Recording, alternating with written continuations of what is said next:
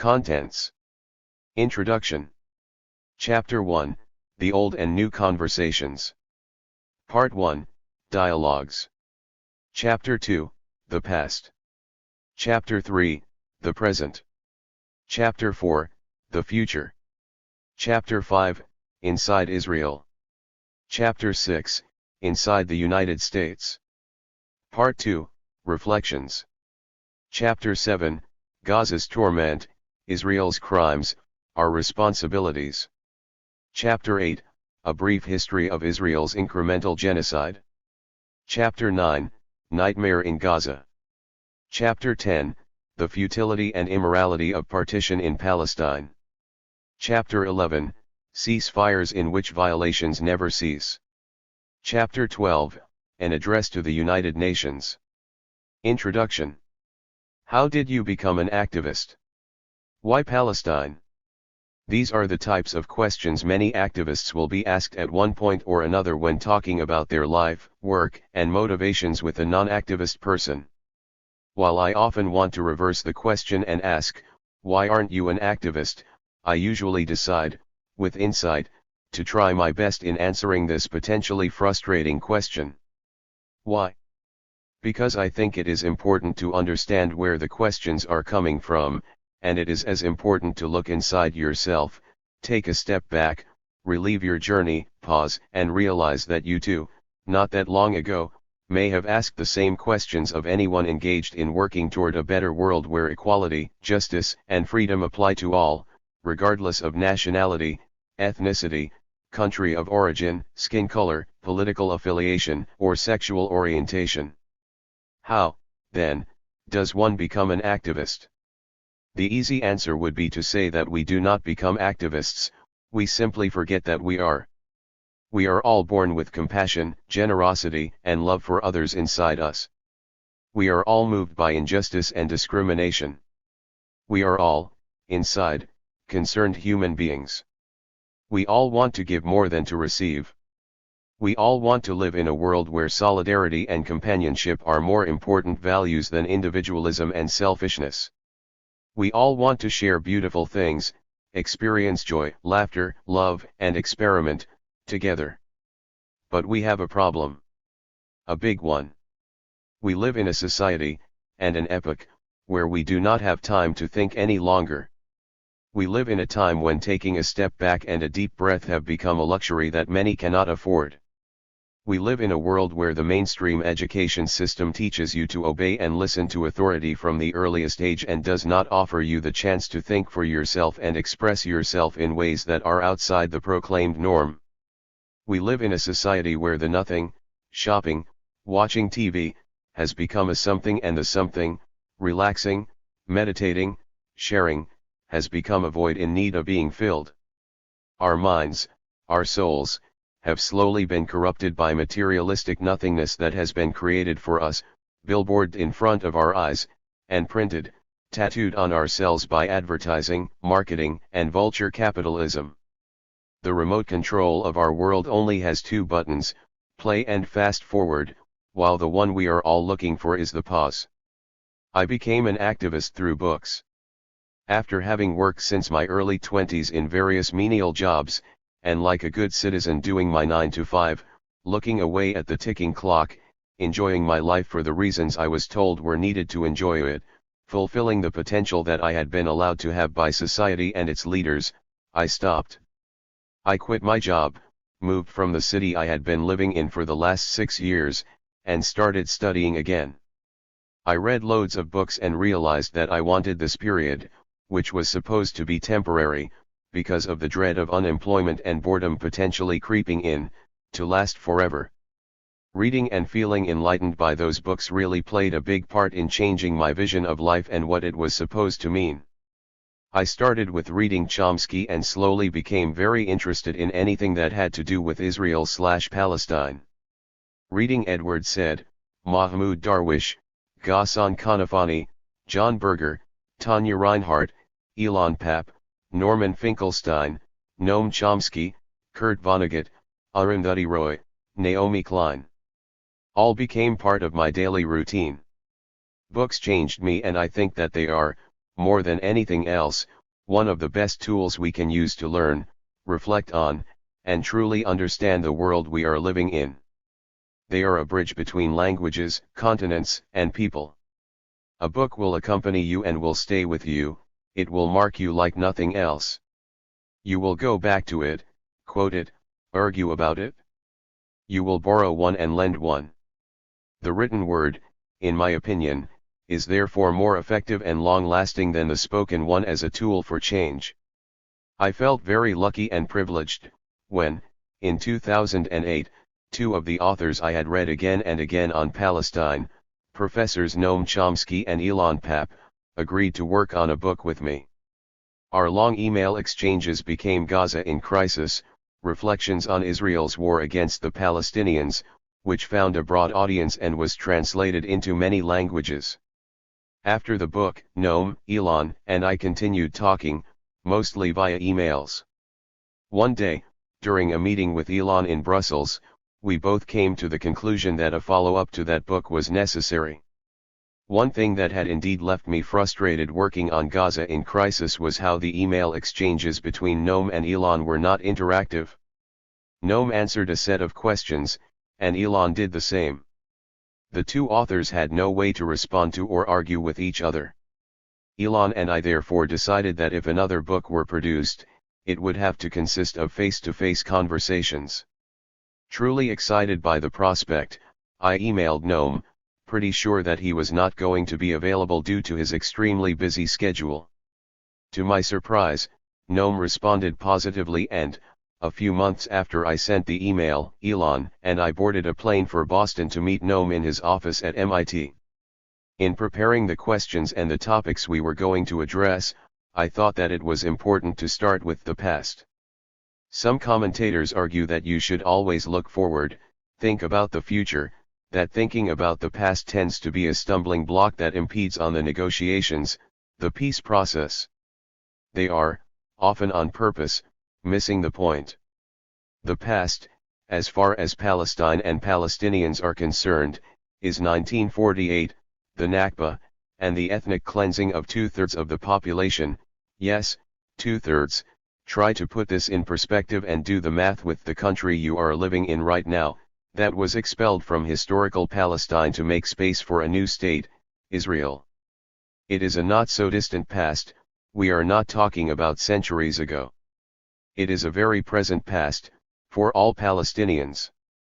Talking about it, analyzing it, is therefore crucial to understanding the current situation. Understanding Zionism is also key, and the two professors have slightly different perspectives about the matter. In discussing the present, we focused on the role of civil society and the impact it can have on radically changing the narrative and actual policies on the ground. The huge growth and the impact of the boycott, divestment, and sanction, BDS, movement cannot be underestimated in putting Palestine back on the map. The BDS movement helped rejuvenate and rebuild the solidarity movement worldwide. It offered a step-by-step guide, with flexibility depending on the different national interests, on how to turn from a defensive stance to an offensive one. The BDS movement asserted, "Let's stop trying to justify our actions, let's act." This made for very engaging discussions. The BDS movement is a subject of debate between Professor Pappe and Professor Chomsky, and both this book and Gaza in Crisis allow room for differences between the two. I do think there is something to gain by enabling this conversation, that it can be constructive and reinforce the struggle for Palestinian rights. Finally and obviously, we talked about the future the day after question. What is actually meant, practically, by a free Palestine? What kind of state is possible? Is a state the solution? How will Palestinians and Israelis share the country? What constitution will be drafted? While it is important to focus on the present, as things on the ground are getting worse every day, having a clear strategy and political vision is crucial if we want people around the globe to see what is possible. With that, the conversation part was concluded, and, as far as I was concerned, this was good enough. Ilan, however, thought we needed something more. he offered to write what I think is an amazing and incredibly timely and challenging original piece called The Old and New Conversations. It is a rallying call to move forward, change gears, and totally rethink the vocabulary we use when it comes to the Palestine question, to use semantics as an educating tool for change. This piece makes, in my opinion, the book a much better and solid one. It fills in the blanks and opens up the debate to the world. But something brought us back to the present in a most forceful way: another Israeli aggression in Gaza. Shortly after we submitted this book to the publisher, Israel was at it again. Mowing the lawn, as they horrifyingly call it. The carpet bombing of an imprisoned population by its occupier, with the support of most Western states, spurred Ilan and Noam to write additional contributions. Working on the book again while Israel was indiscriminately carpet bombing a population of 1.8 million Palestinians was often very difficult. When things are radically wrong, writing does not feel like the most obvious response for an activist. Writing while feeling extremely angry and useless often does not produce the best results. I was glad to see some of my close friends involved in civil disobedience actions all over the world. It gave me strength and faith. With good people like that around, the struggle, after all, might not be endless. But the writing was essential, and I hope that this book will help challenge the narrative of the powerful, the PR of governments, repeated in loop by the corporate media, that helps justify the crimes, that allows them to be committed, that paralyzes people. The Palestine question is emblematic of what is wrong with the world. The role played by Western states, the complicity of corporations and of various institutions make this case a very special one. The fact that Israel actually benefits from violating international law and receives red carpet treatment from the West means that we all have a role to play in ending the injustice that the Palestinians are facing. The injustice in Palestine has ramifications throughout the world. From Ferguson to Athens, via Mexico, it is clear that many governments are reproducing the tools that Israel uses to repress and oppress the Palestinians. The replication of those same tactics, methods, and often weapons serves as proof that the Palestinians are now used as guinea pigs for experimentation. And Palestine is a great laboratory. Exploring the Palestine case is therefore crucial for understanding where we stand as human beings and what we stand for. Finding a solution to this question could then open the door to a new vision, to a new world, to new possibilities for all of us. Palestine is slowly becoming global, a social issue that all movements fighting for social justice need to embrace. The next step is connecting the dots between various struggles around the world and creating a truly united front. We are many. We will prevail. Frank Barat. Brussels. September 2014. Chapter 1. The Old and New Conversations. Ilan Pappe. When Frank Barat and I sat with Noam Chomsky for a long discussion about Palestine, we divided our conversation into 3 parts: a discussion on the past, focusing on understanding Zionism as a historical phenomenon; a conversation about the present, with a particular focus on the validity and desirability of applying the apartheid model to Israel and on the efficacy of the BDS movement as a major strategy of solidarity with the Palestinian people; and finally, in talking about the future, we discussed the choice between a two-state and a one-state solution. The principal purpose of these meetings was to help us all clarify our views in light of the dramatic changes not only in Israel and Palestine in recent years but in the region as a whole. We assumed that many readers would agree with us that Chomsky's take on Palestine, at the present historical juncture, is a crucial contribution for any relevant discussion on the issue. We hope that this conversation helps to clarify the Palestine issue, specifically highlighting the possible transition that is taking place in the solidarity movement with the Palestinians, with wide implications for the struggle from within Israel/Palestine. We do not cover all the issues. We selected those that seemed controversial, and strove for the exchange to be a civilized one, apart from 1 or 2 less tame outbursts, for a movement that needs to be united. The fragmentation of the liberation movement itself, its apparent lack of clear leadership, and the ambiguity that characterizes the Israeli peace camp all contribute to this dissension. Nonetheless, a dialogue among those who believe in peace must be possible. We seem to be in the midst of a transition from an old conversation about Palestine to a new one. I myself feel very comfortable in the new conversation but would not like to lose the comrades who are still happier in the older one. So here, in the first part of this book, I aim to delineate the two conversations before engaging in a conversation with Noam on the issues that are at the heart of the matter. The old peace orthodoxy and its challengers. The need to look for a new conversation about Palestine stems first and foremost from the dramatic changes on the ground in recent years. These developments are likely familiar to most of our readers, and I will summarize them in the most updated form possible toward the end of this essay and assess their impact on the future conversation. But I think the search for new ideas, and maybe even for a new language, about Palestine emerged out of a longer-term crisis. The crisis was characterized by the inability to translate impressive gains outside of Palestine, especially in transforming world public opinion about it, into tangible changes on the ground. The new search is an attempt to deal with several gaps and paradoxes that haunt the solidarity movement with Palestine as a result of this obstacle.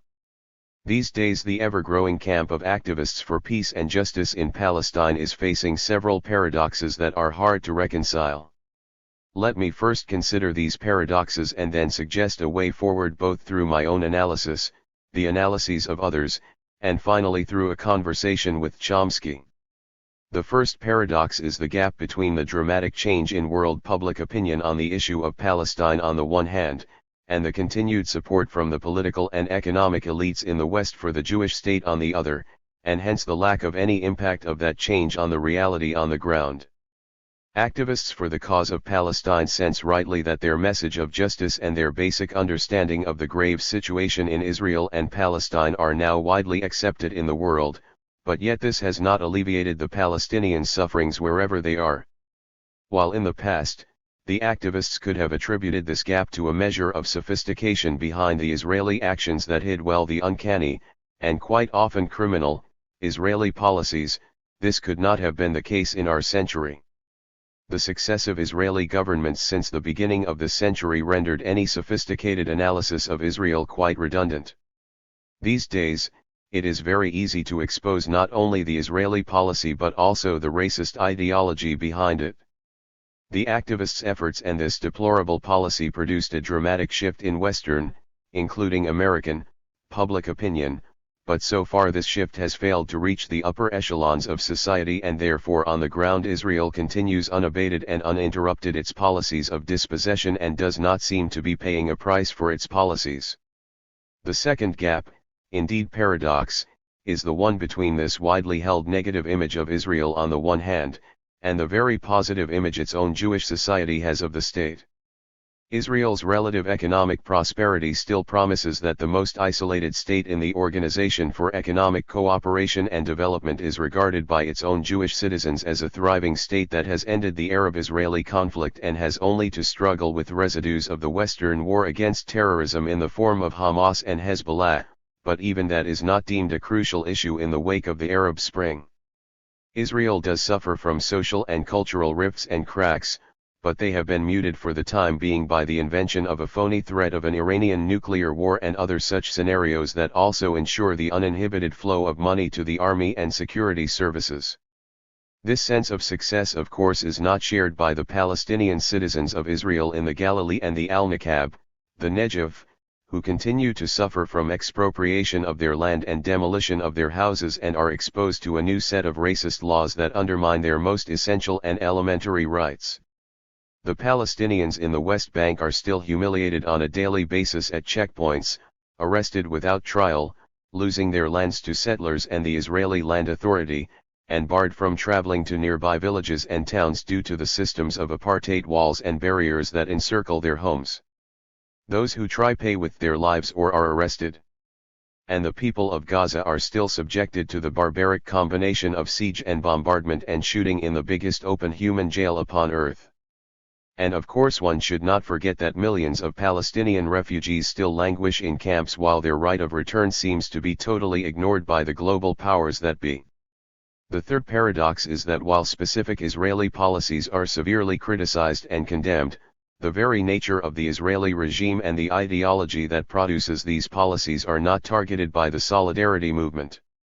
Activists and supporters demonstrated against the massacre in Gaza in 2009 and the assault on the flotilla in 2010, yet in this arena of open and public protest nobody, it seems, dares to attack the ideology that is behind these aggressions.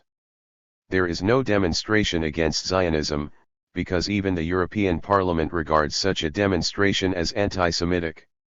Imagine, in the days of supremacist South Africa, if you were not allowed to demonstrate against the apartheid regime itself, but only against the Soweto massacre or any other particular atrocity committed by the South African government.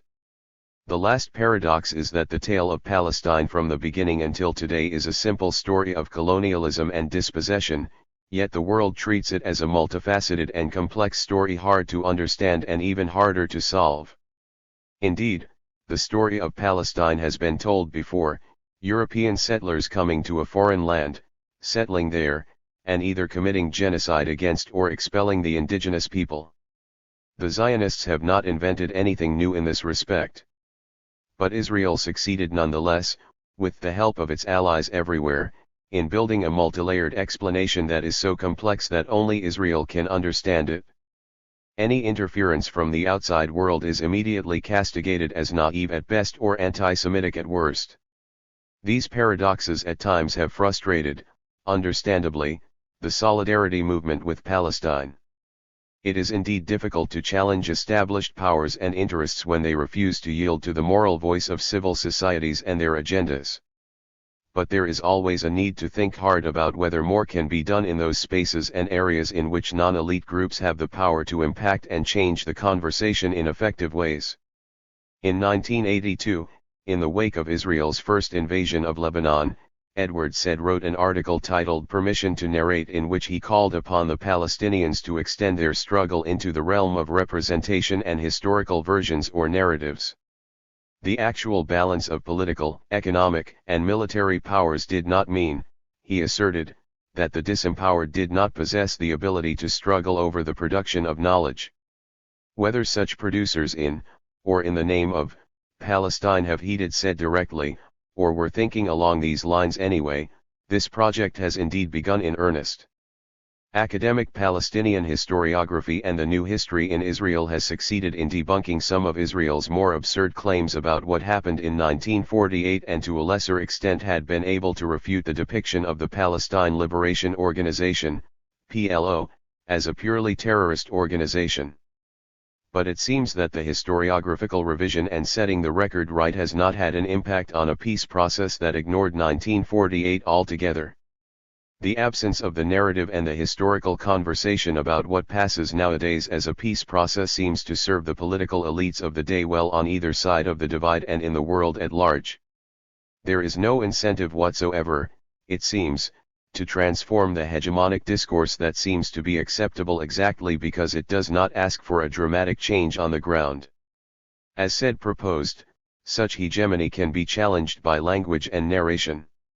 We need a more guarded approach when offering this new perspective, as we are not only challenging the hegemonic powers but also the convictions of many Palestinians and genuine friends of the Palestine cause.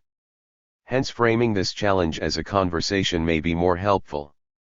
I suggest enhancing this conversation by producing a theoretical dictionary, specific to the Palestine issue, that gradually replaces the old one.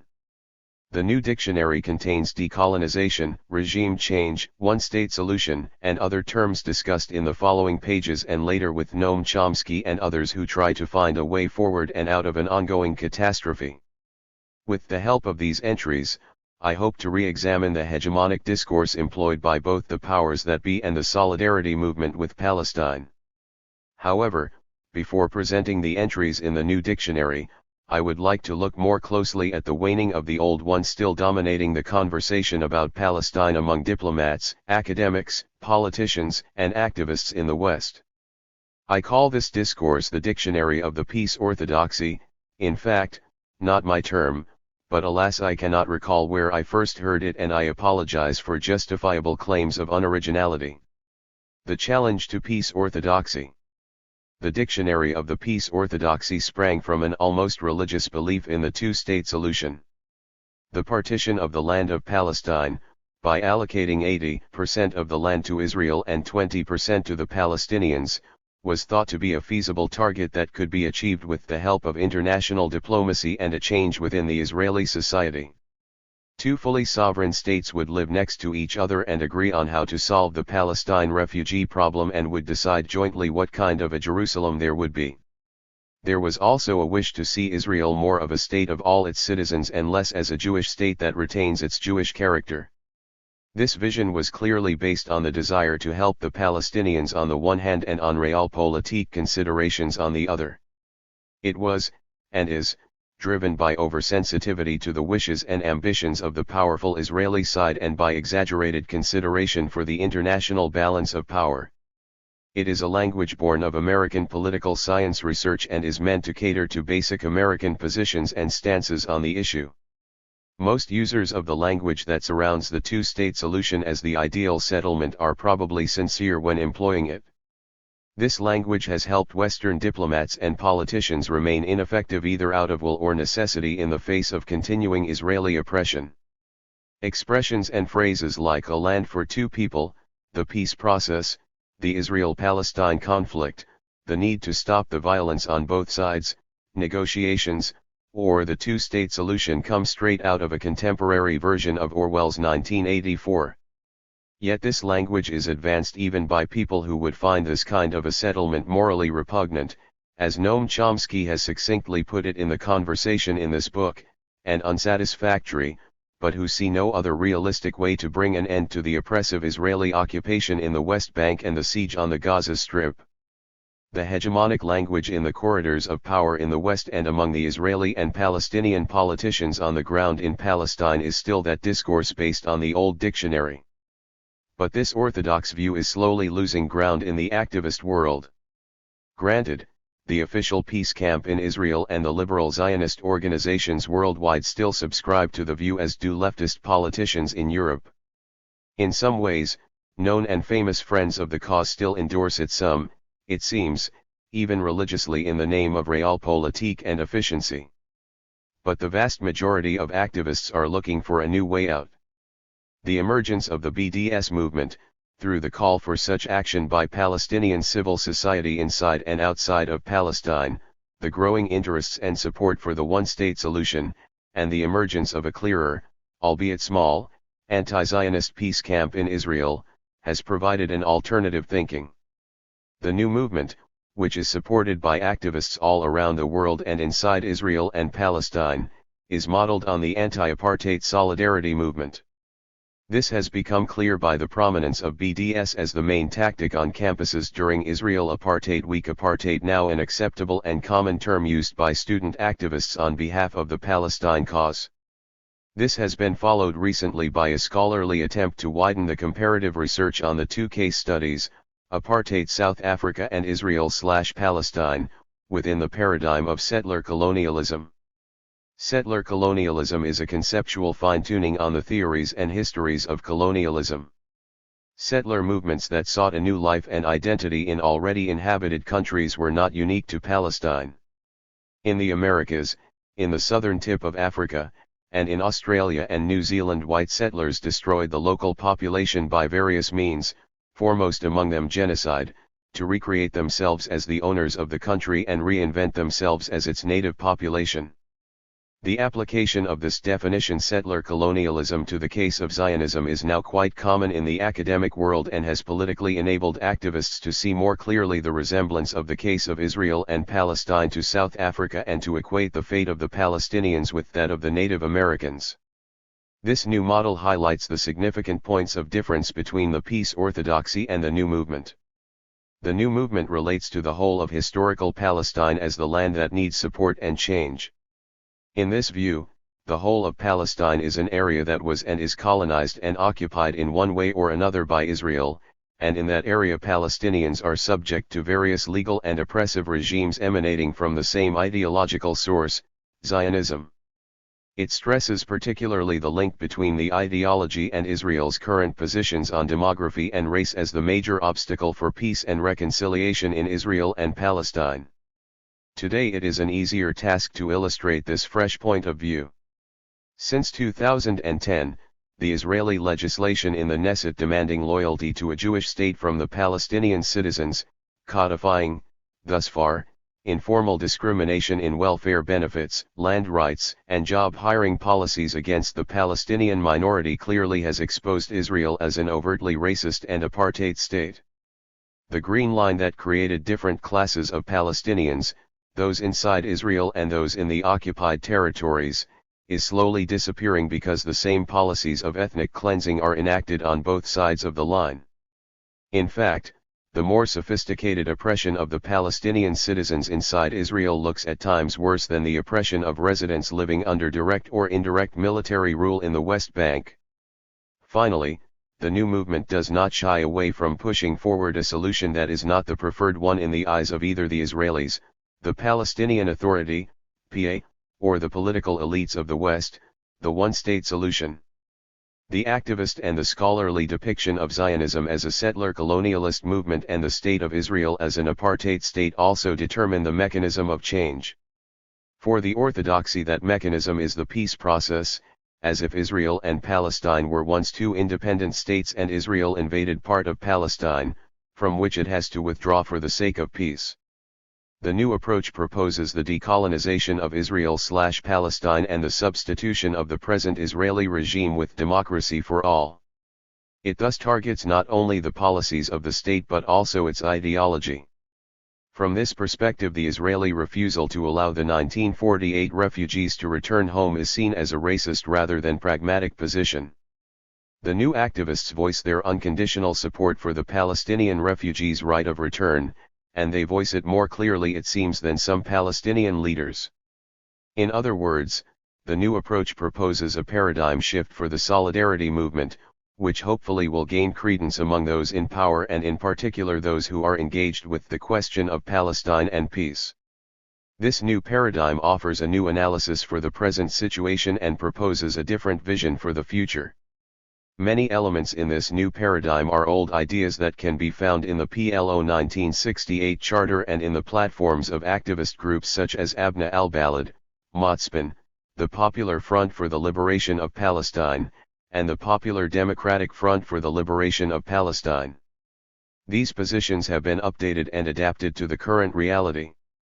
The issues brought up in the past by these groups were totally ignored by the Orthodox peace movement when it supported, at least initially, the Oslo Accords in the name of Realpolitik. Even at the time that the Oslo process seemed to produce some sort of change on the ground, it was in essence a settlement that ignored the fate of the Palestinian refugees and the Palestinian minority in Israel and did not relate to either the racist nature of the Jewish state or its role in the 1948 ethnic cleansing of Palestine.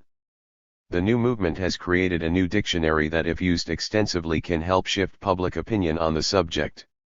Below are some of the most illustrative and significant entries in this new language used to analyze the situation today in Israel and Palestine and describe a vision for the future.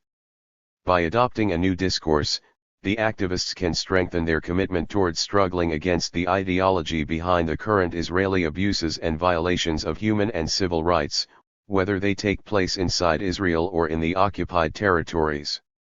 I have divided the entries into three different temporal zones. One zone relates to the way the alternative activist perspective views the past in general, with its particular focus on how to define Zionism and Israel's actions in the past. The second zone relates to the new definition of Israel today, mainly as an apartheid state, and the implications for activism, in particular outside of Israel and Palestine, of such a definition. This sparks a very relevant conversation about the importance and role of the BDS movement and the various Israel Apartheid Weeks held on campuses around the world. The third zone relates to the future. What are the alternatives to the dismal and ineffective attempts to move the peace process forward on the basis of a two-state solution? This alternative view toward the future substitutes terms such as the peace process with decolonization and regime change and envisages some sort of a one-state solution instead of the two-state solution. These three different perspectives on the past, the present, and the future were each the focus of the conversations Frank Barat and I had with Noam Chomsky. We did not choose him as our interlocutor because we think he necessarily represents the peace orthodoxy, although he still subscribes to some of its basic assumptions, but because we feel that his views on these issues are crucial for pushing forward the discussion on Palestine. The New Dictionary, the Past. The reassertion of the Zionism as colonialism equation is critical not only because it best explains the Israeli policies of Judaization inside Israel and settlement in the West Bank, but also because it is consistent with the way the early Zionists perceived their project and talked about it. The Hebrew verb eli hitnahel or eli hityashev and the Hebrew nouns hitanchalu and hitayasvut were used ever since 1882 by the Zionist movement and later the State of Israel to describe the takeover of land in Palestine. Their accurate translation into English is to settle, to colonize, settlement, and colonization, respectively. Early Zionists used the terms proudly since colonialism was very positively received by the public at the time, and continued to until the end of the First World War. When colonialism's fortunes changed in the aftermath of the Second World War and colonialism connoted negative European policies and practices, the Zionist movement and later the State of Israel looked for ways of dissociating the Hebrew terminology from the colonialist one and started to use more universal and positive language to describe their policies. Despite this energetic attempt to claim that Zionism was not part and parcel of the universal colonialist movement, there was no escape from understanding these Hebrew terms linked to the act of colonization. To settle is deemed as an act of colonization in the scholarly and political dictionary of the 20th and 21st centuries. So there is no way out of it, even if the Zionist movement and later the State of Israel did not regard the expropriation of Palestine's land, quite often accompanied by dispossession of the natives, as an act of colonizing. Everyone else did. The analysis through the colonialist perspective also challenges the Israeli claim of complexity now desperately used by Israeli scholars to fend off the inevitable comparison between the situations in Palestine and in South Africa. The historical timeline is indeed unusual. It involves a 19th-century colonialist project extended into the 21st century. But the features and solutions for this project are not unique. It is a simple rather than complex narrative. Although its unique timing would undoubtedly require a complex settlement, the analysis is clear even if the prognosis will demand some ingenuity, since decolonization in the 21st century is indeed a complex project. An important task in this respect is introducing to Western schools' curricula and textbooks this understanding of colonialism and strengthening the research on it in universities. If this were to succeed, the media would follow suit. The task is not easy, but if this message were conveyed effectively, we could then hope that every decent person in the West, as in the time of colonialism, would not stand on the side of the oppressive ideology and instead would identify with its victims and deem their struggle as anti-colonialist. This particular new discourse is likely to be branded by the Israelis as anti-Semitic. But nowadays any criticism, even a soft one, of Israel is regarded by the state as akin to anti-Semitism, so it seems this potential accusation should not dissuade us from using the terminology of colonization. Anyone who does not subscribe to the Israeli version of a two-state solution is suspected of being an anti-Semite. Official Israel demands an absolute support of its version, so when powerful secretaries of state do not reflect this version exactly, they are condemned as anti-Semites. The Israeli version is a Jewish state next to two Bantustans, divided into 12 enclaves in the West Bank, and contained in a huge ghetto in the Gaza Strip, with no connection between the West Bank and the Gaza Strip, and run by a small municipality in Ramallah operating as the seat of government. Official Israel insists that in the interest of national security a Palestinian state, if at all allowed, would be modeled along these lines. The present, the apartheid state of Israel. The scholarly literature comparing the apartheid in South Africa to that of Israel is only now beginning to emerge. Brave scholars such as Uri Davis used the term quite early on. His analysis in the 1980s was the first to expose Israel's land regime and legal practices within the Green Line as another form of apartheid. Further research has highlighted both the similarities and dissimilarities. It was the first visitors from post-apartheid South Africa, who together with former U.S. President Jimmy Carter, frequently used the term. Although it seems from very early on that they realized the regime imposed on the Palestinians in the West Bank and the Gaza Strip was in many respects far worse than that of the apartheid in South Africa. The most recent research has noted how uniform Israeli legal, economic, and cultural policies have become on both sides of the Green Line. The de facto and more invisible apartheid has been replaced by racist legislation in the Knesset and open policies of discrimination. It may be a different version of apartheid, but the Israel of 2014 is a state that segregates, separates, and discriminates openly on the basis of ethnicity, which in American parlance would be race, religion, and nationality. Since the reference to apartheid has become common in the corridors of power as well as among activists, one can see why the inventive group of activists in Canada who initiated Israel Apartheid Week on their own university campus inspired so many others in the world to follow suit. The phenomenon has become so widespread, now also in Israel and Palestine, because it resonates with what people knew is happening on the ground due to the growth of the ISM, the International Solidarity Movement. It has provided an alternative source of information to the distorted reports of the mainstream media in the West, in particular grabbing public attention in the United States when Rachel Corrie, a young activist in the ISM, was brutally killed by the Israeli army. The Apartheid Weeks are the main focal point of annual activity for the cause in Palestine, and they have won over the campuses that were previously dominated by Zionist lobbying and academia. Because of the kind of harassment Stephen Salada, Norman Finkelstein, and others endured as university appointees suspected of harboring pro-Palestinian views, college professors and staff are still concerned in the United States that they too may be subjected either to a prolonged process of promotion or be disqualified and refuse tenure. But the trend in the other direction is growing, and campus communities as a space of debate have become more hostile toward those who support Zionism and more friendly to those who wish to show solidarity with the Palestinian cause. This has not transformed yet into support from university administrations, but the tide is definitely moving in the right direction. The analysis of Israel as an apartheid state that resembles South Africa during its worst moment has produced another prognosis that is diametrically opposed to the raison d'etre of the peace process. Most of the whites in South Africa were still quite racist when their regime of oppression collapsed, which means that change did not come because they were transformed from within the country.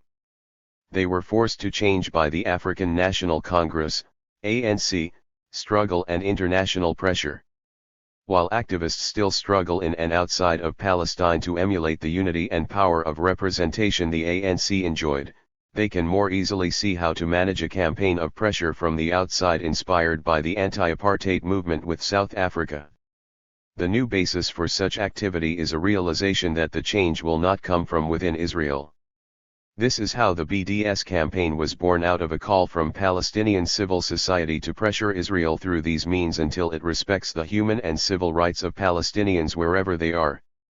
The campaign, which in many ways became a movement, has its problems. The absence of clear representative and effective Palestinian institutions has forced the activists to act within a leadership vacuum. Hence at times strategic decisions have seemed to overstep the boundaries of what is tactical. The campaign's relationship with boycott initiatives on the ground, such as the boycott of settlement goods in the West Bank or the rejection of any normalization with Israelis, is not always clear.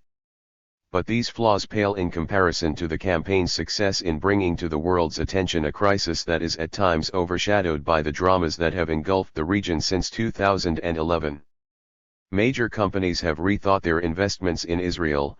Trade unions have ceded their connections with Israeli counterparts, as have various academic associations, including leading ones in the United States, and an impressive number of artists, authors, and world-renowned figures, including Stephen Hawking, have cancelled their trips to Israel. One component of the campaign, the academic boycott, is still contentious, as is clearly evident in the conversation Frank and I had with Chomsky. Norman Finkelstein also publicly condemns this tactic. But it seems that it is accepted by many others as part of the new dictionary of activism, and recently led to the creation in Israel of a committee of boycott from within, made up of Israeli Jewish academics with impressive membership numbers. The present, ethnic cleansing and reparations.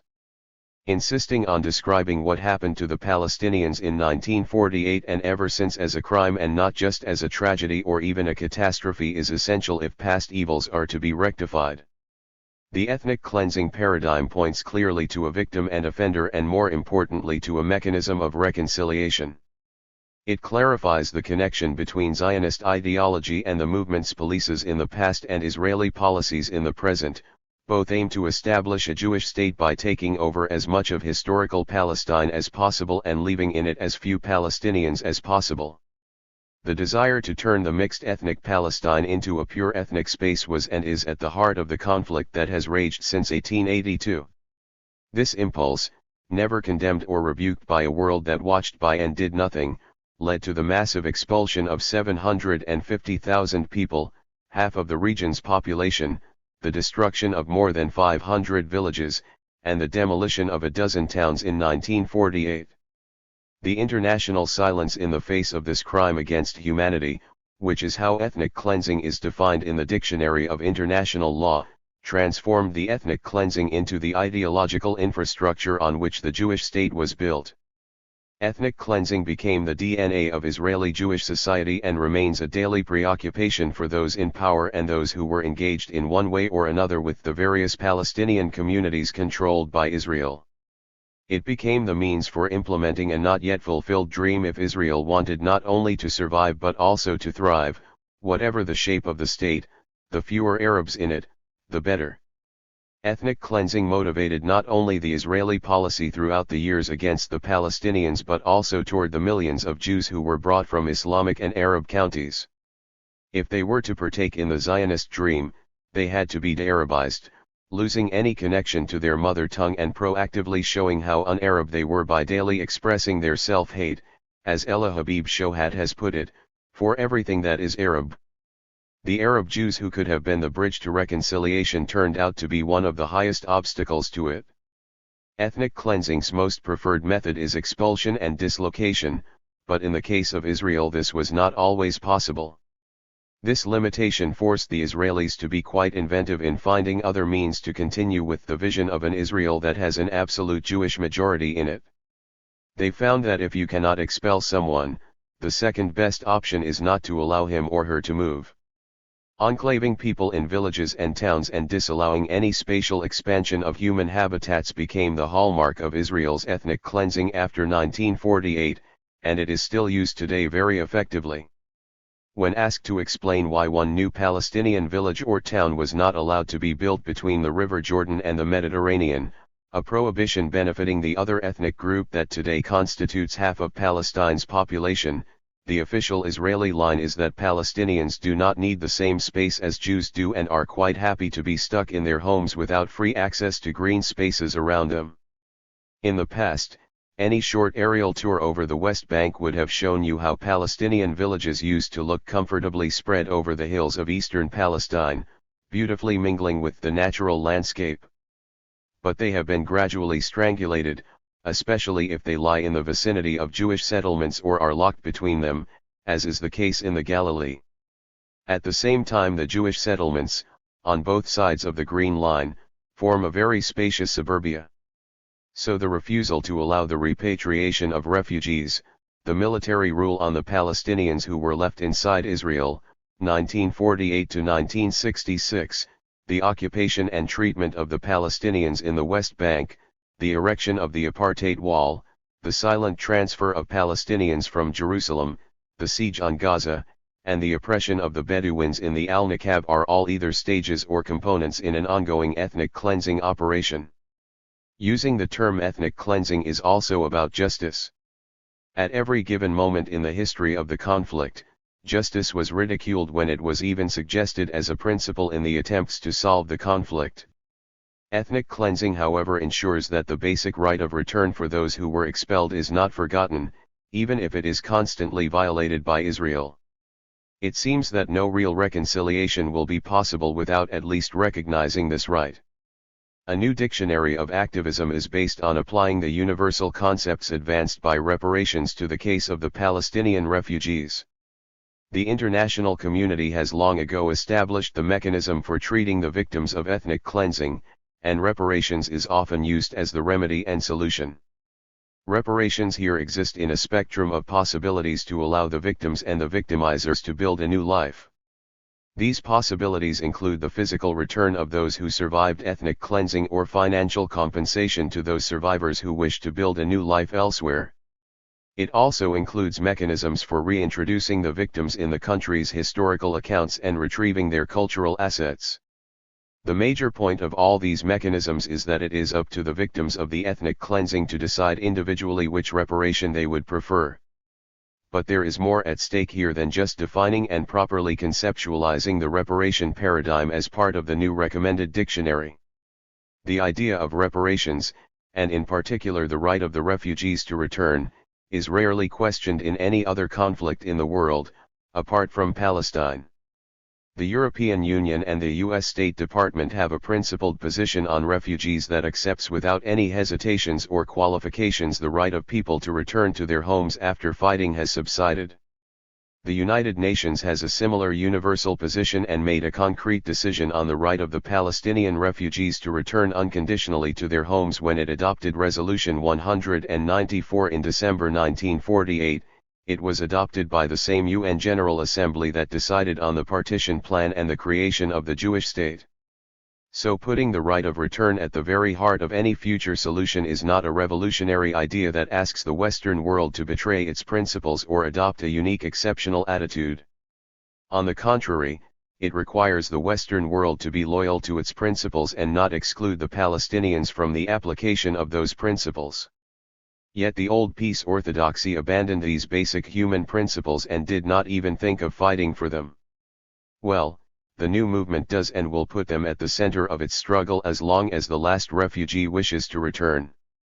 The Al Jazeera Palestine Papers leak exposed how far the Palestine Authority was willing to go in order to appease the Israelis. It showed the PA's readiness to give up this right of return.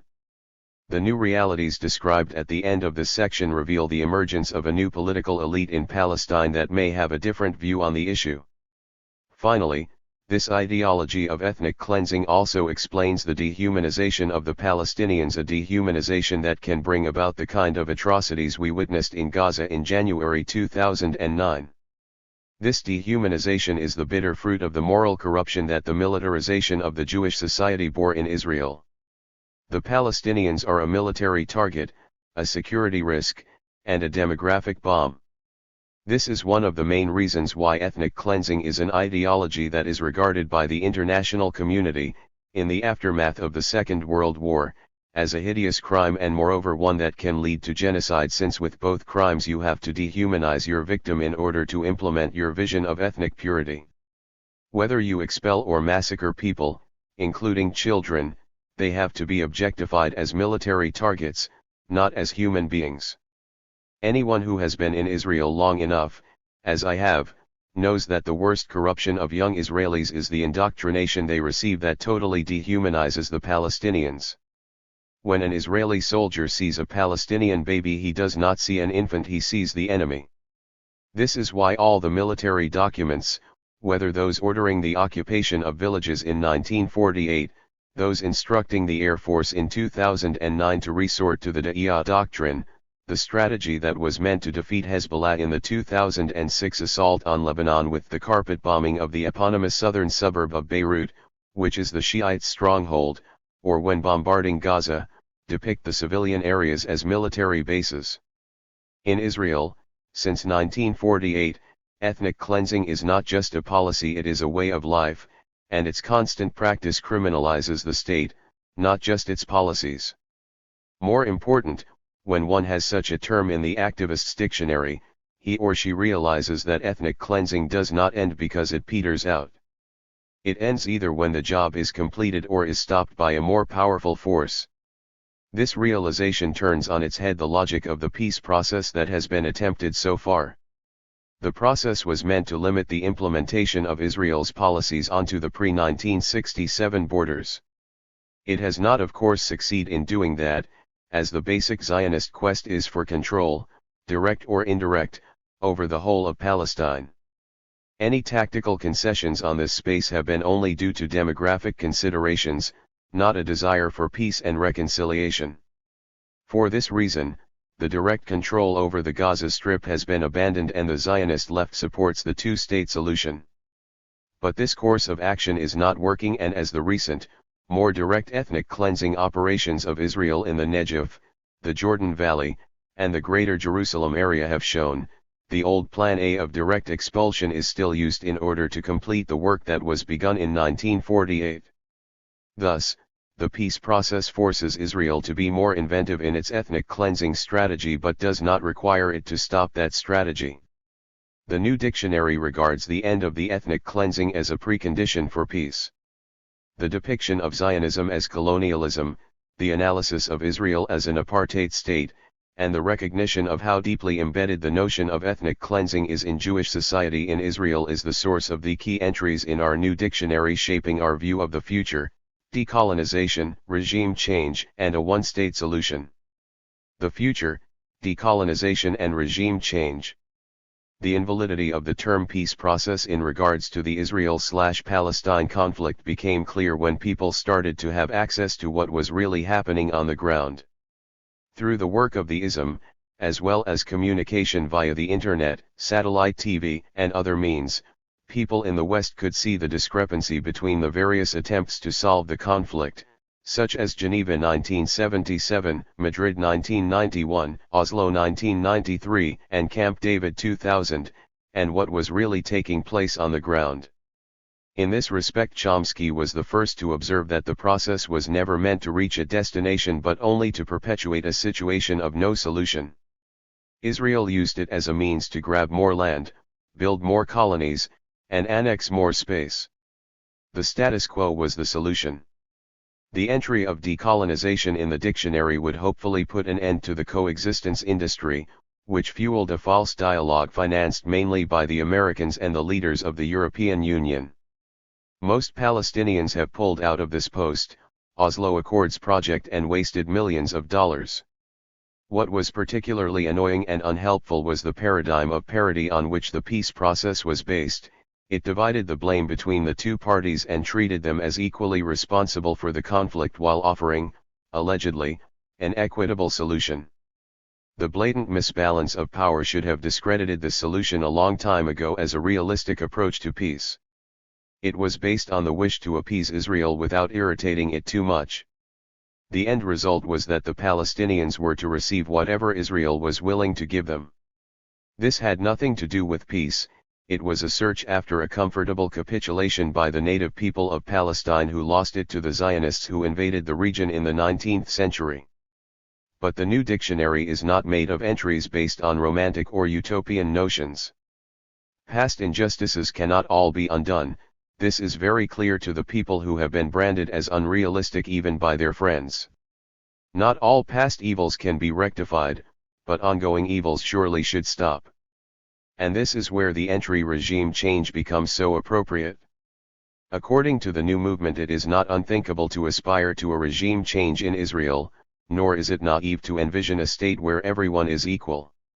And it is not unrealistic to work for the unconditional return of the Palestinian refugees to their homes. The principle of regime change was abused by the United States and Britain in their attacks on Iraq and Afghanistan but won a new international legitimacy in the popular revolutions in Tunis and Egypt. Regimes can change dramatically and drastically, but they can also change gradually and in a bloodless manner. Although the upheavals in ex-Yugoslavia and Syria serve as warnings of how badly regime change can go, most of the historical examples in recent times are of nonviolent, or nearly nonviolent, regime changes. Therefore, the last entry in the new dictionary, a one-state solution, is based on the hope that a clear vision of how the future relationship between victims and victimizers is framed will indicate also the nature of the change needed and the way to achieve it. For many activists, the two-state solution was dead long before the desperate admission of that fact by U.S. Secretary of State John Kerry in April 2014. The strengthening of voices about the demise of the settlement does not mean that a clear alternative immediately has emerged. A long process in search of the alternatives has just begun.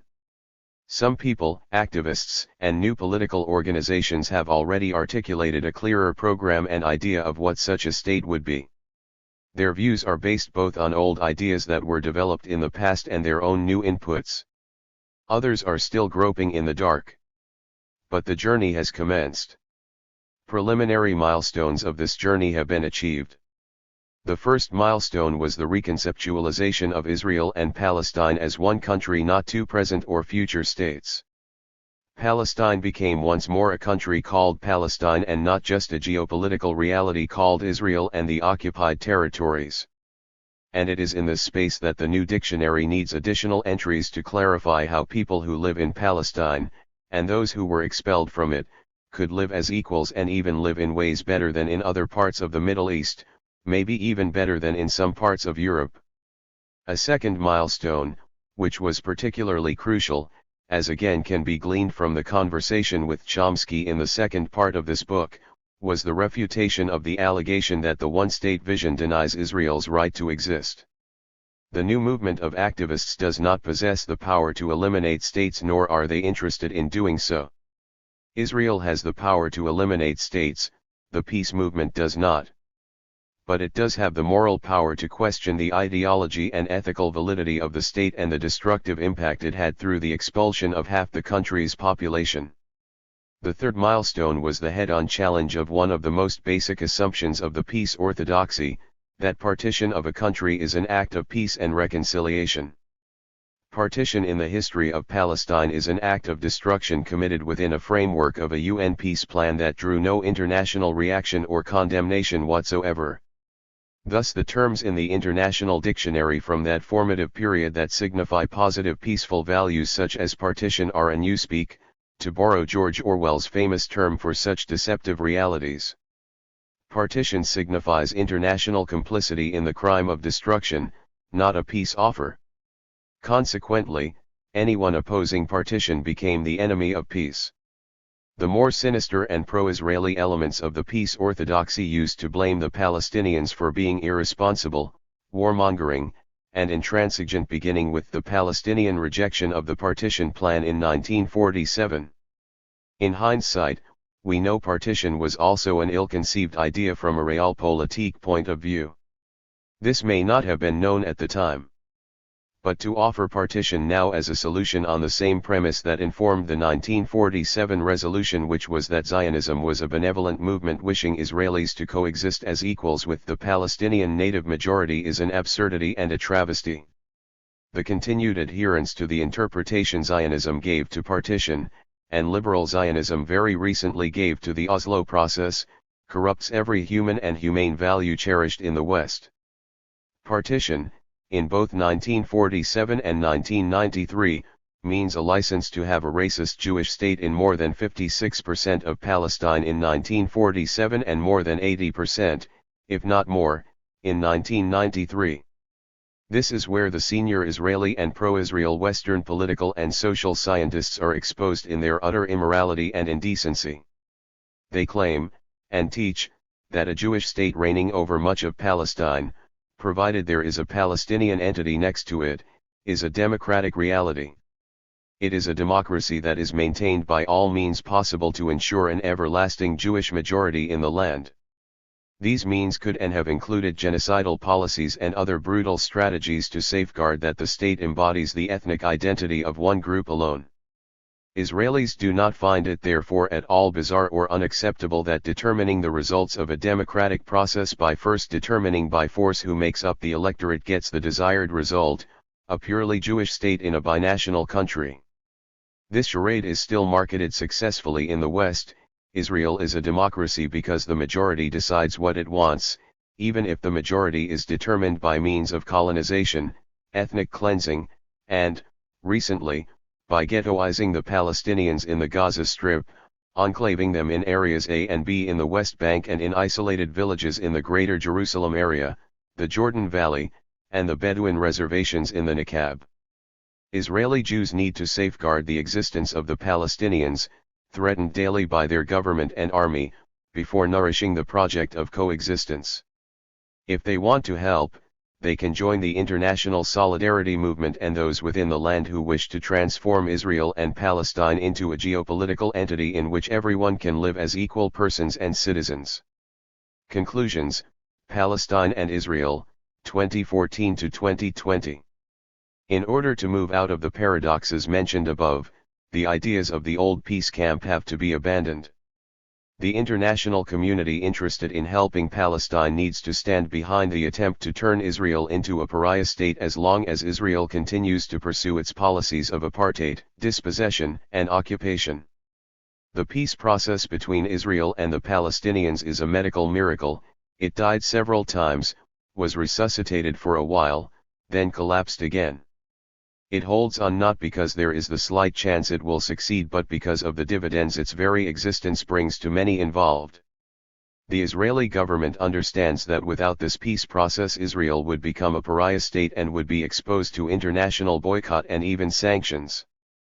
As long as the process is alive, Israel can continue to expand its settlement project in the West Bank and the dispossession of the Palestinians there, including in the Greater Jerusalem area, and establish facts on the ground that would render any future settlement unfeasible and impossible.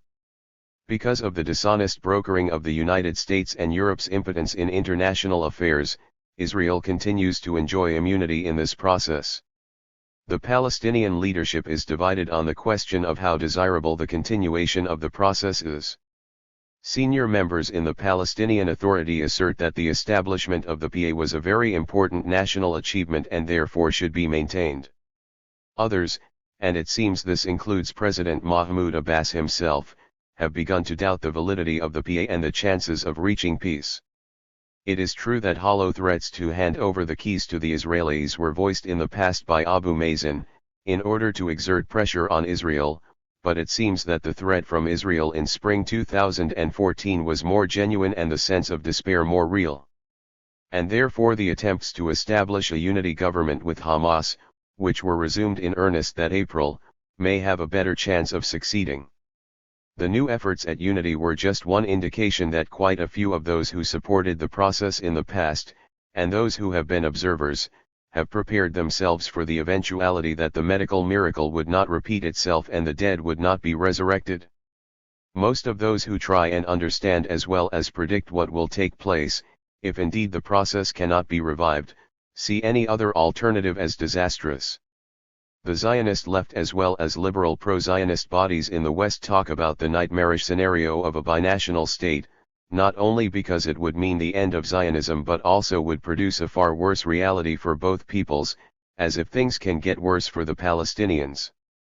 The Israeli Zionist left has a bizarre explanation for its fear of a binational state, or for that matter of a single democratic state.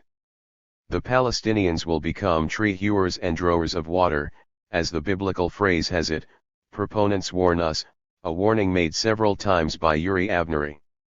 Others describe scenes of a never-ending civil war. Among the Palestinians the support for the two-state solution comes from a different angle.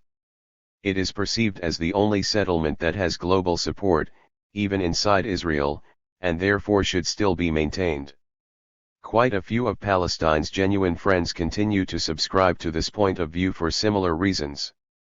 Although the way the center and right wings in Israel imagine a two-state solution differs from that imagined among members of the Zionist left, or within parties such as Hadash and Tajamu in Israel, and differs again among PA members and supporters of Palestinians in the enlightened world, there is generally a consensual depiction of it that dominates the political conversation on Palestine in the world. But will the consensus be there in 2015? More and more voices among various Palestinian communities and among non-Zionist Jewish activists are replacing their unwavering support for the two-state solution with a search for new alternatives. It is on the ground that one can see clearly how irrelevant this hegemonic and orthodox discourse of peace is and how futile any future attempts to revive it will be. The Zionist left has disappeared from the political scene in Israel for all intents and purposes, and thus the only viable political alternatives are either a coalition between the right and a secular center or a coalition between the right and ultra-Orthodox Jews. The emergence of a new and left-leaning political force in Israel does not seem likely at this time. Anyone who is still hopeful of such an eventuality underrates the mental process Jewish society in Israel underwent following the creation of the state in 1948. It was put under an indoctrinating steamroller that pressed together old Jewish phobias about hostile Gentiles in Europe with typical colonialist anxieties about the natives into a frightening local version of racism. Deep racist layers like this are not removed easily and definitely do not disappear by themselves, as the case of post-apartheid South Africa has so clearly shown us. Counter-educational projects in the long run, active resistance, and huge pressure from the outside can transform a society like that in Israel. However, counter-education is a very long process, and the immediate dangers emanating from the collapse of the diplomatic effort have such destructive potential that they would render these educational efforts useless. As for the resistance movement, it is still fragmented. It has produced 5 different Palestinian groups that developed discreetly since 1948, each with its own national agenda, and has to navigate in an almost impossible historical reality. Forging unity is another long-term process, probably taking as long as it would take to immunize Jewish society against the racist virus that affects it. The BDS movement, with all its incredible achievements, and there are many, has still not affected the political elites in the West, who are still providing Israel with immunity for its actions and policies. In spite of positive developments, a few brave Israelis seek to confront their society's racism in all its political manifestations. A systematic policy of ethnic cleansing in the Negev, Jaffa, Acre, Nazareth, East Jerusalem, the Jordan Valley, and south of the Hebron Mountains, and its constitutional manifestations, a racist wave of legislation in the Knesset. The BDS movement becomes stronger by the day, and we may be witnessing genuine efforts at Palestinian unification on the ground. A new state, the Greater Israeli State, has been born. This state has nearly completed the annexation of Area C in the West Bank and offers the Palestinians in Areas A and B incarceration in cages if they do not resist the new state, or the threat that they will be treated like the population in Gaza if they do resist. This model is offered to the Palestinian people throughout the new state. In cages there is no room for spatial expansion, no resources for development and progress, and an absolute prohibition on resisting this new vision of a greater Israeli state. Whoever follows the index of racism and democracy in Israel recognizes this is a creeping reality, a slide toward an age of more racist legislation, expanded projects of Judaization, and an alarming increase in attacks on Palestinians under the slogan Tag Mahir, price tag, that consists of the daily destruction of Palestinian property and holy places. In the new Greater Israel, impotent local Palestinian councils and uninterested police forces watch helplessly as organized crime takes over the more deprived Palestinian neighborhoods and villages between the River Jordan and the Mediterranean, fed by the poverty and unemployment that has reached unprecedented levels. This is a tough reality that could be and should be challenged, but it is left intact partly because of the energy wasted in the feudal peace process, as well as in power struggles among its victims over insignificant fiefdoms. Today, in 3 areas a new conversation has to commence that addresses, rather than ignores, the reality. The first area is the overall Israeli policy that has obscured the Green Line, already in existence for many years, and which basically treats all the Palestinians in the same way. There are still advantages for Palestinians who are citizens of the State of Israel, but these seem to disappear as the years go by. As mentioned before, this is happening not only because Israel is less interested in providing these advantages, but also due to the growing recognition that a hidden apartheid system, such as the one in Israel itself, is no less oppressive than a direct occupation, in the West Bank, or prolonged siege, in the Gaza Strip. When different forms of oppression emanate from the same source, the struggle against it has to be focused. I have no illusions that in the near future we will all be guided by a clear and unified Palestinian strategy, but whoever subscribes to the importance of the Jewish-Palestinian joint struggle has to recognize a worldview that confronts the ethnic cleansing throughout all of Palestine and not just in part of it. A genuine and clear conversation about the new options instead of a dead formula is imperative at this moment in history. The reframing of the Arab-Jewish relationship over the whole land of historical Palestine is a crucial project that has to commence. Whatever one proposes in terms of the future political entity, it has to be based on full equality for whoever lives in or was expelled from the country. Each such entity or ideal future model hopefully could be developed through the existing representative bodies and new ones that might emerge. But for the sake of some sort of progress beyond the conceptual paralysis imposed on us in the name of the two-state solution, anyone who can and wants to on every possible stage should offer a political, ideological, constitutional, and socio-economic structure for whoever lives in the country of Palestine and not just in the state of Israel. The second area is the future of the Palestinian refugees. As long as this question is discussed within the framework of the old peace orthodoxy and the two-state solution discourse, it remains marginal and its solution deemed possible only as a return of refugees to the future Palestinian state.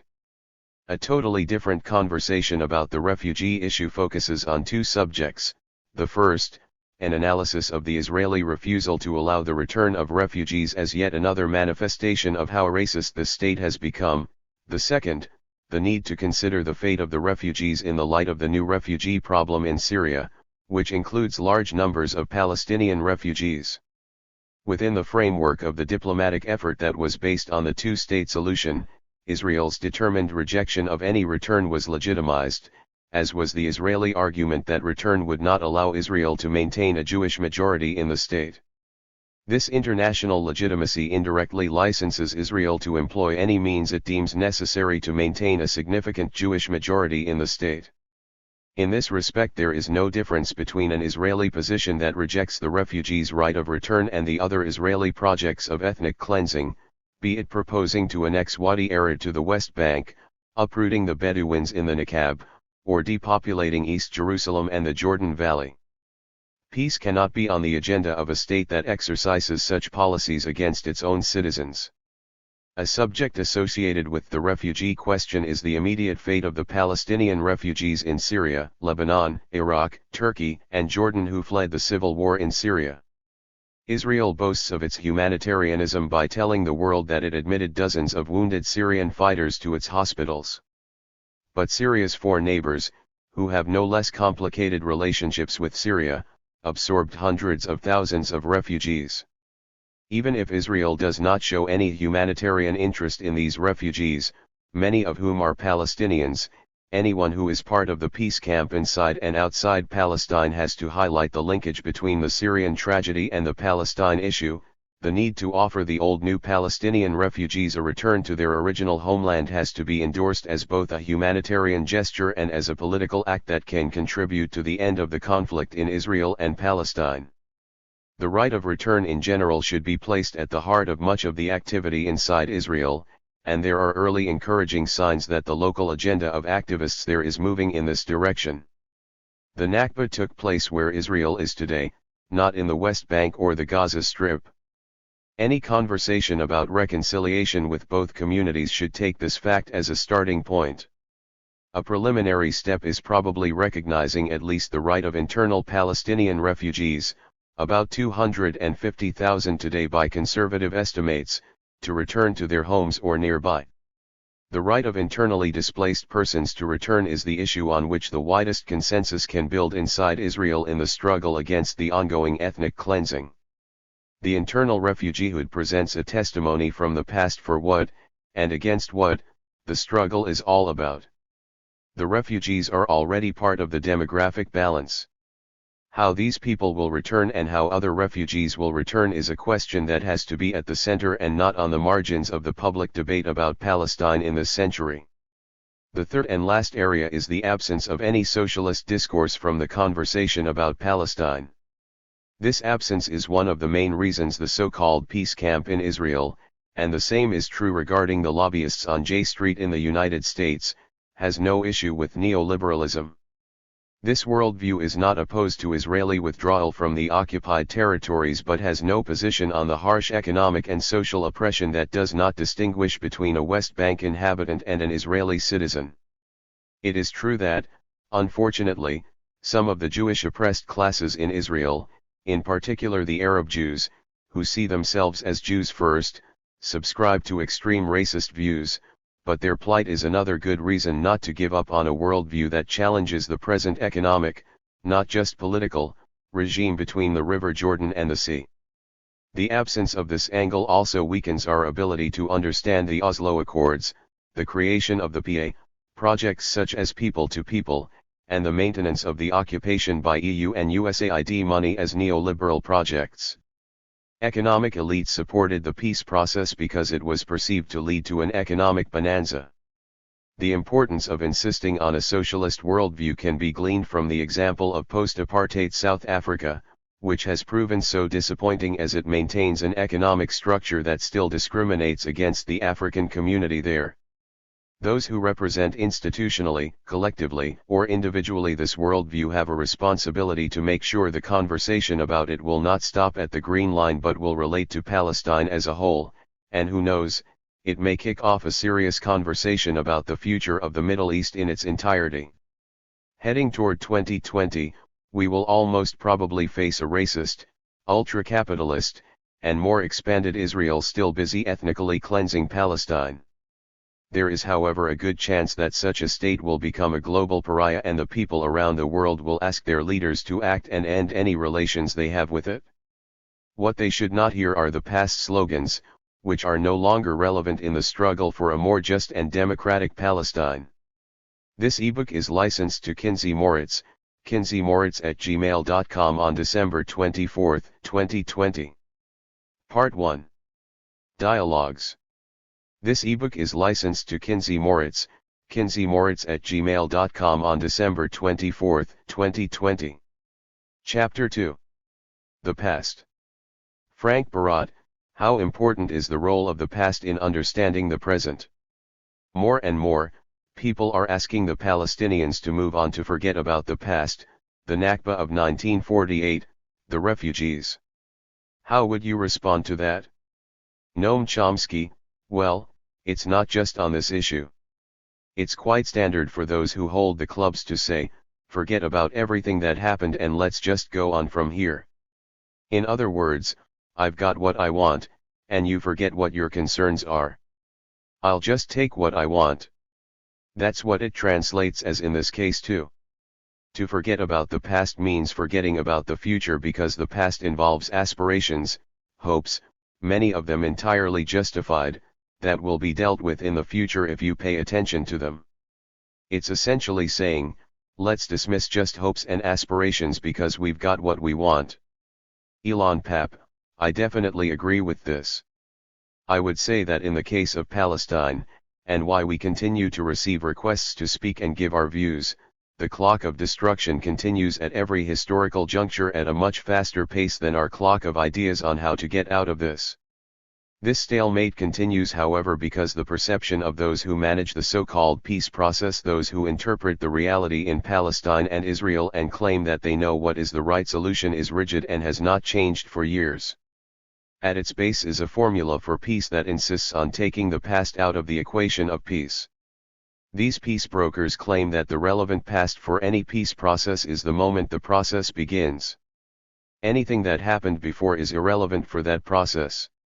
So if you already have huge Jewish settlement blocks all over the West Bank, you cannot think about dismantling them. You may think about the exchange of territories but not about dismantling these settlements.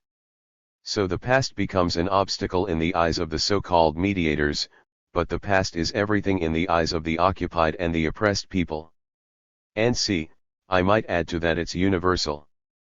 President Obama says, well, let's forget about the crimes that were committed, the invasion of Iraq, let's just go on.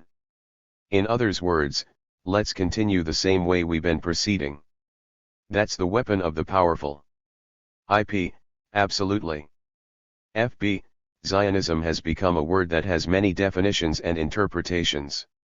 Some people don't know what it means anymore. Could you give us an overview of what this word has meant historically? IP, as you're saying, Zionism has many interpretations. Its more neutral definition would be ideology, I suppose. Zionism is a set of ideas that inspires people to do certain things and act in accordance to them. What is important in my mind is how people in power interpret this ideology. I'm less interested in how it is interpreted by neutral scholars. I'm interested in Zionism as an ideology that has an impact on people's lives on the ground. As such, it is an ideology, and has been, since almost the beginning of the Zionist project in Palestine, that meant, in very simple terms, that Judaism as a national movement has the right and the aspirations to have as much of Palestine as possible with as few Palestinians in it as possible. Such a reality was determined as a precondition for creating new Jewish life. I think that throughout the years, when you have an institution like a state, which accepts this ideology as its ethical infrastructure, that ideology becomes even more powerful in the life of people. As such, it is not that different from other national or cultural ideologies. Its uniqueness lies elsewhere. Zionism today is an ideology of power that is quite peculiar in history as it is directed against one particular group of people. Usually ideologies have wider implications for people.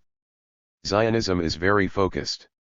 Whether it can be substituted by a more progressive ideology is a very good question. The best way forward seems is for its victims and opponents to see how far they can progress, motivated by a set of universal values of human rights and civil rights. Because most of what is interpreted today as Zionism violates, and contradicts, basic human rights and civil rights for anyone who is not a Jew in Israel.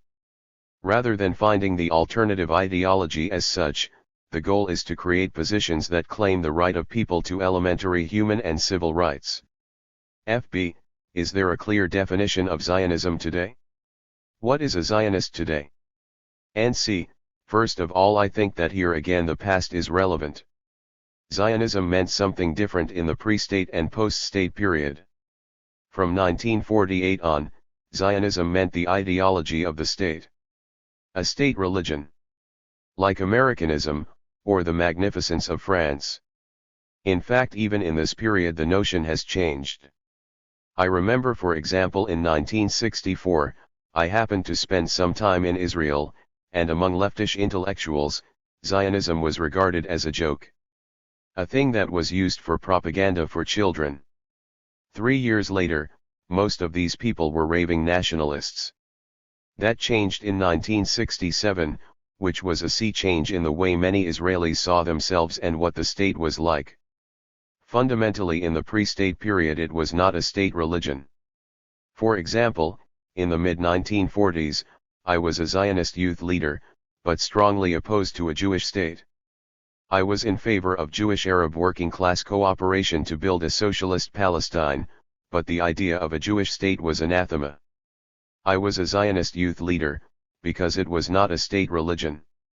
You go back a bit further, my father, his generation, they were Zionists, but they were Ahad-Ha'amists. They wanted a cultural center as a place where the diaspora could find a way to live together with the Palestinians. That ended in 1948. From then on, it essentially became a state religion. One that shifted, in terms of policies. It's interesting to remember this. In the mid-1970s, it was clear that the Arabs were perfectly willing to make a political settlement. Syria, Egypt, and Jordan proposed a two-state settlement at the Security Council. The USA had to veto it. Egypt had already offered a full peace treaty with Israel. It was necessary to raise barriers to block negotiations. So the concept of Zionism changed. Everyone had to accept the right to exist of Israel. States do not have a right to exist. Mexico does not accept the right of the USA to exist sitting on half of Mexico. States recognize each other but not their right to exist. There is no such thing.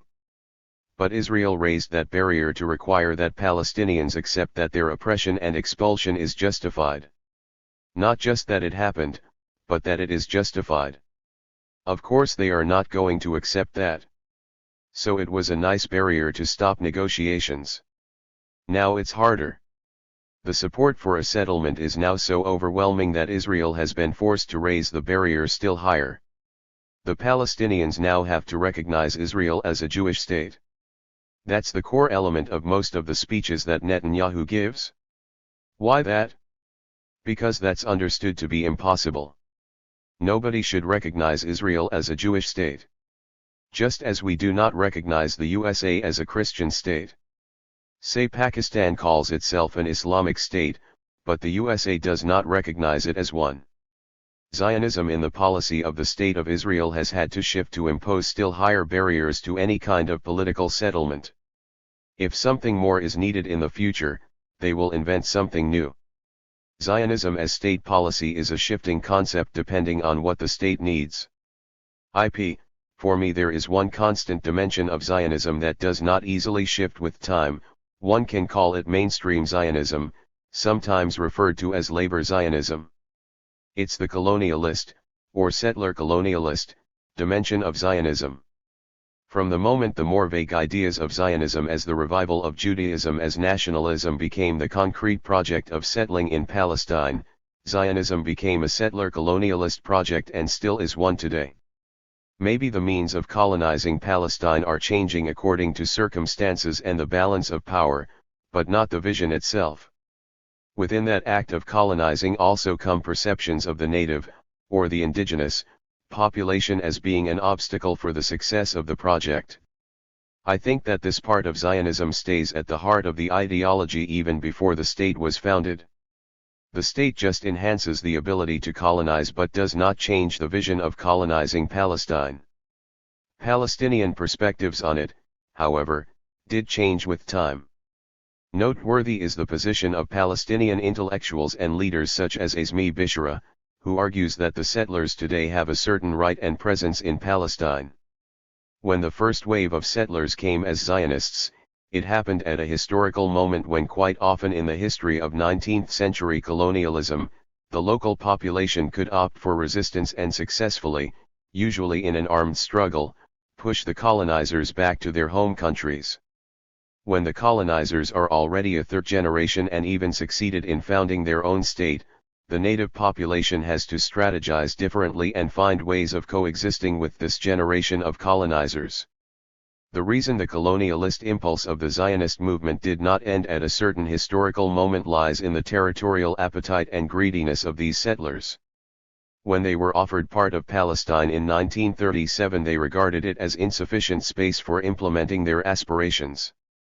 But they had a wise leader, David Ben-Gurion, who understood that it was tactfully beneficial not to spell out clearly these annexationist dreams. So he told the Royal Peel Commission the Zionist movement was content with a small part of the country.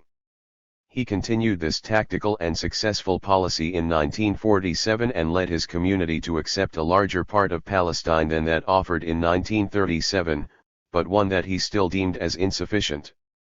He told his colleagues he was very unhappy with the map offered by the UN partition plan in November 1947 and promised them, as indeed happened, that they would have the means, the opportunity and the plan to change these borders later on. His successors still hope to recreate his winning formulae today after Israel completed the takeover of the whole of Palestine in 1967. But unlike Ben-Gurion in 1937 and 1947, they so far failed in obtaining the international legitimacy for the last territorial expansion, and unlike him at least some of them were even seeking, again unsuccessfully, Palestinian legitimacy for this act. And see, I think that's a correct characterization of what you'd call hardcore Zionism or more generally political Zionism, which of course Ben-Gurion was a leading figure of. But Zionism generally was broader. Like Ahad Hayam was a Zionist, but not a political Zionist. The groups that I was involved in admittedly were marginal. Like Kalvarisky's League for Arab Jewish Rapprochement. They were Zionists, but anti-state. They were class-based and in favor of Jewish-Arab working-class cooperation. It might sound strange today, but it did not in the context of the 30s and the 40s. The Jews were a minority then. Is it possible when the Jews are a majority and in power to develop such ideas? And see, well, this is later. A majority and a state. In fact, they were strongly opposed to it at the time. So the concept changed. What you are describing is a correct characterization of the mainstream of political Zionism. Technically, the Zionist movement did not formally accept the notion of a state until 1942, but it was always in the background of political Zionism. You just could not say it. I think it's worth thinking through what the options were, because that may be some kind of a guide to what the future could be. FB, nowadays a lot of people describe Zionism as a settler colonial movement. Do you both agree with this definition? And C, the Jewish settlement in Israel was certainly a settler colonial movement. When you talk about what Zionism was, it depends on how wide you want to spread it. The movement that developed, yes, is a settler colonial society. Like the USA, Australia, the Anglosphere. Israel is one of them. It's not a small point. If you take a look at the international support for Israeli policies, it's of course primarily the USA, but secondarily it's the Anglosphere. Australia, Canada. I suspect that there is a kind of intuitive feeling on the part of the population.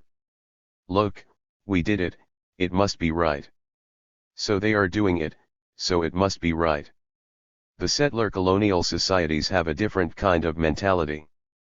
We did exterminate or expel the indigenous population, so there has to be something justified about its superior civilization or other ideas. Our chance to change international perspective and perceptions even in settler colonialist societies has to do with the past.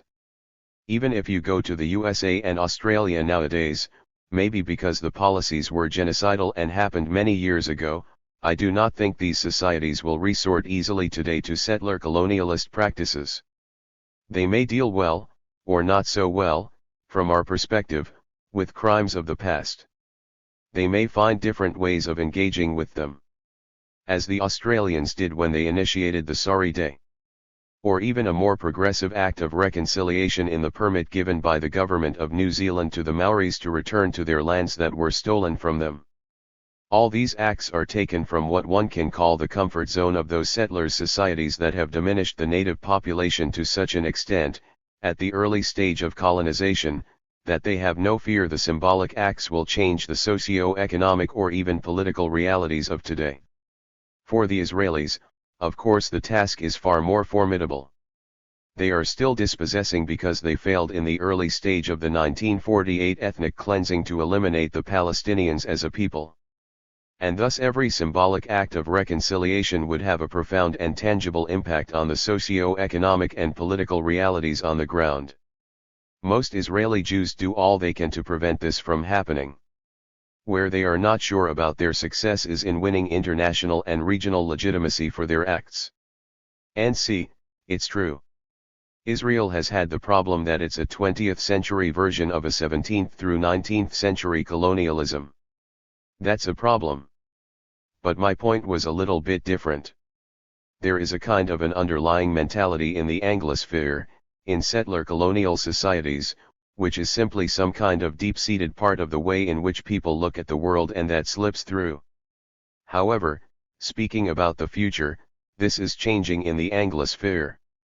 Since the 1960s, mainly the effect of 60s-era activism, there has been a considerable revival, a significant one, of concern for what actually happened in the past. A lot of it was suppressed until then, literally. You go back to the 1960s when leading anthropologists were claiming that there were maybe only 1 million Indians, Native Americans around the country. That's collapsed. Now attitudes are very different. I think this is part of the background for the increasing criticism of the settler colonial character of Israel. These things are connected in sort of subtle ways. I agree, and I think that this shift in perceptions in the settler colonial societies is something we are still struggling with as activists. I remember how I struggled to explain to my students in England that what they see in Israel and Palestine today is a daily implementation of 19th century colonialist ideology and discourse. And see, yes. Where the Israelis find it difficult is actually in escaping the description of the reality as colonialist when trying to do this in Hebrew. Any translation into another language of the Israeli terminology of settlement is bound to expose the colonialist nature of the project. Even those progressive Jews who support Israel feel uncomfortable when this act of translation is taking place. This Israeli predicament is also our predicament as activists. We are dealing with a 19th century fossil that is very alive and kicking in the 21st century. That's why I think the power of connecting the past to the future comes through the paradigm of settler colonialism. Because settler colonialism is not only about the act of settling and colonizing but what happens afterwards. And c. Driving out the indigenous population. IP. Exactly. FB. I want to go back to the question of a Jewish state. If the Jews are a people, what is the problem of them having a state? And why shouldn't we recognize Israel as a Jewish state? IP. I think that no one I know has ever objected or questioned the right of people to redefine themselves on a national, ethnic, or cultural ground.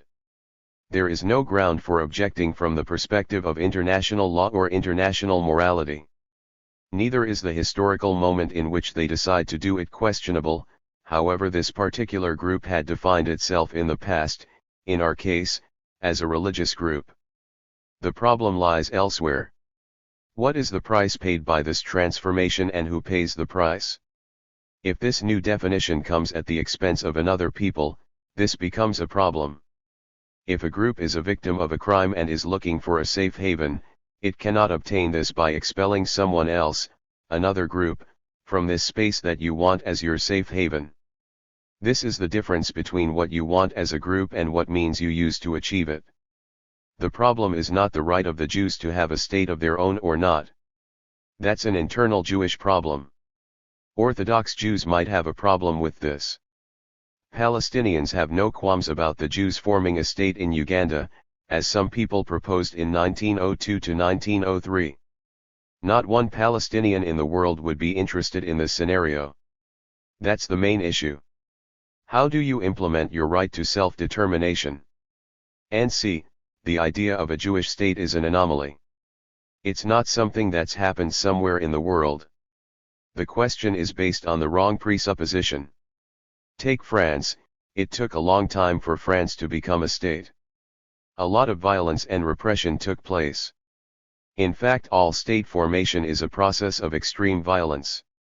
That's why Europe was the most violent place in the world for centuries. Once a state is established, any citizen is a citizen of the state. No matter who you are, if you are a French citizen, you're French. If you live in Israel, and you are an Israeli citizen, you are not a Jew. So the Jewish state concept is a complete anomaly. It has no analogues in the modern world. Therefore it's obvious why we should not accept it. Why should we accept this unique anomaly? Every state, if you look at its history, is created by extreme violence. There is no other way to impose a uniform structure on people of varying interests, backgrounds, languages, and so on. So it's done by violence. But once it's there, at least in the modern state system, anybody who is part of a state is theoretically an equal member of the state. Of course it might not work in practice, but that's the concept. In Israel it is totally different. There is a distinction between citizenship and nationality. There is no Israeli nationality. You cannot be an Israeli national. This came up in the courts back in the 60s and came back up again recently. A group of Israelis wanted to have their papers identify them as Israelis, not as Jews. It went all the way to the High Court, which rejected it. It reflects this anomalous concept of a Jewish state, which has no counterpart in the contemporary international political system. IP. Paradoxically, it is used by Israel in an attempt to stifle any criticism of the state and its ideology. If you chastise Israel, you assault the Jewish state and by association you attack Judaism. That's a very interesting line of argumentation and defense. This prohibition would not work in any case. If you look at the struggle against apartheid in South Africa, it is as if in the heyday of the struggle against apartheid, you were only allowed to criticize certain policies of South African society but not the very nature of the regime. That's a great success for Israel that it obtained immunity from such a protest movement so far. They define the parameters of the game, you are allowed to demonstrate against Israeli policies, but if you demonstrate against Israel, you demonstrate against the Jewish state and therefore you demonstrate against Judaism. That is why it is very important to bring this to the fore of the discussion. And see, it's interesting that it is now the Israeli leadership itself that is bringing it to the fore. Exactly. And see, when Netanyahu says, you have to recognize us as a Jewish state, he is saying, you have to recognize us as something that does not exist in the modern world. There is no such thing. Again, if you are French, a citizen of France, you are French. If you are a citizen of Israel, you are not Jewish. It's crucial. Could Israel have formed without the Holocaust? And see, it's hard to debate such a question, but I think it would have. What Ilan was describing before, the national institutions that had been created, they were strong, there was a military force, an ideology, support for it in the powerful countries, for all kind of reasons. Like in Britain and in the US, a lot of the support for it was religious. Christian Zionism is a very significant force. It goes back way before Jewish Zionism. It was an elite phenomenon. Lord Balfour, Lloyd George, Woodrow Wilson, Harry Truman read the Bible every morning. It says there, God promised the land to the Jews. That's in the powerful states. There was already plenty of support. In fact, Britain as the mandatory authority facilitated the development of the Jewish national institutions. So my guess is that it would have happened without the Holocaust. Also, it's worth remembering that the Holocaust was not a big issue in the 1940s. On the contrary, it became a big issue after 1967. If you take a look at the Holocaust museums, the Holocaust studies programs, it's post-67. It's very striking in the USA. So ask yourself a very simple question. After the war, there were many survivors of the Holocaust, many of them living in concentration camps.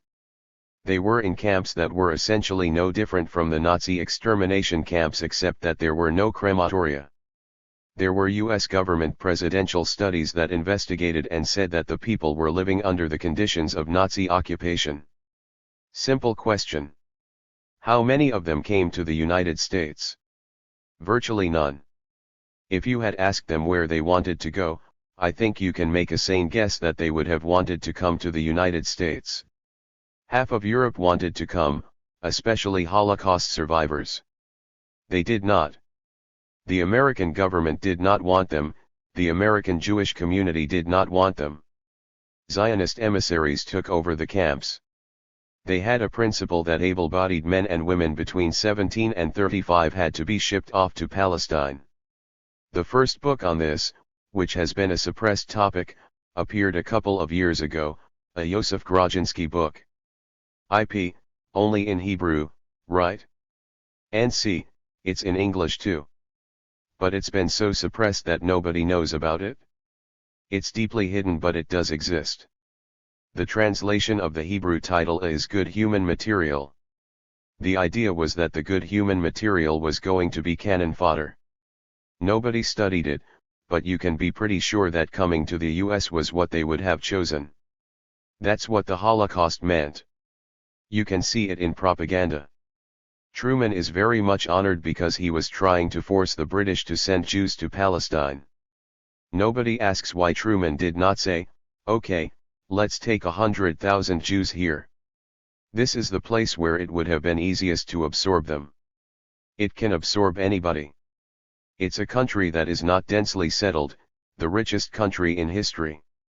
They did not because the Holocaust was considered a way to damn the enemy, but it was not a meaningful concept. When the first scholarly study of the Holocaust came out, by Raoul Hilberg, it was condemned. Let's not bring out all that stuff, we do not want that. I do agree, though I have a slightly different take on this. It has a lot to do with historical timing. It is absolutely true that without the Holocaust there were vested religious and strategic Western interests to have a Jewish presence instead of a Palestinian one, or they would have called it at the time an Islamic one. You particularly see it when you read the correspondence surrounding both the Balfour Declaration and its aftermath in Britain in the 1920s and 1930s. A few British public figures were trying to protect the interests of the indigenous Palestinians, but already then they were saying that it was almost impossible to bring the other point of view to the public's attention. You were immediately stifled and rebutted and so on. It was not just Christian Zionism alone that won the day for Zionism long before the Holocaust. The impulse to allow, indeed to push, Jews to settle in Palestine was motivated also by British, and Western, Islamophobia. And c. True. It was anti-Arab, anti-Muslim. If you take a place where Christian Zionists or secular British imperialists want to see Jewish presence, serving their empires or theologies, and do not wish to see there an Arab or Muslim presence, it becomes a powerful international coalition that defeats a priori the indigenous people. This was the powerful coalition the Palestinians had to face when they first attempted to create a national movement and struggle for their right of self-determination and independence. The Holocaust had an effect on the historical timing. But I think that the historical timing is important. After the Holocaust there is the beginning of historical processes by which the power of Islamophobia or Arabophobia, or Christian Zionism, wanes. Call it the left, call it progressiveness, these forces eventually decolonized the Arab world and even Africa. So Zionism without the Holocaust could have found it a bit more difficult to establish what it did establish in the same place it did. And see, I totally agree with this. What Noam said about the DPS, displaced persons, is very interesting because when both the Anglo-American Commission in 1946 and we can see it from Richard Crossman's memoirs and both UNSCOP's, United Nations Special Committee on Palestine, afterward in 1947, when they tried to be sort of neutral, and said let's see both sides' points of view on Palestine, many members of both committees claimed that visiting the DPS, of course with good Zionist propaganda, made them associate the fate of the Jews of Europe demographically, arithmetically with the fate of the Jews in Palestine. Which put the Palestinian point of view in a very weak position. Who are you to be against our wish to solve the problem of the Jews in Europe as a whole? You could not visit Vienna in 1900 and ask the Jews to come to Palestine. It would not have worked then. And see, you're right, but I think it tells you something very interesting about Western culture. When they went to the concentration camps and were appalled, they did not say, let's save the survivors, they said, let someone else pay for saving the survivors. Exactly.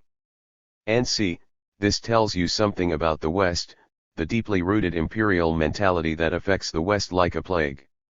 Yes, there are these people living in misery. We are the ones able to help them, but we are not going to even raise that possibility. Somebody else, who does not have the capacity, they have to suffer for it. Was it only due to imperialist policies or also due to Western anti-Semitism? And see, Zionists or not, they would have reacted exactly the same. I agree. And see, take say the USA, which is the clearest case. After the Second World War, they were in an absolutely unique position. There was some Zionist pressure, but it did not mean anything. They just did not want them, and the American Jewish community did not want them either. Was it anti-Semitic? And see, anti-Semitism partly, but mostly, why should we take the burden? Not them and not anyone else. It did not have to be Jews. And see, in 1924 there was an immigration law in the USA that was aimed at Jews and Italians. Let's keep them out of the country. They did not say it that way, they said Eastern and Southeastern and Southern Europeans. The pathology of Zionism is crucial. When you are a historian you always have to remember that people did not know what was going to happen. So when you look at Zionist discussions in the 1930s about Nazism and fascism, you have to realize that these people are talking about Nazism without knowing what will be the final solution. They are not appalled. They say that they should talk to these people. We have a uniformity of interest here. They want the Jews out of Germany, we want the Jews out of Germany. On this basis they even go into negotiations. You do not correlate Zionism with Nazism when you say that. You show that you are in the company of people, and they had to understand which interests they were serving apart from theirs. This comes to the fore very strongly. And see, it's very striking. It's important to stress that in the 1930s you could not see what was going to happen. It was even true of German Jews. There is a book in 1935, by Joachim Prinz, Wir Juden. This is a humanist Zionist who said that Jews should recognize that they should be sympathetic to the Nazis because they have the same kind of ideology we do. Blood and land and so on. We agree with that. If we can only explain to them that we are really on the same side, they will stop persecuting us. This was in 1935. In fact, you can go to 1941, the USA had a consul in Berlin, prior to Pearl Harbor, and he was writing fairly sympathetic commentaries on the Nazis. His name was George Kennan. One of the framers of the post-war world. Yes, Kennan, the strategist who thought that America should control 50% of the world's natural resources to have the standard of living they desired. The refugee question is key for any Palestinian inside or outside Palestine. Don't you think that the first step the Israeli government should take is to accept its responsibility in creating the problem in the first place, and then, as Kevin Rudd did in Australia, issue a public apology? Also, should we, as activists, clearly state that regardless of the possibility or not of the refugees and their descendants going back to their original homes, they do have this right? And see, I think that not only they should do it, but it's come close to that. There has been among the various informal negotiations like Geneva, a move to say okay, let's admit that they have the right of return, while recognizing that they will not return. To use an analogy, I gave a talk in Arizona recently and I simply referred to it as occupied Mexico, which it is. It should be referred to that way. It's occupied Mexico. We conquered it in a violent, brutal war of aggression. We should do something about it. That's why they have names like San Francisco, San Diego, Los Angeles, and so on. Recognize it, recognize what we did. On the other hand, we know we are not going to give it back to Mexico. There are terrible historical injustices, some of them you can try to do something about, but just to unwind history is very difficult. Maybe in the longer term this could happen in Israel. In fact, in my view, the only way there would be a realistic solution to the return problem is if the whole state system erodes in the region. If you travel in the northern Galilee, you can see that there is no basis for a line there. I'll tell you an anecdote. In 1953, my wife and I were living in a kibbutz in Israel. We were students, hiking around, backpacking in the northern Galilee. On a road behind us a jeep came by. A guy came out and started yelling at us, "You have to go back, you are in the wrong country." We crossed into Lebanon. These days it's probably bristling with machine guns. There should not be any line there. Over time I think there is a chance that these borders may erode. The whole Sykes-Picot imperial arrangement is beginning to erode. And it could go further, in the longer term. When they talk about a two-state solution, I do not think that this should be regarded as the end. As I've said before, states have no inherent legitimacy. They have all been imposed by violence, they are causing violence all over the world. It's an inhuman social structure. It should erode every time. In that context, I think you could imagine an authentic return. Not just recognition of an historical wrong, but in fact interactions among people that are not based on states or religious or ethnic lines. There are other grounds for people to interact with one another. Well, I do agree with most of it, but I think that there are three dimensions to this question. One is tackling it as key issue in the peace negotiations. The right has symbolic and practical aspects. There is a Palestinian demand for an Israeli recognition of the right itself through a combination of acknowledgement and apology. This, maybe in the form of an apology, can open the ground for discussions over practicalities. The second dimension is the implication of the Israeli position on the very nature of the state and the Zionist project. The Israeli rejection of the right of return stems from a racist ideology, hence for me as an activist, struggle over, or engaging with, the issue of the right of return relates directly to the question of the moral validity of Zionism and the nature of the Jewish state today. And c. Yes. IP, the reason they do not accept the return has nothing to do with practicalities. It has to do with Jewish supremacy and Jewish exclusivity. And c. Yes. IP, so you struggle against it from an Israeli Jewish perspective, not so much on the level of acknowledgement and apology, which I think are important for the peace process to progress, but on this whole other level. The third dimension concerns the Palestinians alone. It concerns the question of how to live an ordinary life under the shadow of the right of return slogan. How does one navigate between perceiving the right as sacred with the knowledge it is not around the corner? This translates into concrete questions. Do you really condemn Palestinians in the refugee camps in Lebanon for improving a little bit their homes, without immediately accusing them of naturalization, Totten? Or that they have betrayed the right of return because they have slightly improved their standard of living? It's up to the Palestinians to strategize. I am not going to do it for them. But they will have to strategize and differentiate between, for instance, refugees in the West Bank, the Gaza Strip, the internal refugees inside Israel, and also the refugees in Jordan, Syria, and Lebanon. These three dimensions are very important for developing a novel approach toward this painful issue. For me, the basic point is, what is a Jewish state? Can it really exist as such? What would be a solution that is not based on a continued violation of basic human and civil rights, and one that has to include the right of people to come back to their homeland, their right to visit their homeland? I think that's where we sometimes do not differentiate between what is right, what we believe is justified, and what should be the issues we discuss inside Israel, inside the Palestinian community, and among the community of negotiators and mediators. We should be beyond that argument of supporting or not the right of return. We should talk about what it means. This is what Israeli society has to do. Have a serious internal discussion about its own racist nature. And c.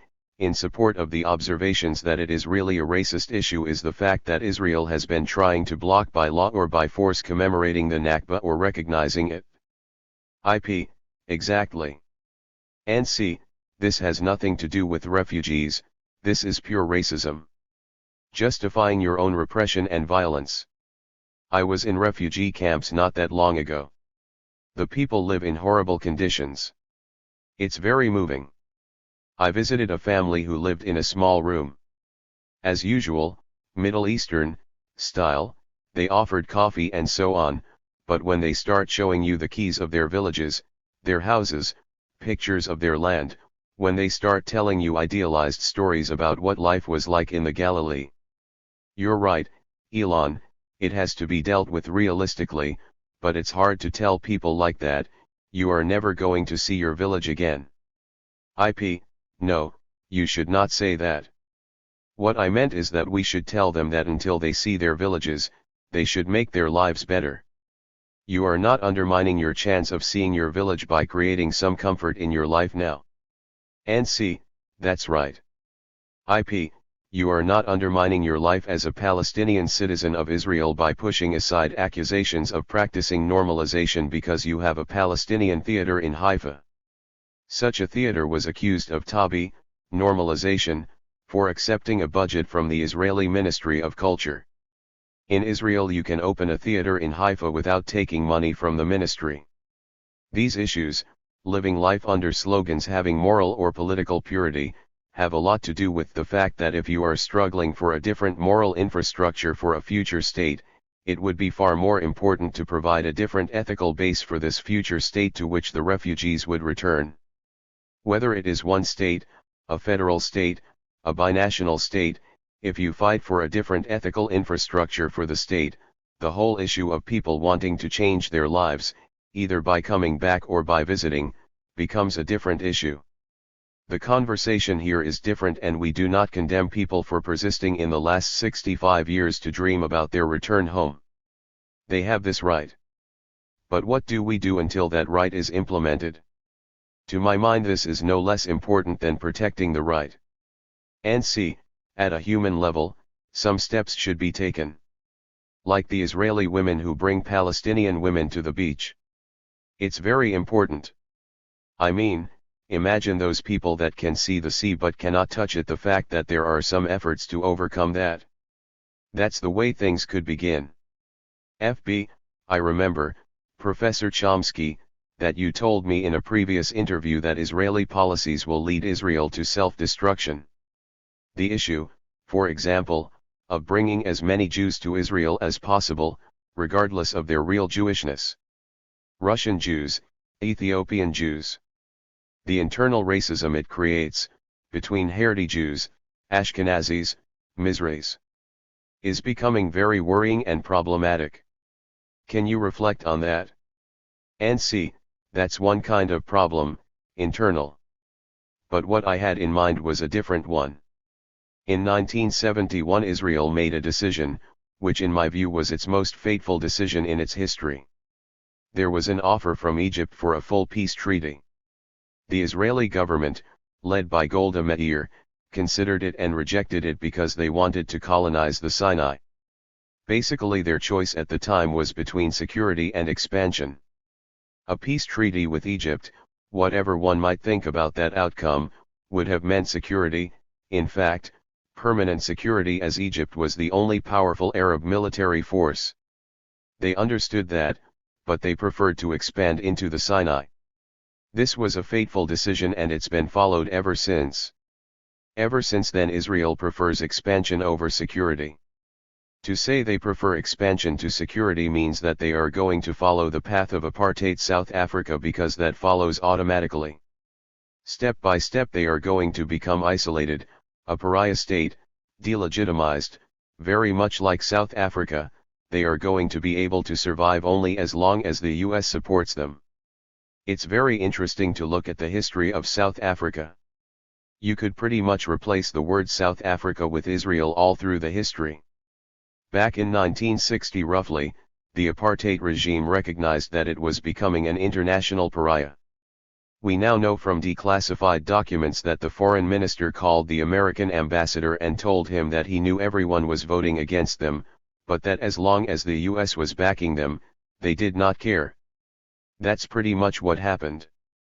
By 1988 and a few years beyond, the US was still supporting South Africa, strongly. Thatcher too, but it was mainly Reagan and the US. South Africa was okay. When US policy shifted, apartheid ended.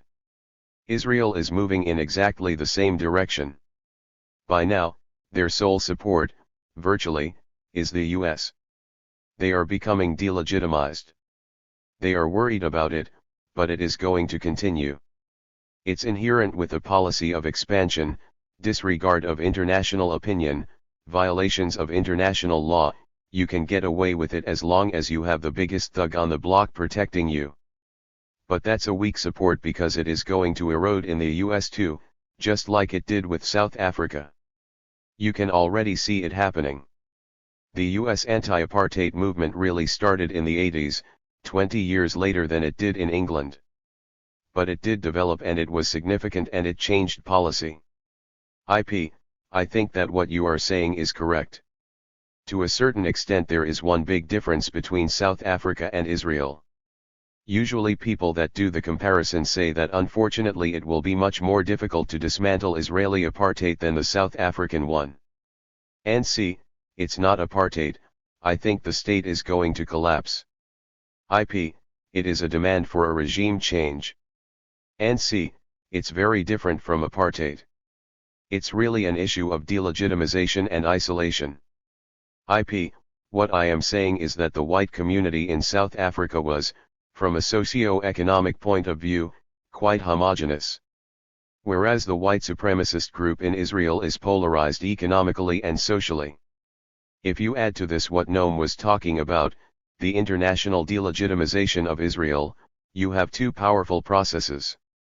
One from the inside and one from the outside that really questions the viability of the state.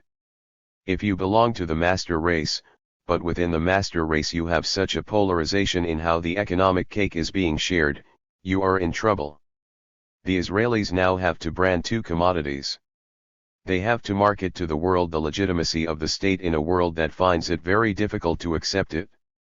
But then they have also a domestic branding to do. They have to explain to the poor and marginalized Jews why belonging to the master race has not improved their socio-economic standards of living. Why do they still live in impoverished development towns? Why is their culture not represented in the European-dominated and hegemonic culture? Israeli strategists will tell you that they have dealt with this by having a common enemy, a security issue, by having a war on Islam. The explanations and excuses have changed with time, but the polarized socio-economic reality remain the same. That's where the Israelis will find it difficult. There is a limit to how much you can justify a socio-economic marginalization and polarization. This became a more acute problem because since 2008, the middle class in Israel is being pushed down to being the lower middle class, which means that a larger number of people is prevented from getting its share of the national cake despite their belonging to the right ethnic group. In the past and until recently, the ability to keep enough people convinced that their ethnic association also benefits them economically depended largely on the huge amounts of American financial aid to Israel. It is not very clear how much longer such massive aid will be continued. The tendency to review critically how much America is spending abroad does not come only from anti-imperialist critiques in the United States, and the people who would demand a reduction in the aid to Israel are not necessarily pro-Palestinians. The question would be whether the Jewish state is still a strategic asset or financial liability. These processes will work to weaken the Zionist state in the long run. But my great fear is about the near future. As I heard and learned from veteran ANC leaders and activists, the apartheid regime became particularly fierce and vicious in its last years. It is the prospective fall of Zionism that brings us to a very dangerous period in the history of Palestine. We all have to be very alert and on guard about what is going to happen in the next few years rather than in the long term. You can be a bit more optimistic about the long term in terms of justice and changes in the reality.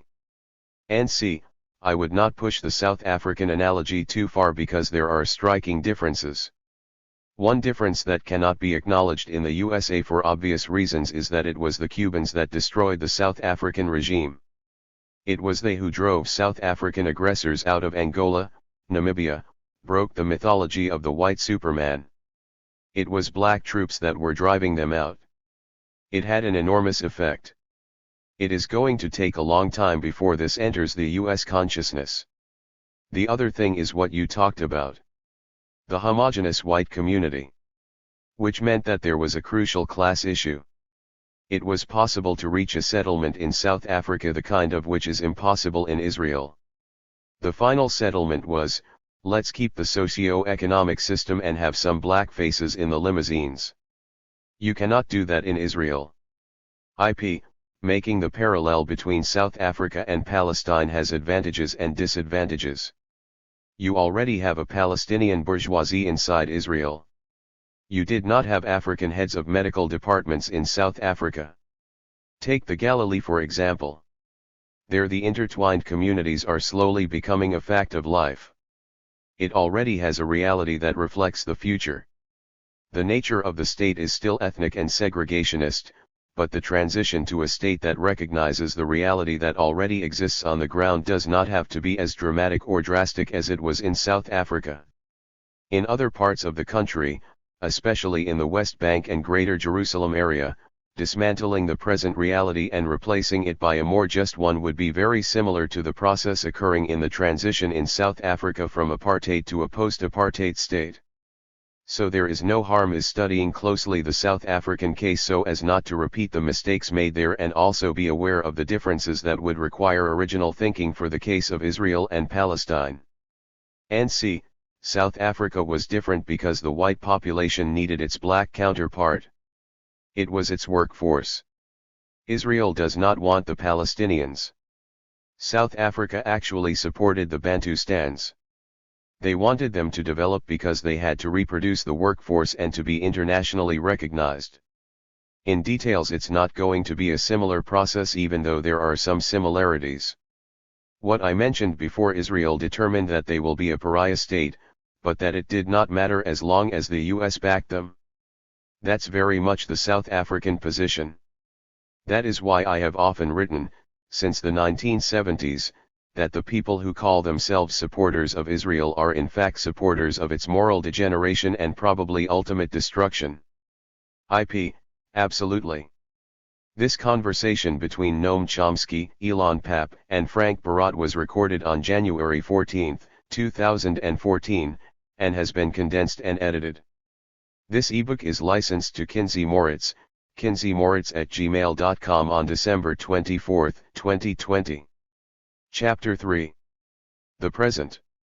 FB, what is the role of activists standing in solidarity with the Palestinian people? Should they be pragmatic in terms of their advocacy, or should they lead the way and adopt more ethical and radical positions? Should we focus on occupation or on the nature of the State of Israel? And C, if their goals are to help the Palestinians, while they should of course take positions that are ethical, they also must be pragmatic. They have to ask themselves what is going to help and what is going to hurt the Palestinians. Take the anti-war movement about Vietnam for example.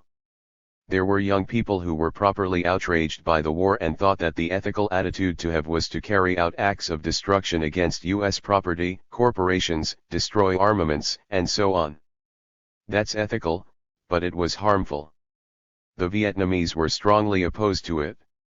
They did not care about the fact that people in the US felt good, they cared about what happened to them, on the ground. And the effects on them were harmful since it provoked a huge backlash and strengthened support for the war. Those are the kind of choices that you always have to make when you are considering acting in the interest of someone. You have to ask what is going to help them, not what is going to make me feel good. Call it pragmatic if you like, but I would call it ethical. You are concerned with the effects of your actions on the people you are standing in solidarity with. Look at the South African Solidarity Movement. They actually lived up to this condition pretty effectively. By and large, looking at their actions, they selected actions which both harmed South African apartheid and enhanced support for the anti-apartheid struggle in their home countries. That's what we should be doing. And that can be done. Take Israel. A couple of days ago we read a report about settlements in the Jordan Valley, which have had their profits reduced by European boycott movements. That doubly makes sense. It harms the occupation and it is quite intelligible to the audience at home. It's an educational process. You are trying to get people to understand that these are criminal activities and that you are using creative ways to undermine those activities. Those are the kind of actions that make sense. There are other actions that are harmful. First, because they have almost no effect on the policies, but they also predictably create a backlash of opposition which simply strengthens the crimes. For example, 10 years ago, at the time when Sharon invaded the West Bank and there were these massive atrocities in Jenin, there were protests here. There was a faculty petition condemning it.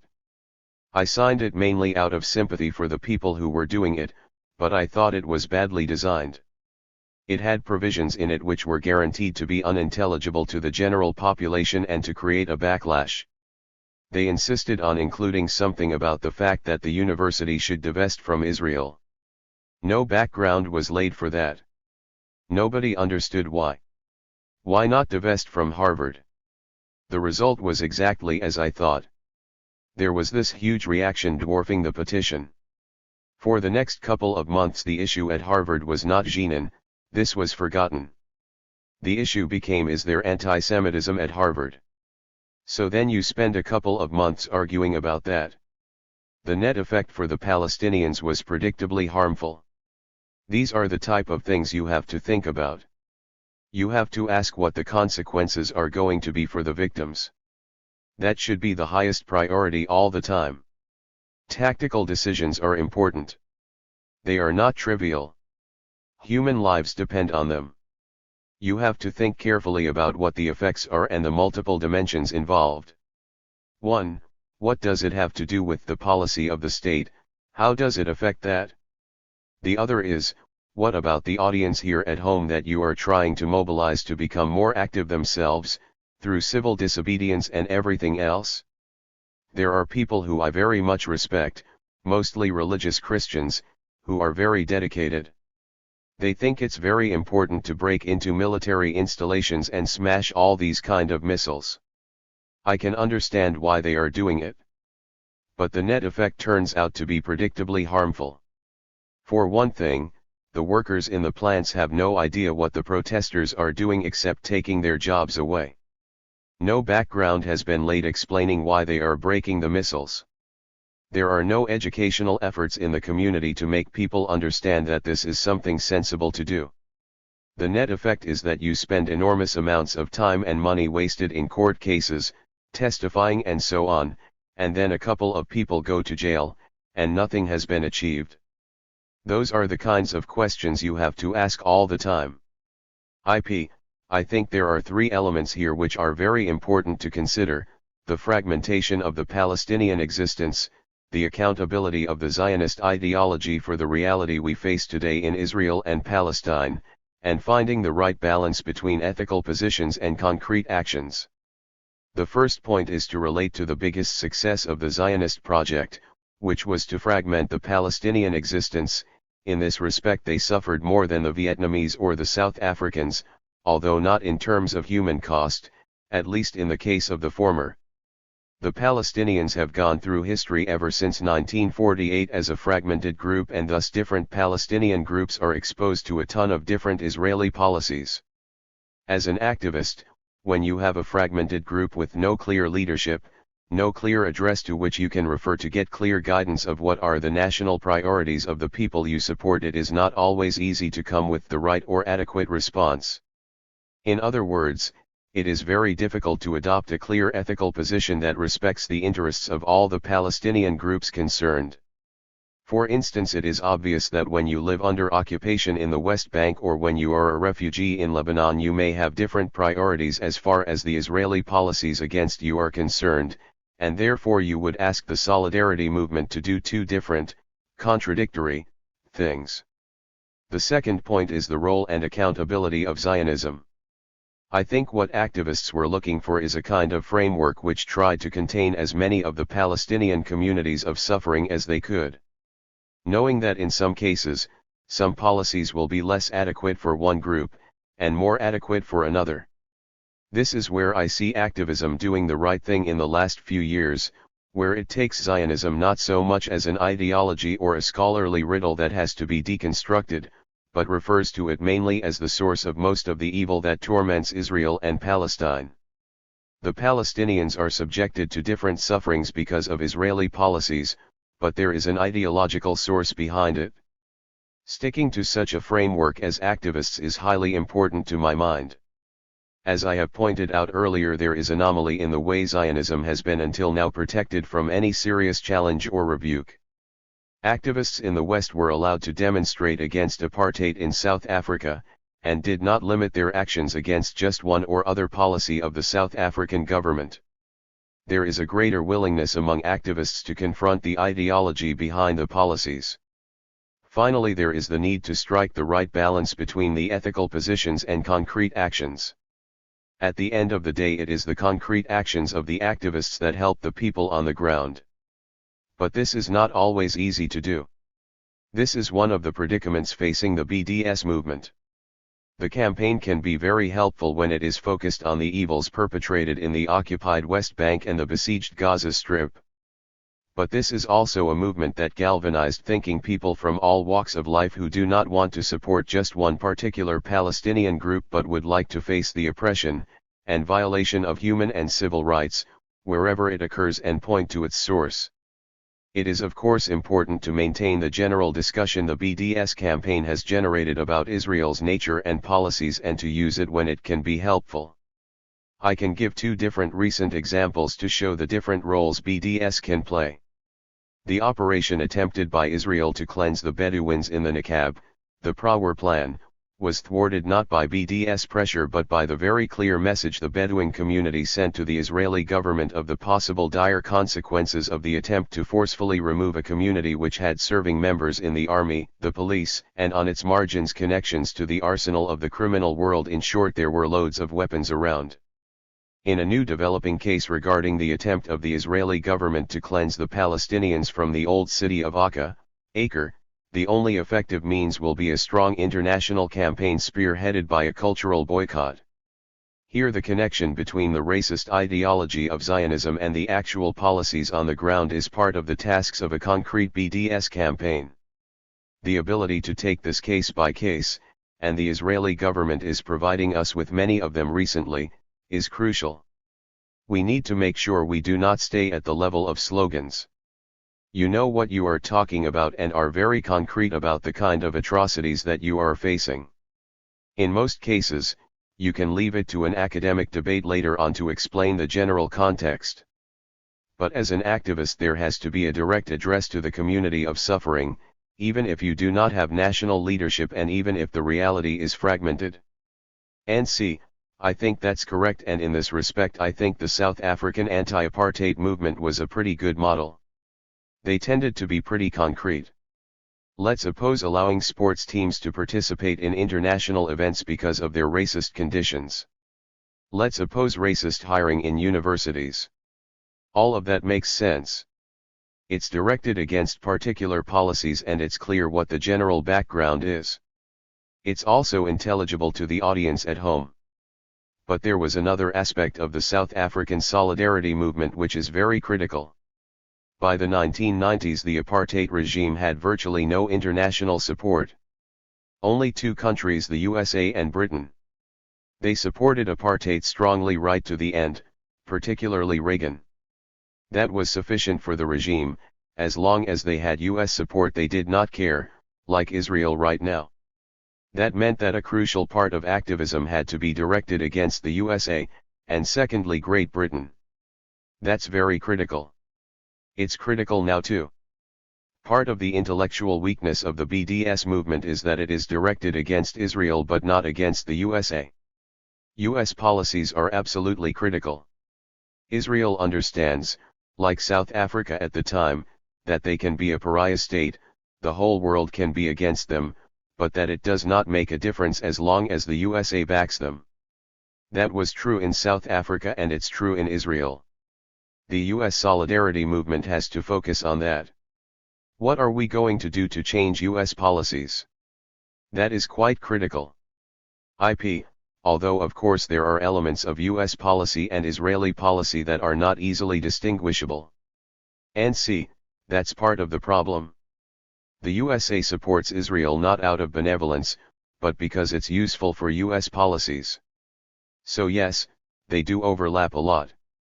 Also cultural relations, Christian Zionism for example, is part of the demographic base of the Republican Party, extremely anti-Semitic, but pro-Israel. All these things have to be addressed. I also meant the industrial complex. The academic complex. It's not very autonomous in Israel. It's part of the American milieu in many ways. And see, not autonomous, you're right. Such that Israel's major military industry, Rafael, moved their management headquarters to Washington, because that's where the money is.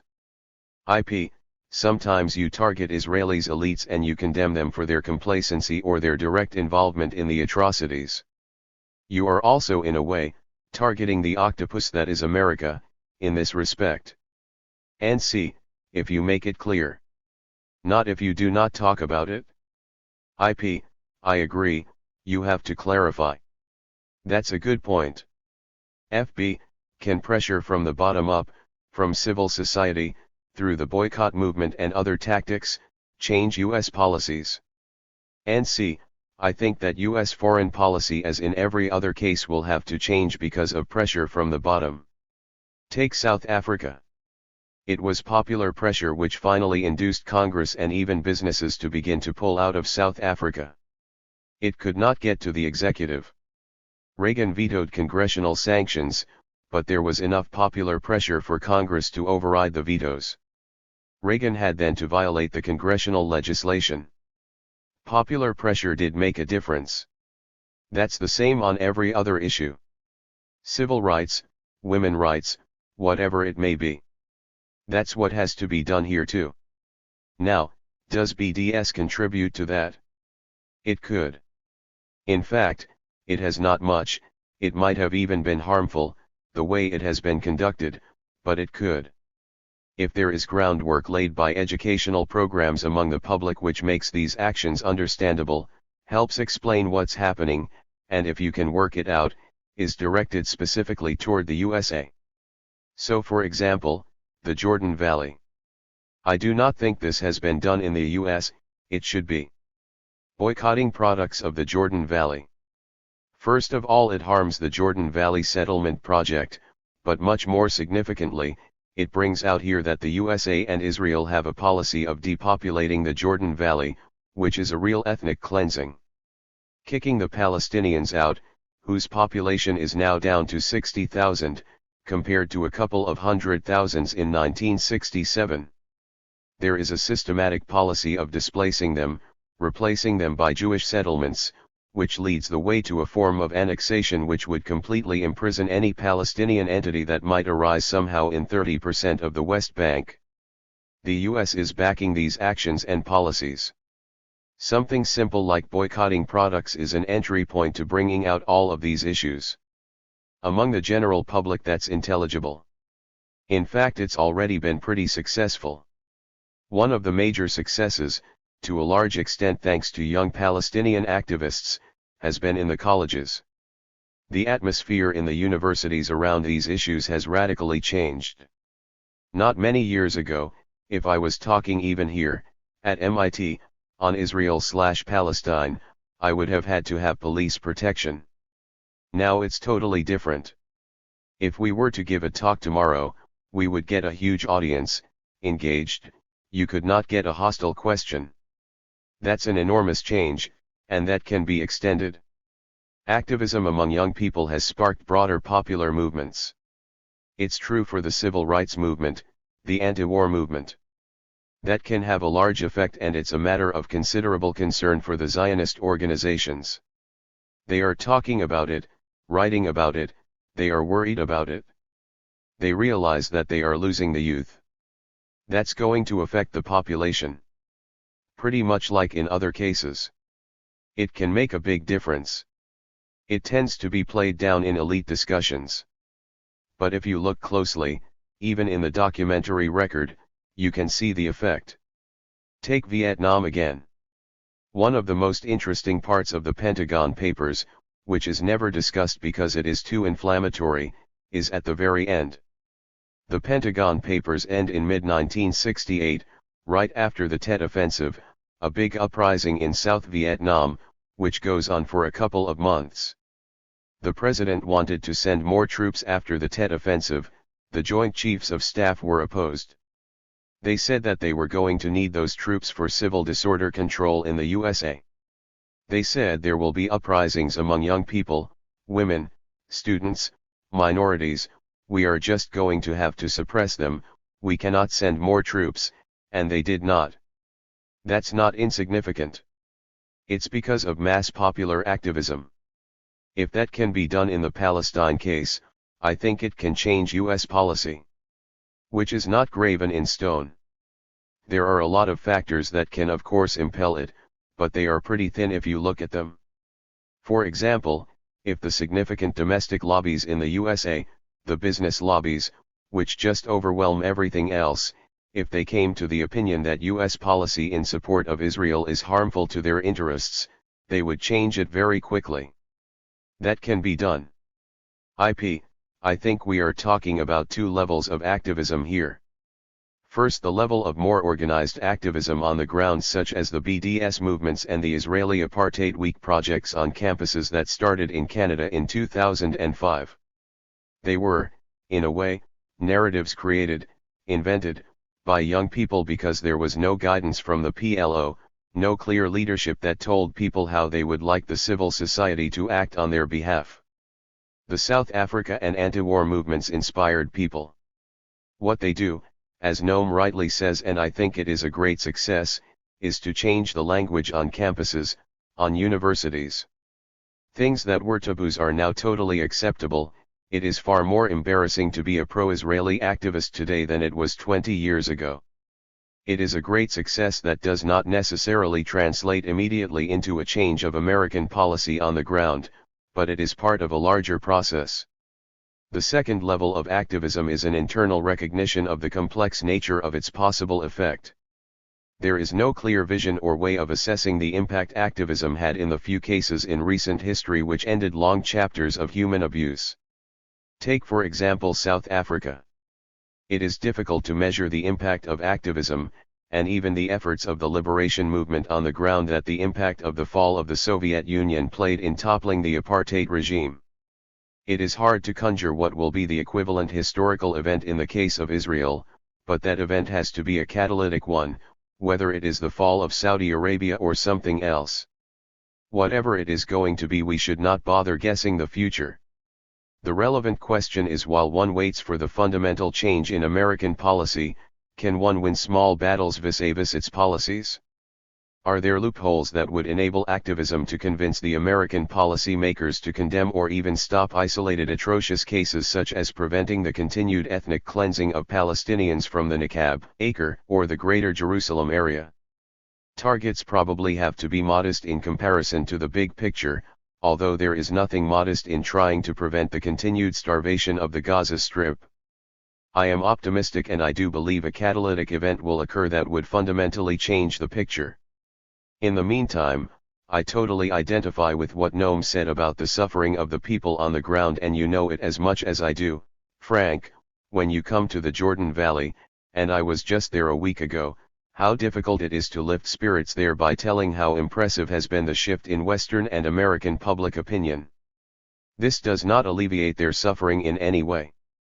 You rightly receive stale looks when you tell them enthusiastically about the BDS campaign. They still are denied access to their water and land and are facing the danger of an imminent expulsion. NC, yes. IP, I think expectations on the ground are far more concrete and immediate.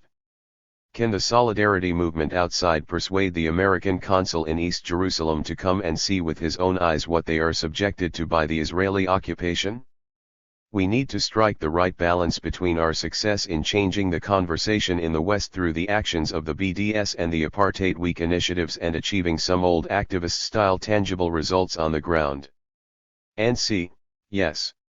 IP, the sense for the need for tangible results is particularly acute when you talk to people in the Gaza Strip. NC, that can be done by activism here. There could be campaigns here that would get people to pressure the American consul to go to the West Bank. It was actually done in the South African case. I do not want to go too far off on South Africa, but there is a crucial aspect of the end of apartheid that is totally suppressed here and in Britain for reasons of ideological fanaticism. Apartheid was substantially ended by Cuba. The scholarly record on this by now is just overwhelming. The Cubans sent military forces, mostly black soldiers, who drove the South Africans out of Angola, forced them to leave Namibia, broke the mythology of this white Superman, which had a big effect on white and black South Africa. And the South Africans know it. When Mandela was let out of jail, his first comment was to praise Cubans for their inspiration and their help, because they played a huge part in ending apartheid. You cannot say that in the USA or in England, because we have a kind of religious fanaticism that says that we are not allowed to tell the truth about these matters. But that was an overwhelming factor, and of course, it's missing here. We should think about other models, but it is important to break through the ideological constraints in the West which prevent recognition of what in fact happened. That's pretty important. IP, there was a beginning of this model, although it has not matured in a similar way. In the early days of what was called the Arab Spring, I remember the Israeli bewilderment at seeing young secular Egyptians who manifested and believed in everything the Israelis at least allegedly believed in as well, whether it is liberalism, democracy, and so on, and yet were very clear about Palestine, including in the signs that they were carrying. This combination of highly committed young Arabs to both the idea of Palestine and democracy frightened the Israelis, who would be much more comfortable if the pro-Palestinian sentiment were packaged in an anti-democratic way. And see, Israel's mythology is the villa in the jungle, and then it turns out the jungle was watching the villa. I am a historian, I am not impressed by a few years, and I think we should be very careful when saying that we know exactly where the Arab Spring is going, but it has a potential, a kind of out-of-the-box factor that has not been there before. The unknown factors and actors disable us from predicting too well the future trends. We are familiar with the Arab regimes, the Islamic opposition, and Western policies. But the balance between them can all be reshuffled by the appearance of a new force. And see, at the moment, things are kind of in limbo, but in the early stages of the Arab Spring there was a very significant solidarity developing between American, European, and Egyptian activists. The Arab Spring began around the time of the Wisconsin uprising. There were messages of support from Egyptian labor leaders to Wisconsin activists, and conversely, Occupy people went to Egypt. Another aspect of the Arab Spring which cannot be discussed in the USA for ideological reasons is the role of labor. The militant labor movement was very significant. One of the lasting achievements is a substantial boost in the opportunities for labor organizing which had been crushed under the previous regime. Again, that's the kind of topic that you are not supposed to talk about here, but it's important. FB, what do you make of the American Studies Association passing a resolution endorsing an academic boycott of Israel? How important do you think that is? And C, well, that's what I had in mind when I was bringing up the Jenin fiasco. It's very much like it. It was not prepared, it was guaranteed to create a backlash that would overwhelm it. It was not thought out properly. The result is that there has been a shift from concern with Israeli crimes and US support for them to the issue of academic freedom. Very much like what happened in 2002. Shift from focus on Jenin and the crimes there, and the US background, to a discussion about anti-Semitism at Harvard. The net effect of the ASA resolution, predictably, has been a huge discussion in the USA about academic freedom. That's harmful to the Palestinians. You have to think these things through. What is the effect going to be of the resolution that you are putting forth if you have not created an understanding among the population you are trying to reach? An understanding about what the significance of this is. It's going to be harmful. So anybody who looks at the resolution will ask immediate questions. The resolution began, whereas the USA supports Israeli crimes, therefore let's boycott Tel Aviv University. That's not what is supposed to follow. It should say, whereas the USA supports Israeli crimes, let's boycott Harvard. Well, that's not a good proposal either, but at least it would be logical. I think around 100 university presidents already immediately issued condemnations, and there is a big debate around academic freedom. What good does it do to the Palestinians? It diverts attention away from the issue. And of course it does not affect Israel in any way at all. I would contrast that to the boycott of the products of the Jordan Valley. That's significant. First of all, it has an impact, and secondly, people can understand it. It can be an entry wedge toward bringing out the major issues. Like what Israel is doing in the Jordan Valley altogether. How come they are able to get away with it? Only because of US support. That opens opportunities that have all the right characteristics. It harms the Israeli government policies significantly, and it also opens the way to creating the kind of popular understanding and activism in the US that can change policy. On the other hand, the ASA resolution had the opposite effect. Here, I don't entirely agree with Noam. I am now spending a sabbatical year in Israel, and I see on the ground the reactions to the ASA and similar kinds of declarations. I do think it has some positive effects in Israel. For instance, it takes the intellectual academic elite of Israel out of its comfort zone. They are worried.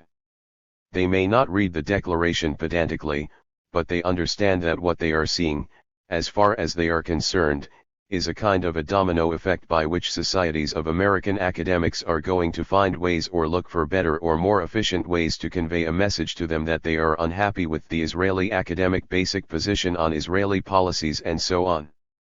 There is also very little danger for backlash from Israel in the sense that the present political and cultural elites in Israel are so entrenched in their fanatic positions that they cannot dig deeper or become more intransigent than they are today.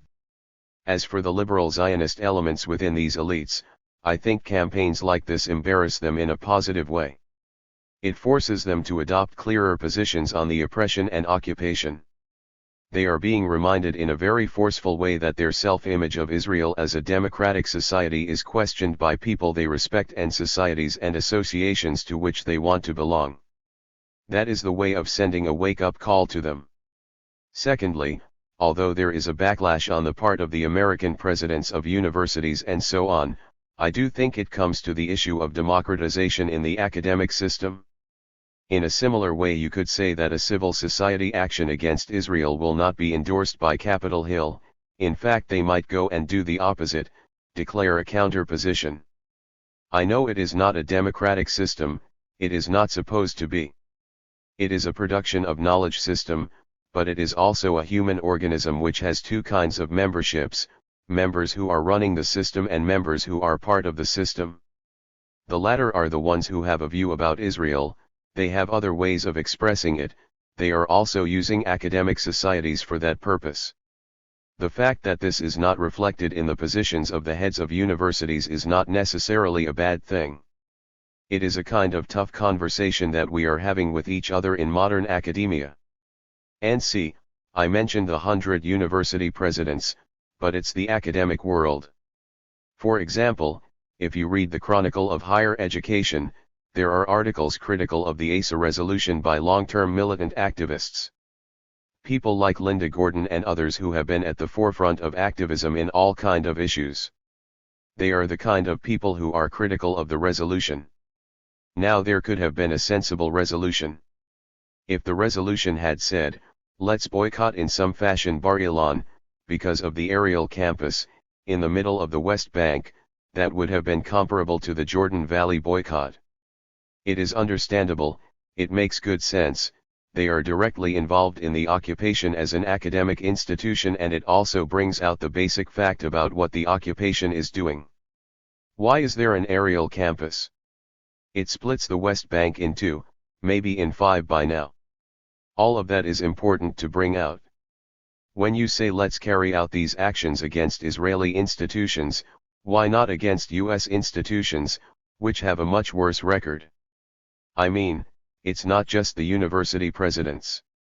The ASA resolution is not going to affect construction workers. It reaches the academic world. And in the academic world it shifted attention from Israeli crimes, and crucially US support for them, to the general question about academic freedom. In that respect it's rather like what happened in the Jenin case. I think those things have to be thought through carefully. Israeli institutions are not more blameworthy than American institutions, much less. Focusing on Bar Ilan or any others directly involved in the occupation could have been much more effective. IP, the Hebrew University is expanding on the land of Isaiah. And C, then that should be brought up, that would make sense. IP, I agree with Noam that it would be good to have a thorough study on this. We still don't have a clear study that tells ordinary people in the United States why the Israeli academia should be targeted. There is a need to present a clear proof to people about their complacency, the level of their collaboration with the occupation and the oppression. Although BDS was an initiative of the Palestinian civil society, it emerged parallel to similar initiatives in the West by pro-Palestinian activists. They were looking for ways of sending messages to Israel, to show that enough is enough.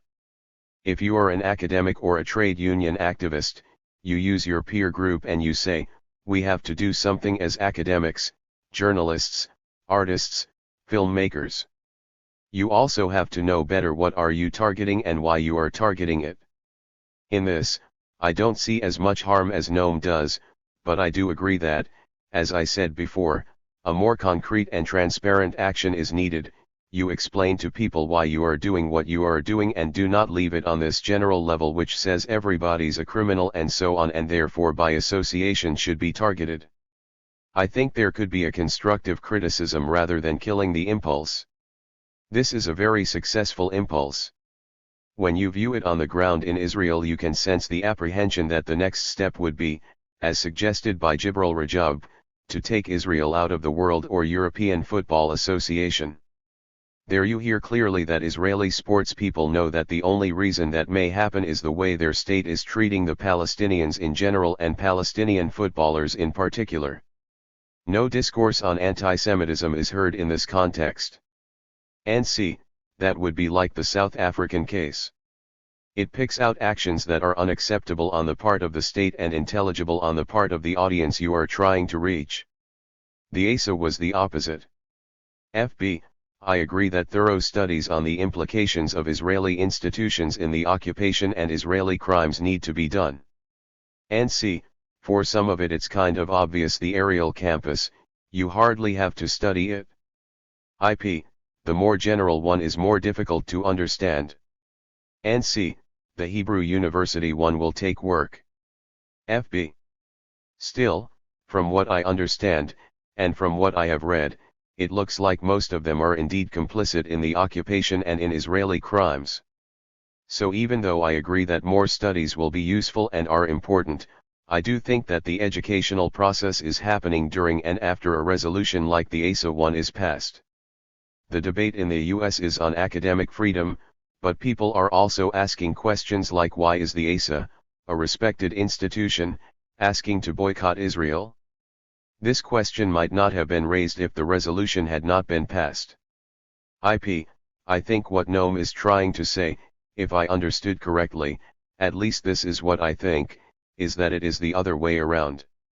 You have not yet won the argument that Israel, as a political entity, is problematic.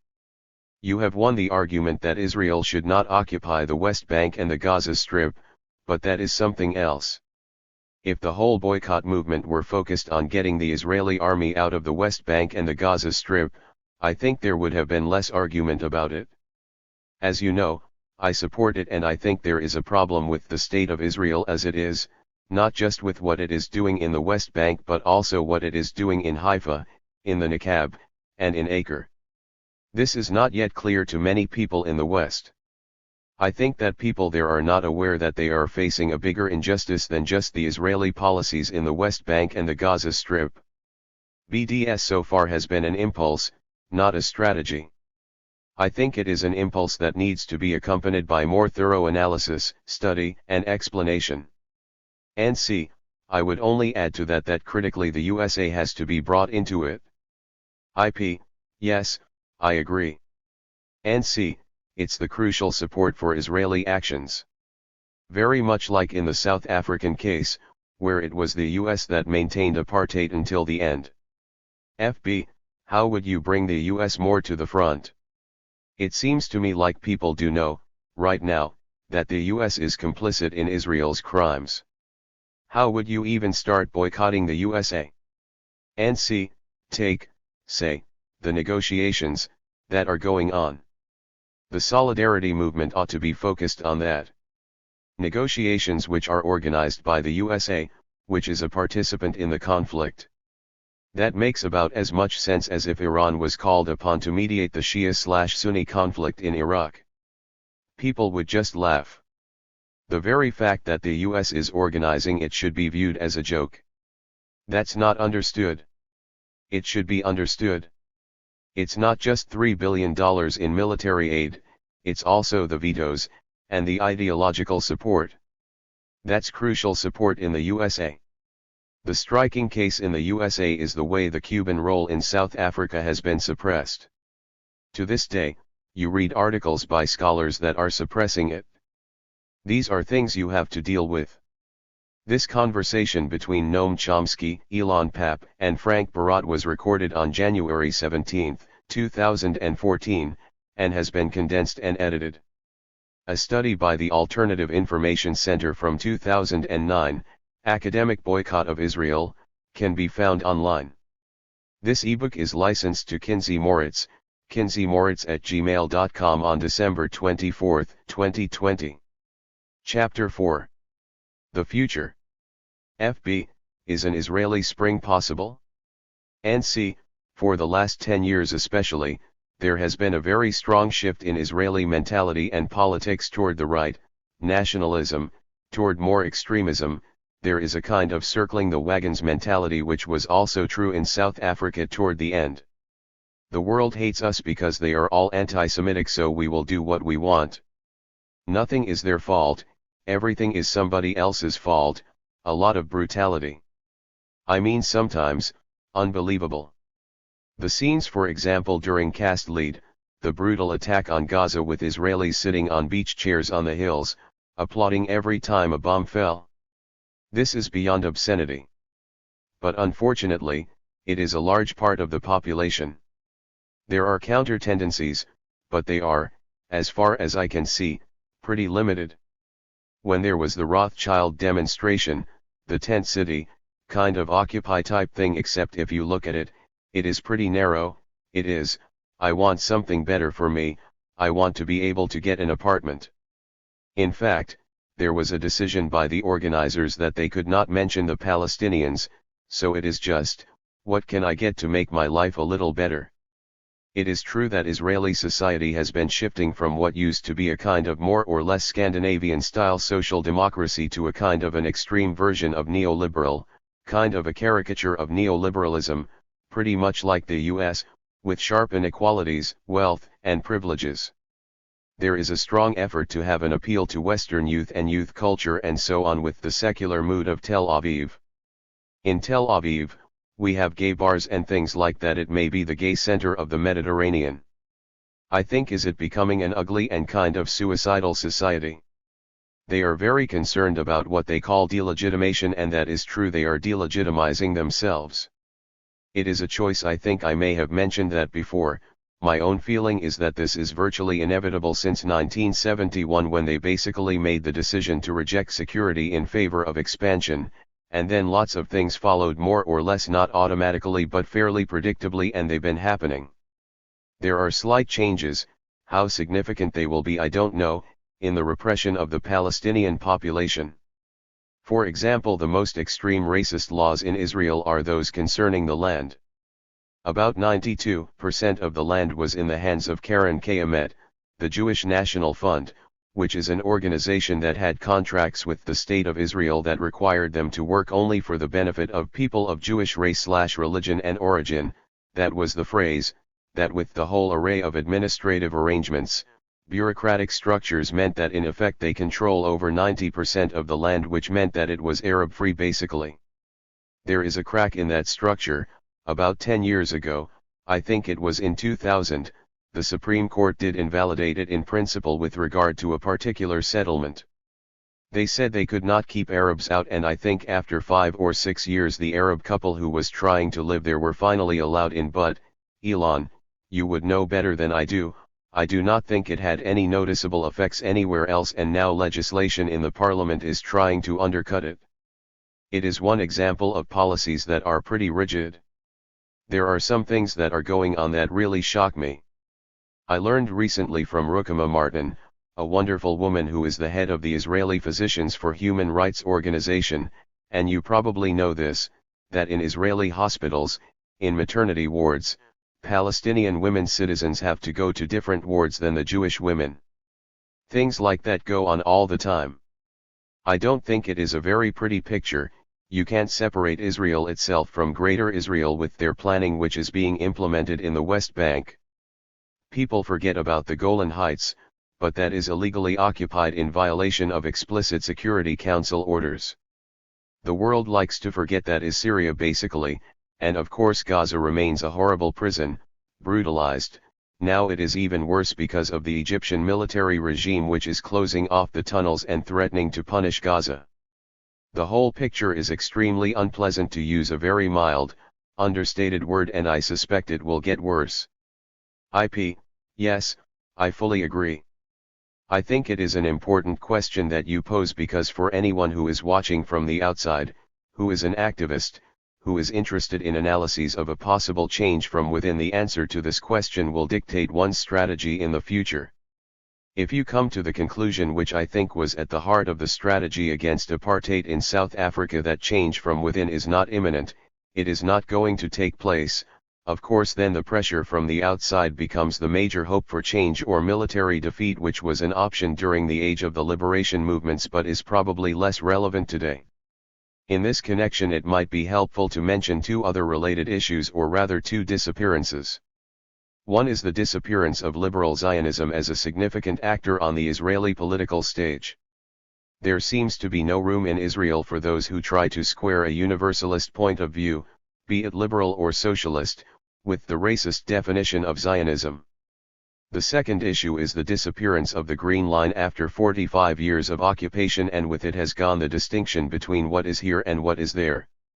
The most recent indications for this is the creeping annexation of Area C by the Israelis and the suggestion of the Israeli Foreign Minister Avigdor Lieberman to annex the Palestinian citizens of Israel in Wadi Arad to the West Bank. This brought to the fore more clearly the Israeli ethnic policies of dispossession and occupation, and showed that these policies were not limited to a certain area or one group of Palestinians. These two additional developments accentuate the conviction that we should not expect a change from within Israel. There are few movements that try to challenge it from within.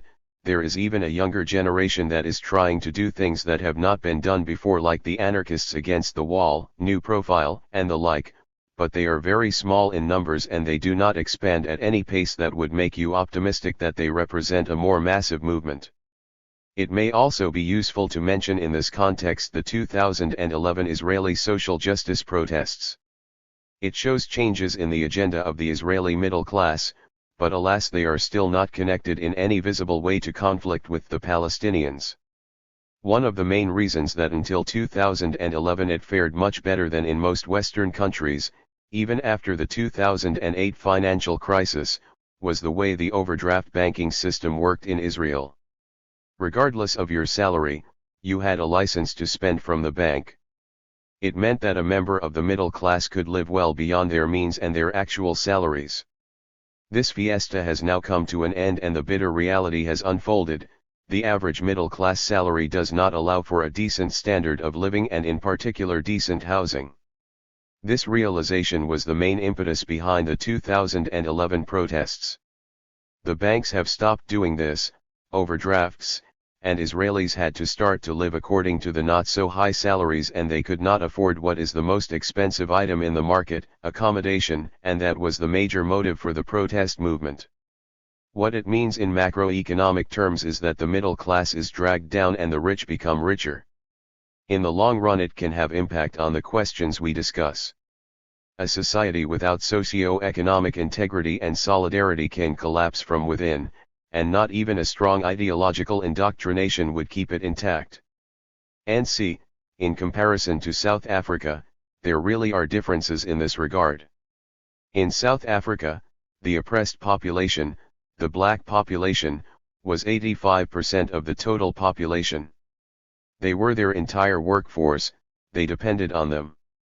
Also there was a huge Cuban force driving South Africa out of its neighboring countries that it was trying to integrate. Apart from that, there was in the 1980s, and after Soweto in 1987, a very fierce militant black activism from within. There is nothing comparable in either of those two things in Israel. No, not really. FB, let's come to Palestinian society and Palestinian politics. Hyder Eid, a professor in Gaza, recently wrote for Al-Shabaka that the only way forward may be to disparticipate in the current Palestinian political system. There is no space for radical change in the current system, and that Palestinians should rebuild from the bottom up, organically, a real political alternative. Do you agree with this idea of disparticipation, and then should not we apply this idea to Europe and the West too? Our governments, being Democrats, Republicans, the left, the right, do not represent us, and this idea of disparticipating from the current system might be a way forward to rebuild something much better?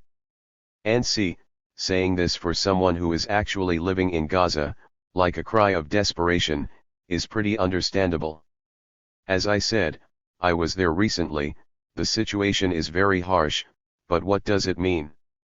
I mean, what do you disparticipate from? In the West, I don't think it means much either.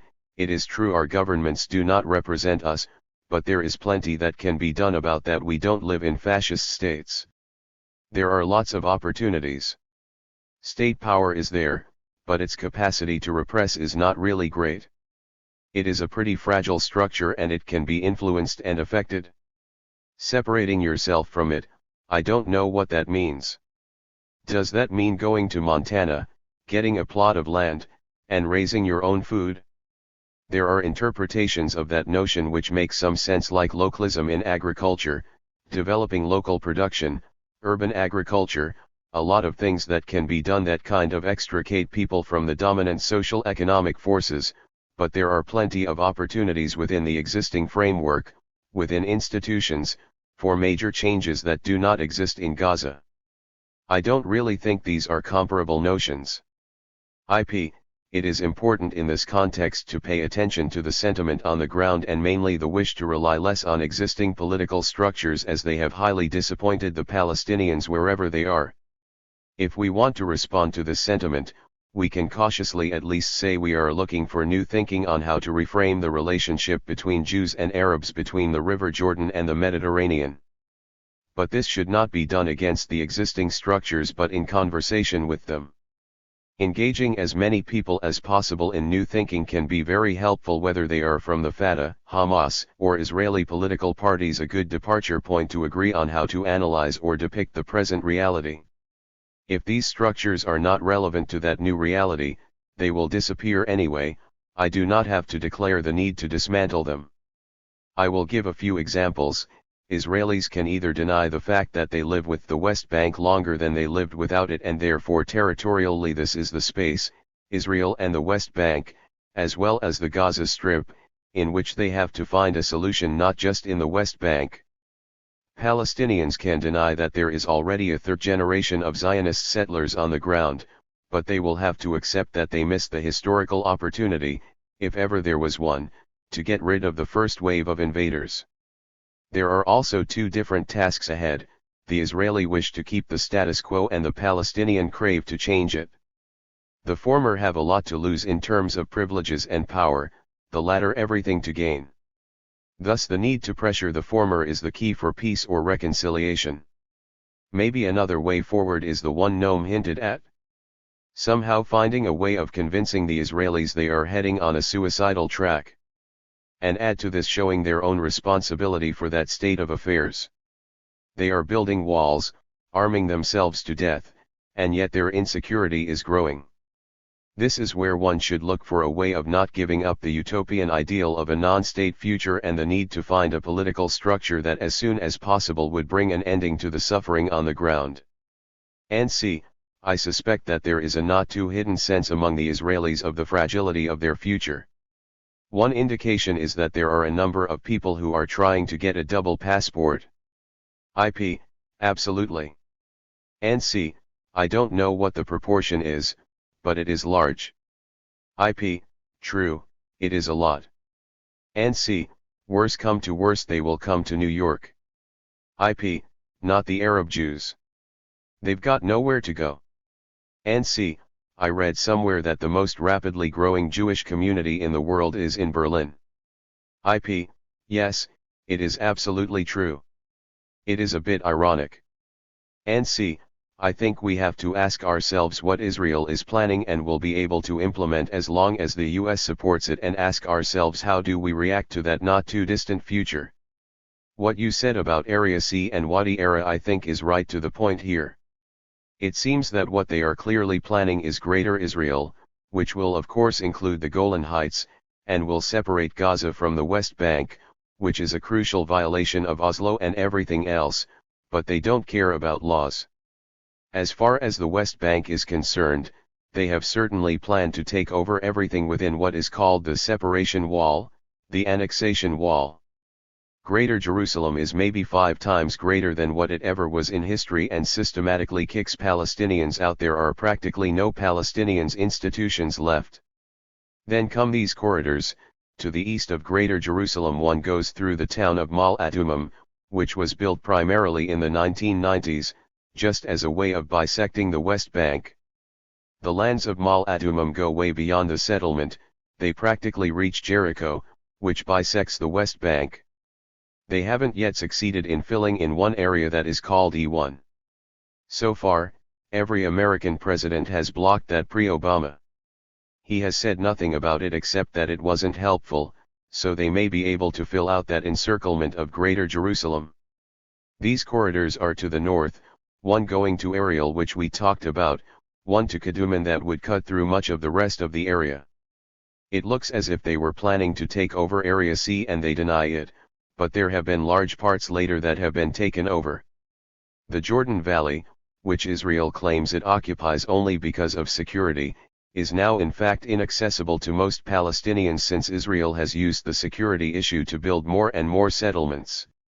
Looking at the plans that are being implemented, there are definite intentions to take over the Jordan Valley. It will mean that this greater Israel, if it looks something like this, will have a very few Palestinians in it. They won't have what is called the demographic problem, too many non-Jews in the Jewish state, a horrible concept. But they won't really have it, and in fact if it becomes integrated into Israel, as I am sure they planned, it will actually decrease the proportion of Palestinians. Now, they have got to do some hand-wringing about land swap, and I suspect it will be just like you said where this is happening in the northern Galilee with a very heavily Arab population. The population apparently doesn't want it, not because they love Israel, but because they don't want to go from being forced out of a wealthy, first-world developed society into what one of them recently called a punching bag in an article on Haaretz, which is what Palestine is turning out to be. A racist society will force them out even if they don't want to leave. It will be presented to the West as a very gracious act of letting the Palestinian state have a piece of Israel, the piece that we don't want because there are too many Arabs there, and maybe, giving them a little bit of land in the Negev. That looks like the picture on the ground, and if so, that is the picture we have to face. FB, following up on this and talking about a new reality, for you Professor Papp, the new reality is already one regime, one political system governing both Palestinians and Israeli Jews, a common state reality. You are urging us to advocate and fight to change the nature of the system, the rules, the internal laws, etc. Professor Chomsky, you've been an advocate and you've written about a common state, one state, a binational state for decades. Do we need to go through two states because of the consensus to eventually get to one state? And C, yes, that is because the way I see it, Israel and the United States do not want one state and will never accept it.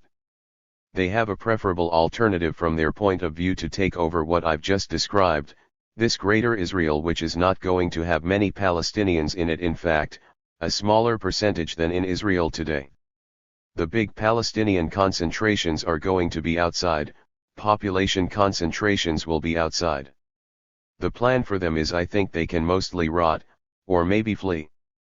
There will be a standard neocolonial structure in which there is a center for the elite. So you go to Ramallah, nice houses, theaters, bars where Westerners can come and see how lovely Palestine is, which you find in every third world country, the poorest country you want in Central Africa, and you can find these sectors there that are for the elite which look like Paris or London. In fact, if you go back to the 1990s, Israeli industrialists openly and literally urged the government to shift from what they called a colonial program to a neocolonial program, which means establish this third world style entity with most of them rotting but with some kind of a center for rich Palestinians, the privileged ones, the elite, and so on. If that is correct, then there are really two options. One is, either this, which will have very few Palestinians, they will be somewhere else, and the other one is two states. Two states is a rotten solution, but at least it has the merit of having overwhelming international support that has been blocked by the United States for 35 years now, but has overwhelming international support. I don't feel myself that the settlements are irreversible. I'd be interested in Ilan's opinion, but my feeling is that Israel could do what it could have done if they wanted to in Gaza. They did not have to force the people out of Gaza, and that was a game that they played to impress the West. They could have said, on August 1st, the IDF, Israeli Defense Forces, is going to leave Gaza. You climb into the lorries we are giving you, we will take you from your subsidized homes in Gaza to nicer subsidized homes in the West Bank. Then they could do the same thing for the West Bank. Say the IDF is pulling out, there you can go, and a lot of people in the West Bank reckon that it is a nice place to live, and they have subsidized towns, pleasant suburbs, Tel Aviv and Jerusalem. They've got super highways taking them right into Tel Aviv without seeing any Arabs and so on. If some people want to hang on to every rock, I don't see why they should not be allowed to do it.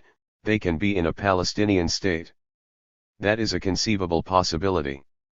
I think the chances are not very high, in fact, pretty low, but that seems to me the only realistic alternative to this greater Israel picture.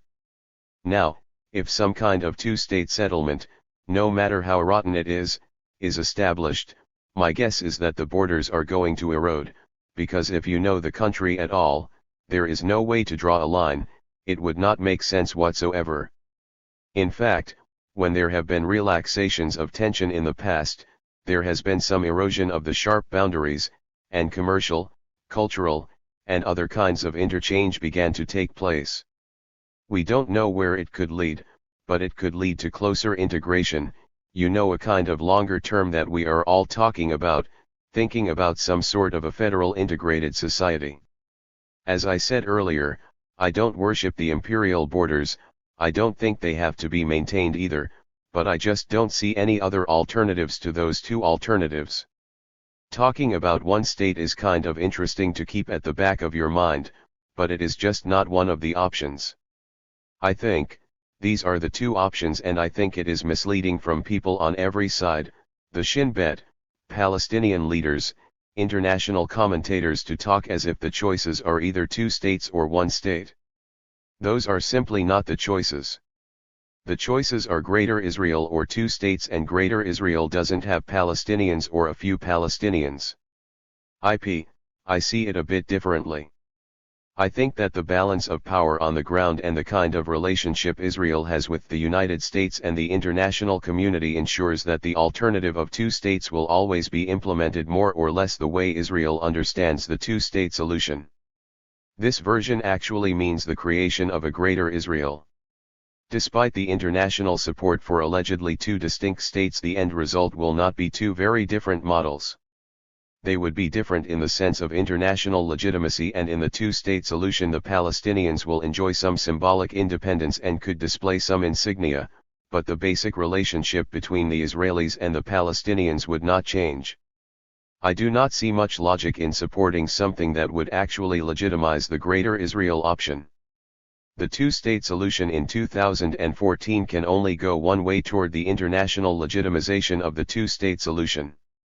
The international community is looking for someone like Abu Mazen to accept an Israeli notion of a two-state solution that it purports, and this, if successful, can perpetuate a Greater Israel through international legitimacy.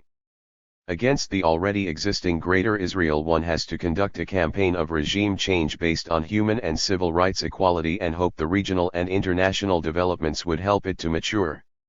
What the international community is doing right now reminds us once more of the famous Jewish joke of someone looking for a key he lost where there was light but not where he lost the key. And see, we may have a slightly different expectation of what might happen. I don't think anybody can know, but I think we ought to be able to agree on this.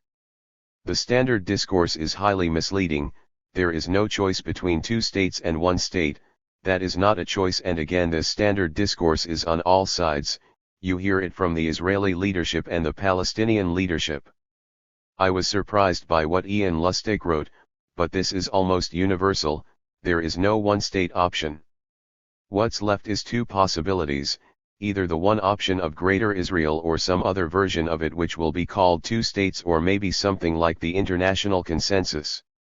The question is, what are the probabilities that the international consensus or something like it can be realized, not just the Israeli version of it? About that, I don't think we know.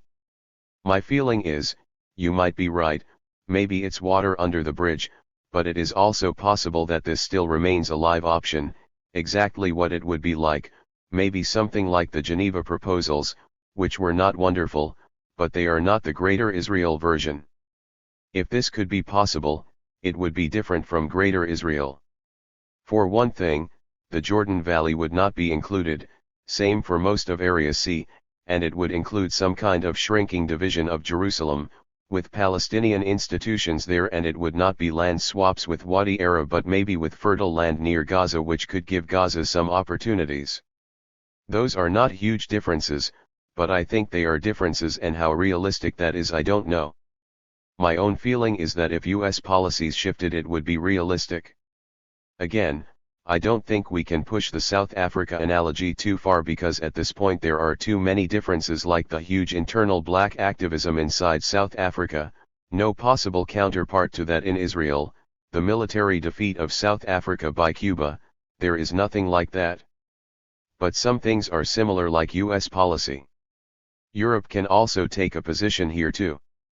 Europe is pretty timid, it doesn't want to bother or interfere with the boss's priorities, but they don't have to be like that. Part of the Third World is also becoming more independent. The US is still overwhelmingly powerful, but in the whole world the power is being diffused, and it might make a difference. These countries are not enormously powerful, but still things could happen in the Arab world. I don't think the Arab Spring is finished. There are other things that are going to break open, and at least such developments might lead to possible realizations of a bad but preferable two-state option. I think this is a matter that we cannot predict. There are other things we can do. There are two ways of looking at the one-state/two-state dichotomy. One is to say that this is an argument about what is the best solution in the future. The other way of looking at it is a way of describing the reality today. For instance, if Palestinians inside Israel support the two-state solution, it means they still accept Arafat's contention during the days of Oslo that they are not part of the equation or the solution. And moreover, that they prefer to participate in the present Israeli system and not follow the agenda of the other Palestinian groups. But if they adopt either side's position, that means that even they do not have the political power to change the reality now on the ground, they still have the right, as Edward Said put it in 1982, to narrate their own version of the past and future. But of course I have to concede that it is not easy to get a clear picture of the Palestinian attitudes, especially those who live in historical Palestine, on this question. Palestinians living in Israel may want the PLO to represent them, but declaring it will be suicidal for them. At the same time, they are fully aware of the limitation of their representatives in the Israeli Knesset to cater for their needs. In between these predicaments, they nonetheless begin to adapt to the new realities. The intensifying cultural, political, social, and economic connections between Palestinians living on both sides of the Green Line, and even with the exilic communities abroad, shows that on a small scale and without broadcasting it, they refer to the reality as one state and also seem to share a vision of it. From a different angle, a similar development is taking place on the Jewish side. The veteran settlers of the West Bank have been there as long as most of the Jews inside Israel.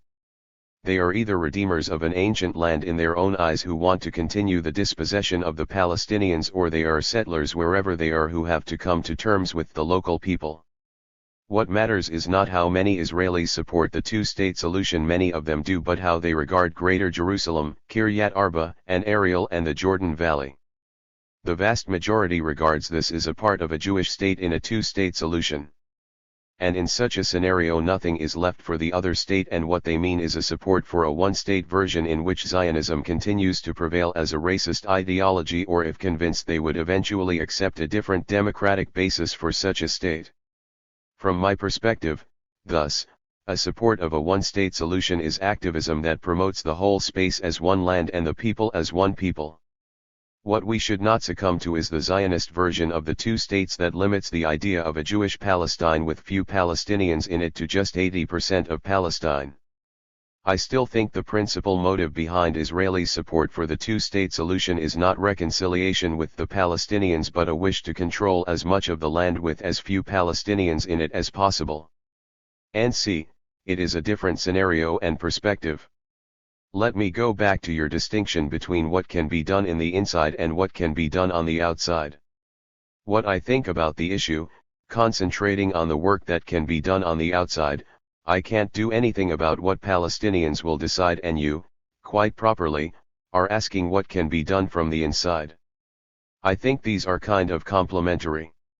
I don't think they have to be conflicting, but from the outside, my perspective, I think the task here and in Europe is to delegitimize the occupation, which is possible, delegitimize Israel insofar as it is involved in the occupation, press forward as much as possible to get the US to drop its unilateral opposition to diplomatic settlement along the lines that were laid out 35 years ago, and see what the options are to create some alternatives to this greater Israel picture which we see developing. But also delegitimize Israel when it mistreats the Palestinians inside Israel. And C, yes, we should of course be opposed to internal oppression in every country. But these are kind of separate things. Like when people talk about apartheid, it is a little bit misleading. I mean, inside Israel, there is repression, but it is not apartheid. In the occupied territories, it's much worse than apartheid. Black South Africa was not like the occupied territories. But that is separation. Even the Israelis cannot keep the separation for too long. You can see that the same units that have been used to disperse demonstrations in the West Bank are now used to disperse demonstrations in the Negev. The same laws, or rather emergency regulations, that were applied only in the West Bank and the Gaza Strip are now sort of seeping through into Israel because the nature of the relationship is changing. And see, it is correct, but if Greater Israel does get established, they won't care about what's happening outside it. They may occasionally send the IDF there to smash up Nablus, but it is irrelevant. It is your business, you rot over there. We are going to take care of the things that happen inside with not many Palestinians. I think a thrust of activism is trying to expose that, expose it, not suppress it, and it is being suppressed by the one-state/two-state discourse. So, not suppress it, expose it, and struggle against it? On this, I agree. South Africa got rid of institutionalized or legal apartheid in the 90s. But when you look at South African society today, and I think Professor Chomsky, you mentioned that yesterday, it is putting a few black faces in power and keeping the same system in place. So looking at, let's say, a common state or one state, if it was ever to happen, how do you make sure you do not reproduce the South African experience? And you see, that presupposes that Israel would ever want to take in the Palestinian population in the West Bank and Gaza, and I don't think they will. That is the crucial difference from South Africa. South Africa had to incorporate the black population, they had no choice. First of all, it was the vast majority of the population, and secondly, it was their workforce. They could not say, okay, we will let you go rot somewhere, and then they would disappear, but Israel can. That is the Greater Israel option. There are some people even on the right that would say let's take them all over. But I think what they are going to do is what we've been describing, create this Greater Israel, which won't have a lot of Palestinians, and repress them inside the country, but then the South Africa option doesn't arise. What happened in South Africa, let me say, was a kind of recognition around 1990 by international capital, by South African businessmen that were privileged South Africans, by the United States, that this cannot go on for reasons that don't exist in the Israel case, as we mentioned, and therefore they made an agreement which Mandela authorized when he became a freed leader, that they would end formal apartheid and keep the socio-economic structure, which for most Africans did not change a lot. Maybe it's actually worse for them, but that is not going to happen in Israel/Palestine because they do not want the population. I think, in a bizarre way it is, maybe I am going too far with this, kind of a silver lining, and I'll explain what I mean. It is very clear that the South African post-apartheid model cannot work in Israel. In other words, you cannot buy the Israelis by persuading them to give up their racist ideology in return for maintaining their economic privileges. This is not going to work. In a very bizarre way, Israeli apartheid, if we can call it that, or racist ideology, is far more religious and dogmatic than the white supremacist one in South Africa. Although it had its churches and its own version of theocratic and religious justifications, basically it was a matter of keeping the privileges intact, and once they were secured in the post-apartheid system, you win over quite a lot of people among the white population, which is not going to work in Israel. You will not convince the high-tech sector in Israel that they can be as rich as they are now, but they have to live in a more democratic system. Why can I say? It is a bit of a silver lining, unless I am totally pessimistic about the ability of the younger generations to come to aspire for a better world. This would be a striking example in the 21st century of something deplorable, unacceptable, because it means you have a segregationist society that is only interested in this core racist ideology, and that it is easy to see in such a situation, and I think that is why these differences are so important. And see, I don't know if I am saying something different, but I would stress again that one crucial difference between Israel and South Africa is that Israel is separationist and South Africa was not. South Africa had to incorporate the black population, Israel wants to get rid of them. They can do this by drawing the lines around this greater Israel, expelling Palestinians in it.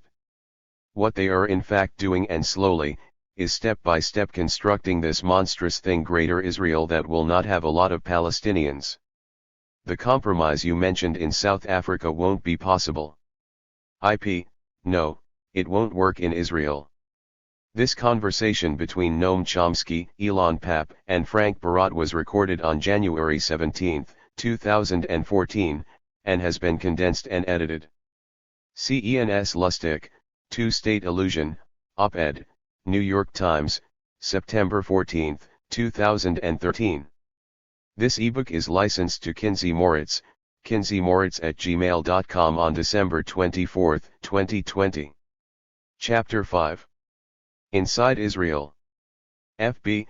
Ilan, you are a historian, you've published numerous books, among them the famous and controversial for some people Ethnic Cleansing of Palestine in 2006. In 2007 you moved to England, where you are currently teaching history at Exeter University.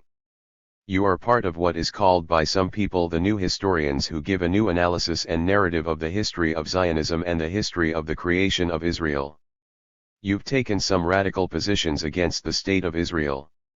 Why and when did you decide to stand on the Palestinians' side? And what were the consequences for you, being Israeli? Changing one's point of view on such a crucial issue is a long journey. It doesn't happen in one day, and it doesn't happen because of one event. I've tried in one of my books called Out of the Frame to describe this journey out of Zionism to a critical position against Zionism. If I had to choose a formative event that really changed my point of view in a dramatic way, it would be the Israeli attack on Lebanon in 1982. For us who grew up in Israel, it was the first non-consensus war, the first war that obviously was a war of choice. Israel was not attacked, Israel attacked. Then the First Intifada happened. These events were eye-openers in many ways for people like myself who already had some doubts about Zionism, about the historical version we learned at school. It is a long journey, and once you take it, you are facing your own society, you are even facing your own family, and it is not a nice position to be in.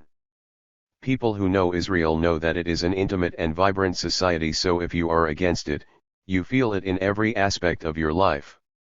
I think this is one of the reasons why it takes a bit longer for the people like me to come to the point where you say there is no return. You have to subscribe to these views whatever the repercussions are. FB, I find what you are saying about Israel very interesting.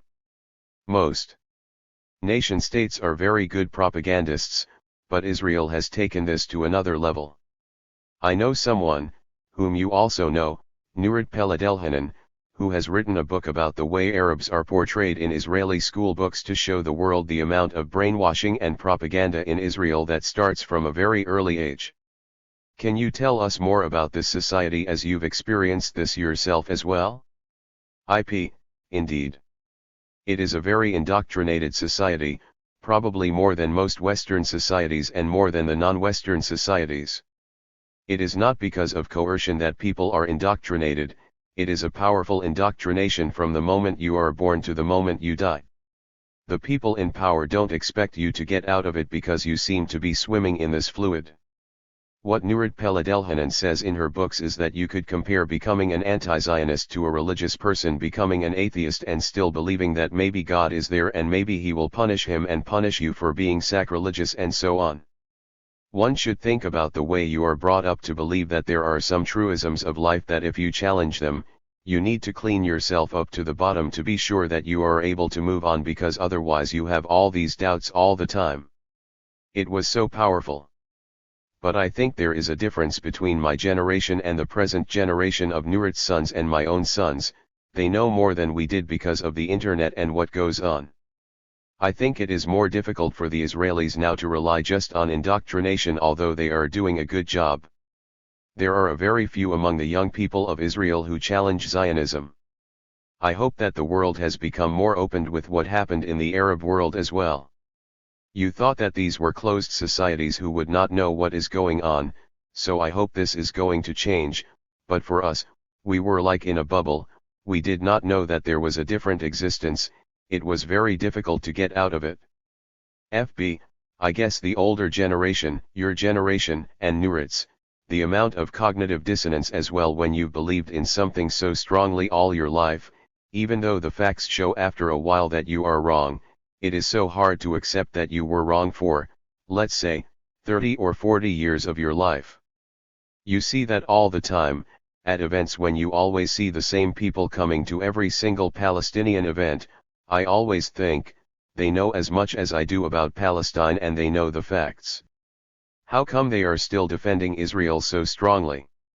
I think because this is such a personal and emotional journey, it is very hard for them to come to the realization that they were wrong and all their lives have been in a way, a myth.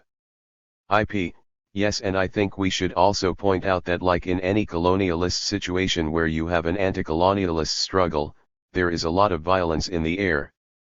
When you are brought up in a certain way and the policies and actions of your own government push the other side to take some violent actions as well, then you think that objectively your point of view is correct because you see that there are suicide bombers, violence, missiles sent from Gaza. We also have to understand that this need to get out has been debated and examined within the context of permanent violence. It is very difficult for Israelis to separate between the violence and the experience and the reasons for that violence. One of the most difficult things is to explain to the Israelis what is the cause and what is the effect. What brings that violence about, and not to regard this violence as just coming out of the blue and therefore they have no other choice than being where they are. FB, that is the problem of knowledge and education. I think it also comes from the fact that mainstream media or the education system, in Israel even more, is not doing its job. When you hear people here saying, "What do you want Israel to do?" Hamas has been sending 150 rockets a day to Sderot, they have to react. I think in a time when history is very short term, we are not talking about 6 months, we are talking about last week, the circle of violence will never stop because the job is not done, the education part is not done. That's true, and I think one of the major challenges is to find space for Israelis and Western people to be able to understand how it all began. Even the first Zionist settlers, when they came and realized that what they thought was an empty land, or at least their own land, was full of Arab people, they regarded these people as aliens, as violent aliens who took over their land. It is this infrastructure they have built about the other side that feeds all the Israelis' perception and visions. It is a dehumanization of the Palestinians that begins in the late 19th century. How to explain to people that they are actually a product of this alienation? It is one of the biggest tasks for anyone who engages in alternative education or is trying to convey a different message to the Israeli Jew society. FB, I'd like you to talk about what historically was the first Palestinian Intifada of the late 30s, and the revolt against UK imperialism. I think it is important to go back to even earlier than 1936 in order to understand it. You have to go back to the late 19th century when Zionism appeared as a movement. It had two noble objectives: one was to find a safe place for Jews who felt insecure in a growing atmosphere of anti-Semitism, and the other was that some Jews wanted to redefine themselves in a national group, not just as a religion. The problem started when they chose Palestine as a territory in which to implement these two impulses. It was clear because the land was inhabited that you would have to do it by force, and you had to contemplate the depopulation of the inhabitants of the indigenous people.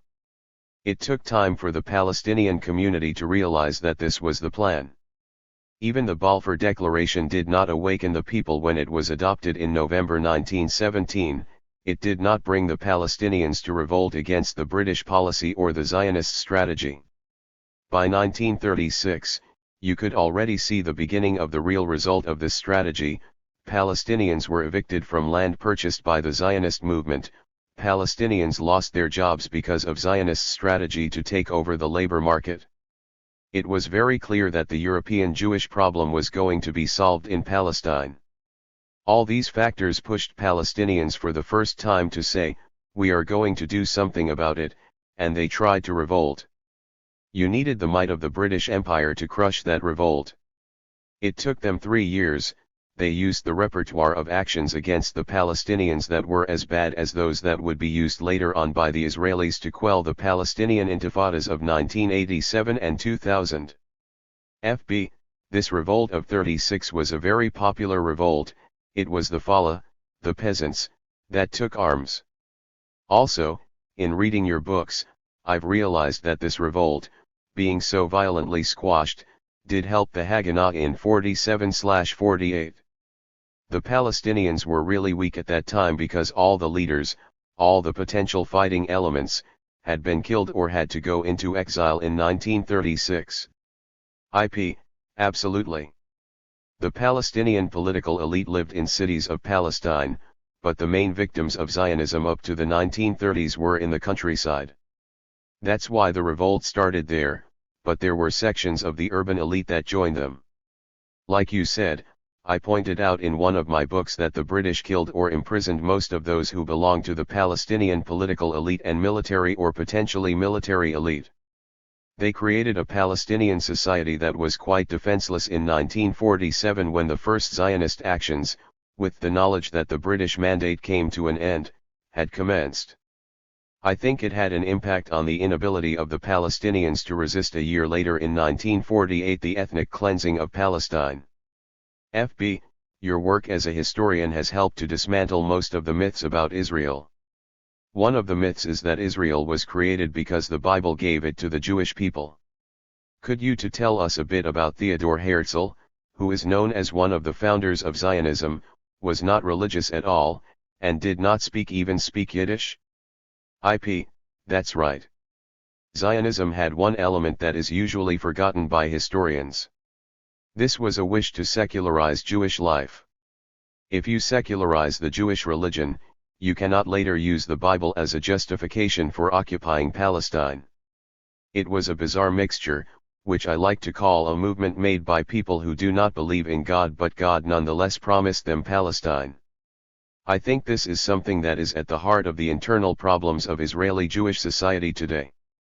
It is also important to understand that even before Herzl, there were people who thought about themselves as Zionists but were aware of the existence of Palestinians in Palestine.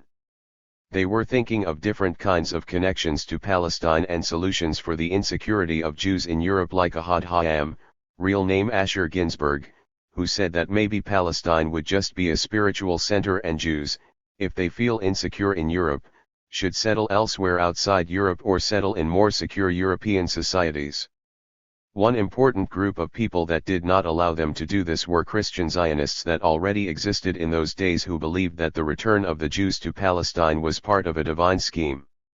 They wanted the Jews to return to Palestine because they could precipitate the second coming of the Messiah. They were also anti-Semites. A 2-for-1 deal, as they could also get rid of the Jews in Europe at the same time.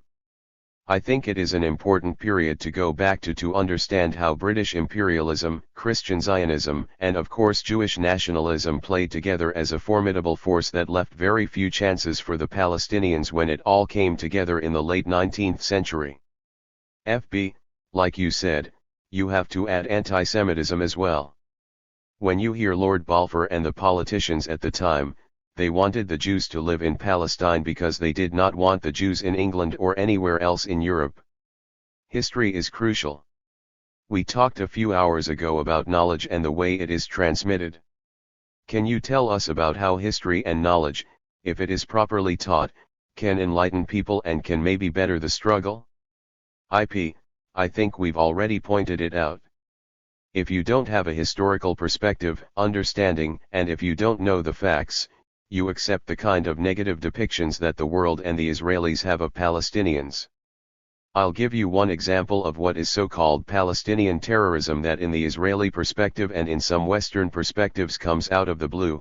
We don't know why these people are violent, maybe it is because they are Muslims, maybe it is their political culture. It is only when you have a historical understanding that you can say, wait a minute, I understand where this violence comes from, I understand the source of the violence. Actually settling in my house by force is an act of violence. Maybe they were wrong, maybe they were right to try to resist by violence, but it begins by the very invasion of my space, the place where I live. This invasion is accompanied by a wish to get rid of me. What else can I do? I think the historical dimension is important first for a better understanding of why the conflict continues.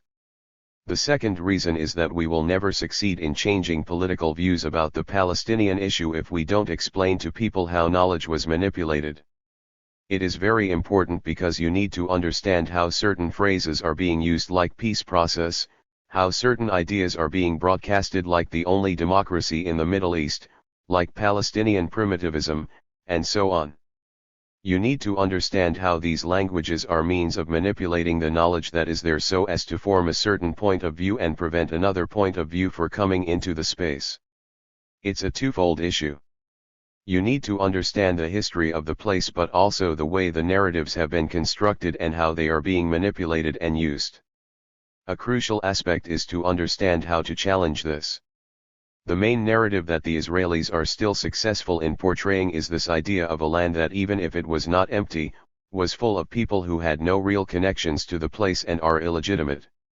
They lose legitimacy because they are not there, then they lose legitimacy because they are a bit of Bedouins and nomads so they don't really care, then they lose legitimacy by being violent or being Muslims after September 11th. There is all the time this laundry list of words and ideas that try to convince you that whatever the Israelis are doing, if you are unhappy with this, it doesn't matter because there is no one on the other side that has anything legitimate to offer. It all depends on the Israelis' kindness. If you check very carefully the language of peace since Oslo, even before but it has been more accentuated since Oslo, it is all about Israeli concessions. The language is concession. Israelis will make concessions to Palestinians and then, there is a chance for peace. If this is the departure point, there will never be any reconciliation. I invaded your house, but I am generous enough to let you come back and take the sofa with you to the new place. That is hardly a dialogue that wants to settle a conflict, it is almost more humiliating than the act of invasion itself. FB, historians are subjective, right?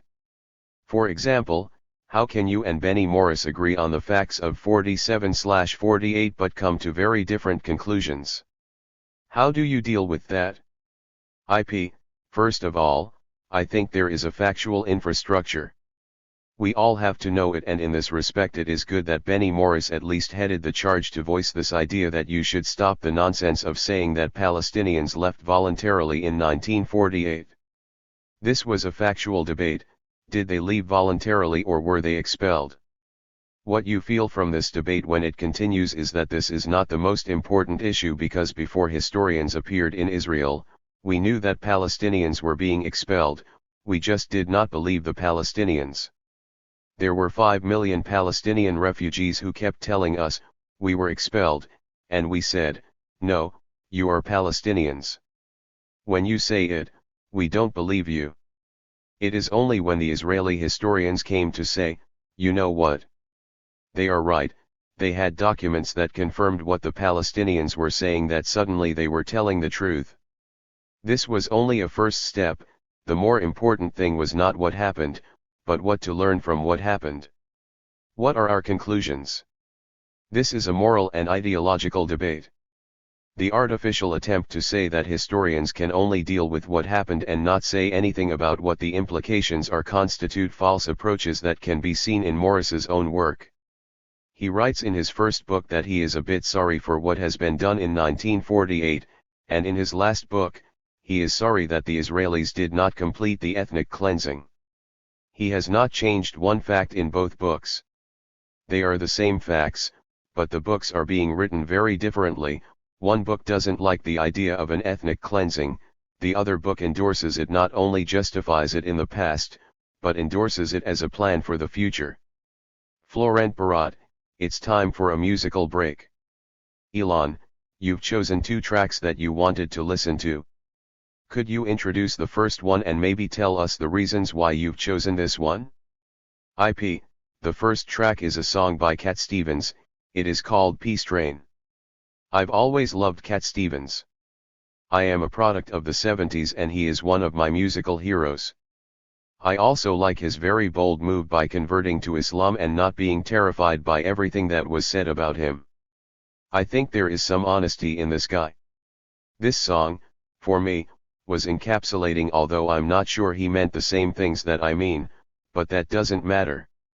It encapsulates what I was always longing for, to have this peace train coming to Israel and Palestine. You have to understand who is the driver and who are the passengers. I wrote in one of my articles, I can't remember which one, that there is a difference between a peace train that takes us all to a better destination, which is the peace process that we don't have, and the peace train that runs over everyone on the way to the so-called peace, which I think is our present peace process. So it is a very powerful metaphor for me. FB, you moved to Exeter in the UK in 2007 but still go back to Israel very often. How has the situation evolved in Israel in the last few years? The task of changing Jewish society from within is formidable. This society seems to be more and more entrenched on its positions. The more I think about it, the more desperate I am about succeeding in changing it from within. On the other side, there is a growing number of young people who seem to grasp reality in a different way. There are very few, but I do not remember having such a young generation before in Israel. So although the short-term future does not harbor any chance for a change from within, there are signs that with pressure from outside, there is a group of people there with whom one will be able in the future potentially to create a different society. If you compare Israel today with the Israel I left, or the Israel I grew up in, the trend is to become more chauvinistic, ethnocentric, intransigent, which makes us all feel that peace and reconciliation are very far away if we only rely on our hope that Jewish society will change from within. FB, should we therefore put all our energy on applying pressure from the outside, or should we still try to talk to Israelis to help them change their views? The reason why we are all debating this is because on the ground the machine of destruction does not stop for one day. We therefore don't have the luxury to wait any longer. Time is not on our side. We know that while we wait, many terrible things are happening. We also know there is a correlation between those terrible things happening and the realization of the Israelis that there is a price tag attached to what they are doing. If they pay no price for what they are doing, they will even accelerate the strategy of ethnic cleansing. It's therefore a mixture. We urgently need to find a system by which you stop what is being done now, on the ground, and to also prevent what is about to happen. You need a powerful model of pressure from the outside. As far as people from the outside are concerned, international civil society, I think the BDS movement is as good as it gets. Still, it can't be the only model or factor. There are 2 additional factors to make it a successful process. One is on the Palestinian side. The question of representation needs to be sorted. You need a good solution. Secondly, you need to have a kind of educational system, inside, that takes the time to educate the Israeli Jews about a different reality and the benefit it will bring to them. If those factors all work well together, and we have a more holistic approach to the question of reconciliation, things could change. Florent Barat, as a teacher, Wouldn't you be more useful teaching in Israel than abroad? Could you be the teacher you are in the UK in Israel? I don't think I want to be a teacher in a university anyway. Universities are not the best place to teach people about the realities of life or can change their point of view. Universities are sites for careers now, not for knowledge and education. I am teaching in Israel as well, in my own way, through my articles, through the tiny amount of public speaking I am allowed to do. I would like to continue this. I feel like what I am doing in Britain is working on the pressure from the outside less than education. You cannot sustain a BDS campaign without explaining to people why it is necessary, to give them the tools and the background they need to understand it. To legitimize it. We do not cease to be educators as well as activists all the time. It's important to try to combine and find the time for the actions that you take and the educational process. We can't be too impatient if people do not get it straight away.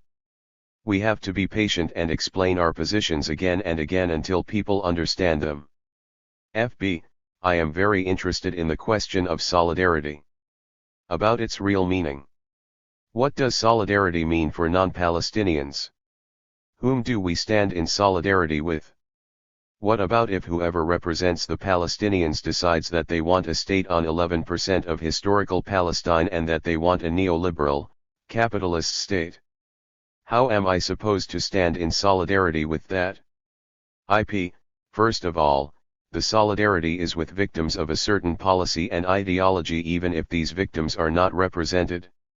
You are in solidarity with their suffering and you support their attempt to get out of the suffering. Now, you raise an interesting question. I think that part of solidarity is like a good friendship.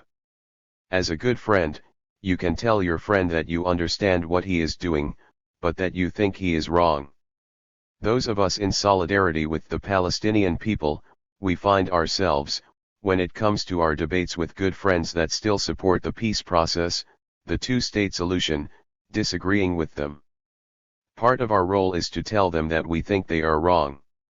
The assumption in your question is not realistic. Not one Palestinian will ever agree with that. Still, if that happens, yes, maybe we will have to rethink the whole idea of solidarity. Those debates are organic and stem from the situation, we are not inventing them. If you have a position between one state or two states or what kind of means the Palestinians should adopt, you connect to issues the Palestinians have themselves, you're therefore not an outsider. You will be betraying your solidarity if you stopped having a position on the current and important debates. I know that sometimes there is a nationalistic position saying that because you're not Palestinian, you cannot comment and are not entitled to have an opinion. For me, movements are made of people and people are different from one another. Not everybody is going to play according to the same rules. I think that solidarity is also agreeing on what is right and what is wrong to do. What are the boundaries of the involvement of people from the outside? There is no dogmatic answer to this. Usually when someone says something like you cannot advocate one state if you're not Palestinian or Israeli, it's usually to stifle a debate. We should not waste too much time on this question. By now I think that everyone involved knows what solidarity means and what it entitles you to do. FB, let's talk about the solution. Is there really a debate right now about this? The two-state solution as far as the institutions are concerned, the governments, still seems to be the only solution on the table. When you mention one state, people either call you a utopian or say that you are against Jewish self-determination. Even the so-called Palestinian political leaders, despite what's happening on the ground, still support a two-state solution. The more rational and humane solution, which would be one state, is still not debated and thought about enough in terms of the practicalities of it, the how to get there. I think two things are taking place. One is the issue of Palestinian representativity. The people who claim to represent the Palestinians from the West Bank became the representatives of the whole Palestinian people. As far as the West Bank is concerned, you see why a two-state solution is attractive. It could mean the end of military control in their lives. One can understand this. But this disregards the other Palestinians. The refugees, the ones from Gaza and the ones that live inside Israel. That's one of the difficulties. You have certain groups of Palestinians that, in my opinion, wrongly believe that this is the quickest way to end the occupation. I don't think it is. You're right when you are saying the Oslo Agreement ensured the continuation of the occupation, not the end of it. The second reason is that the two-state solution has a logical ring to it. It's a very Western idea. A colonialist invention that was applied in India and Africa, this idea of partition, while the non-Western world is a far more holistic world. The idea of partition became a kind of religion to the extent that you do not question it anymore. You work out how best to get there. To my mind, it makes very intelligent people take this as a religion of logic. If you question the rationality of it, you are criticized. This is while a lot of people in the West stick to it. Nothing on the ground would ever change their mind. Of course you're right. 5 minutes on the ground shows you that one state is already there. It's a non-democratic regime, an apartheid regime. So you just need to think about how to change this regime. You do not need to think about a two-state solution. You need to think about how to change the relations between the communities, how to affect the power structure in place. FB, right. So, as you're saying, why are very intelligent people, very rational ones, still saying that the two-state solution is the compulsory step, the first unavoidable one, towards something better? I went to lectures about this, but I still don't get it. How would this work in practice? Again, it goes back to a rationalist Western way to look at reality. It says that I can only advocate for what I can get, not what I want. At this moment in time it seems that you have such a wide coalition for a two-state solution, so you go for it. You do not evaluate its morality, its ethical dimension, even if it's likely to change the reality later on. This whole idea that this is a very reasonable approach is of course reasonable to a point. But it's totally insane because it has nothing to do with the conflict. It has to do with the way Israel wants the world to accept this idea, constructed in 1967, that it needs most of the territory that it occupied then, but that it is willing to allow some autonomy to the Palestinians in that territory. That's the debate in Israel. It's never about the principles. The thing that Israel has always needed is international support. They need their policies rubber-stamped by the international community. They also need a Palestinian representative. In 1993 the PLO surprised them when it agreed to have a small autonomous area on a small part of the West Bank and leave all the rest to Israel. That's the two-state solution that everybody wants to convince us is the only way forward. The problem is that not one Palestinian can live with this, hence the continuation of the conflict. FB, Edward said, died 10 years ago. He was one of the last Palestinians, with Mahmoud Darwish, that the majority of the Palestinians looked up to. I know you knew him well. Can you end by giving us a few words on Edward said and the role he played during his life? We miss him very much. I don't think only Palestinians looked up to him for inspiration. He was one of the greatest intellectuals of the second half of the last century. We all looked at him for inspiration. On questions of knowledge, morality, inspiration, activism, not only on Palestine. We are missing his holistic approach. His ability to see things from above in a more wholesome way. When you lose someone like that, you have people that are taking the fragmentation that Israel imposes on the Palestinians and act as if this is a reality itself. What we need is to overcome the intellectual, physical, and cultural fragmentation that Israel imposes on us, Palestinians and Jews, and to strive to come back to something far more organic and integrated so that the third generation of Jewish settlers and indigenous native people of Palestine could have a future together. Florent Barat, final question now, Ilan, are you working on a book right now? I've got several in fact. One of them is coming out next winter. It's called The Idea of Israel, Verso. It's a history of the production of knowledge in Israel. In 2015 my book on Israel's history of the occupation of the West Bank, called Megaprison of Palestine, will come out. This conversation between Ilan Pappe, Frank Barat, and Frank's brother Florent Barat was recorded on October 20, 2013, and has been condensed and edited. This ebook is licensed to Kinsey Moritz, kinseymoritz@gmail.com on December 24, 2020.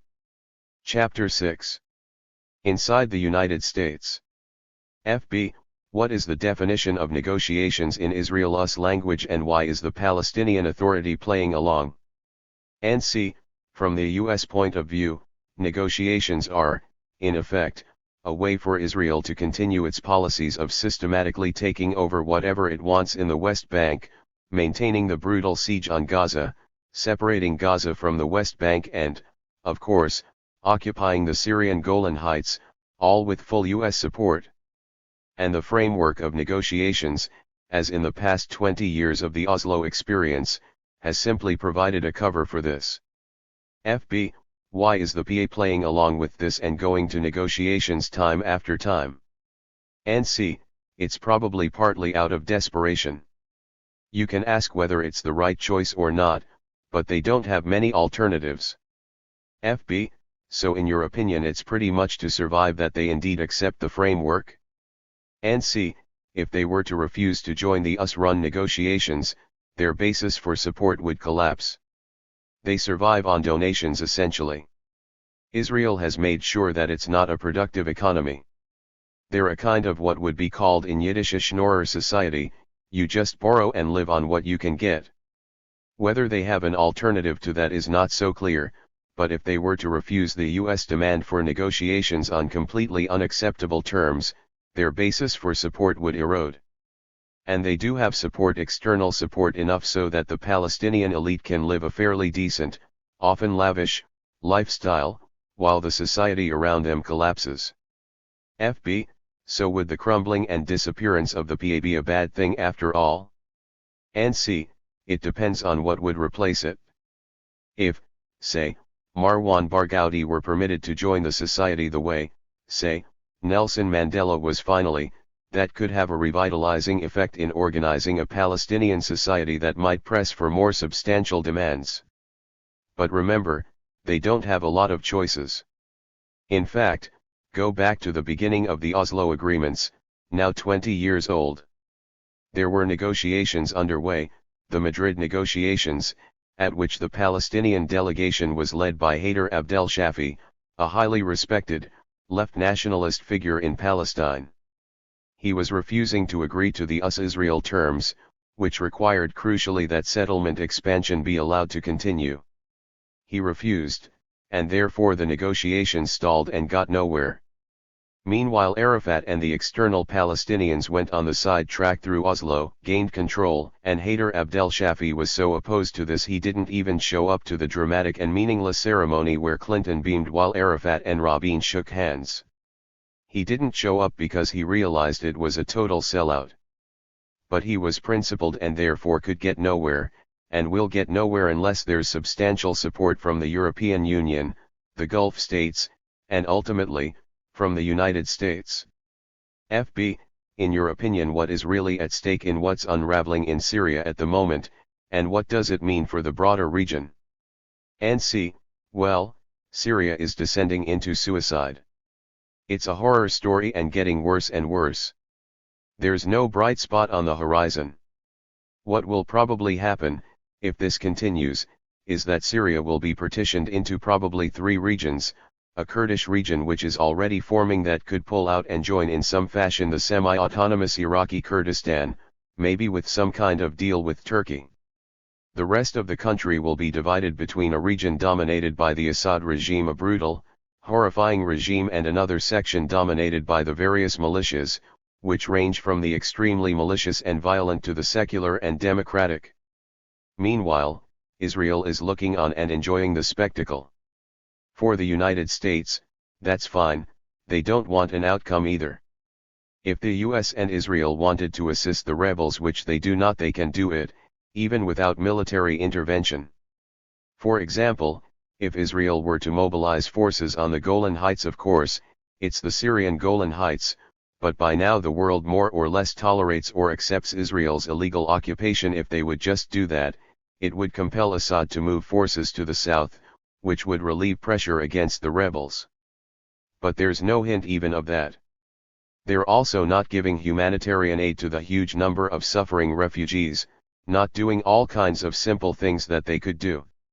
All of which suggests that both Israel and the United States prefer exactly what is happening today. Meanwhile, Israel can celebrate its status as what they call a villa in the jungle.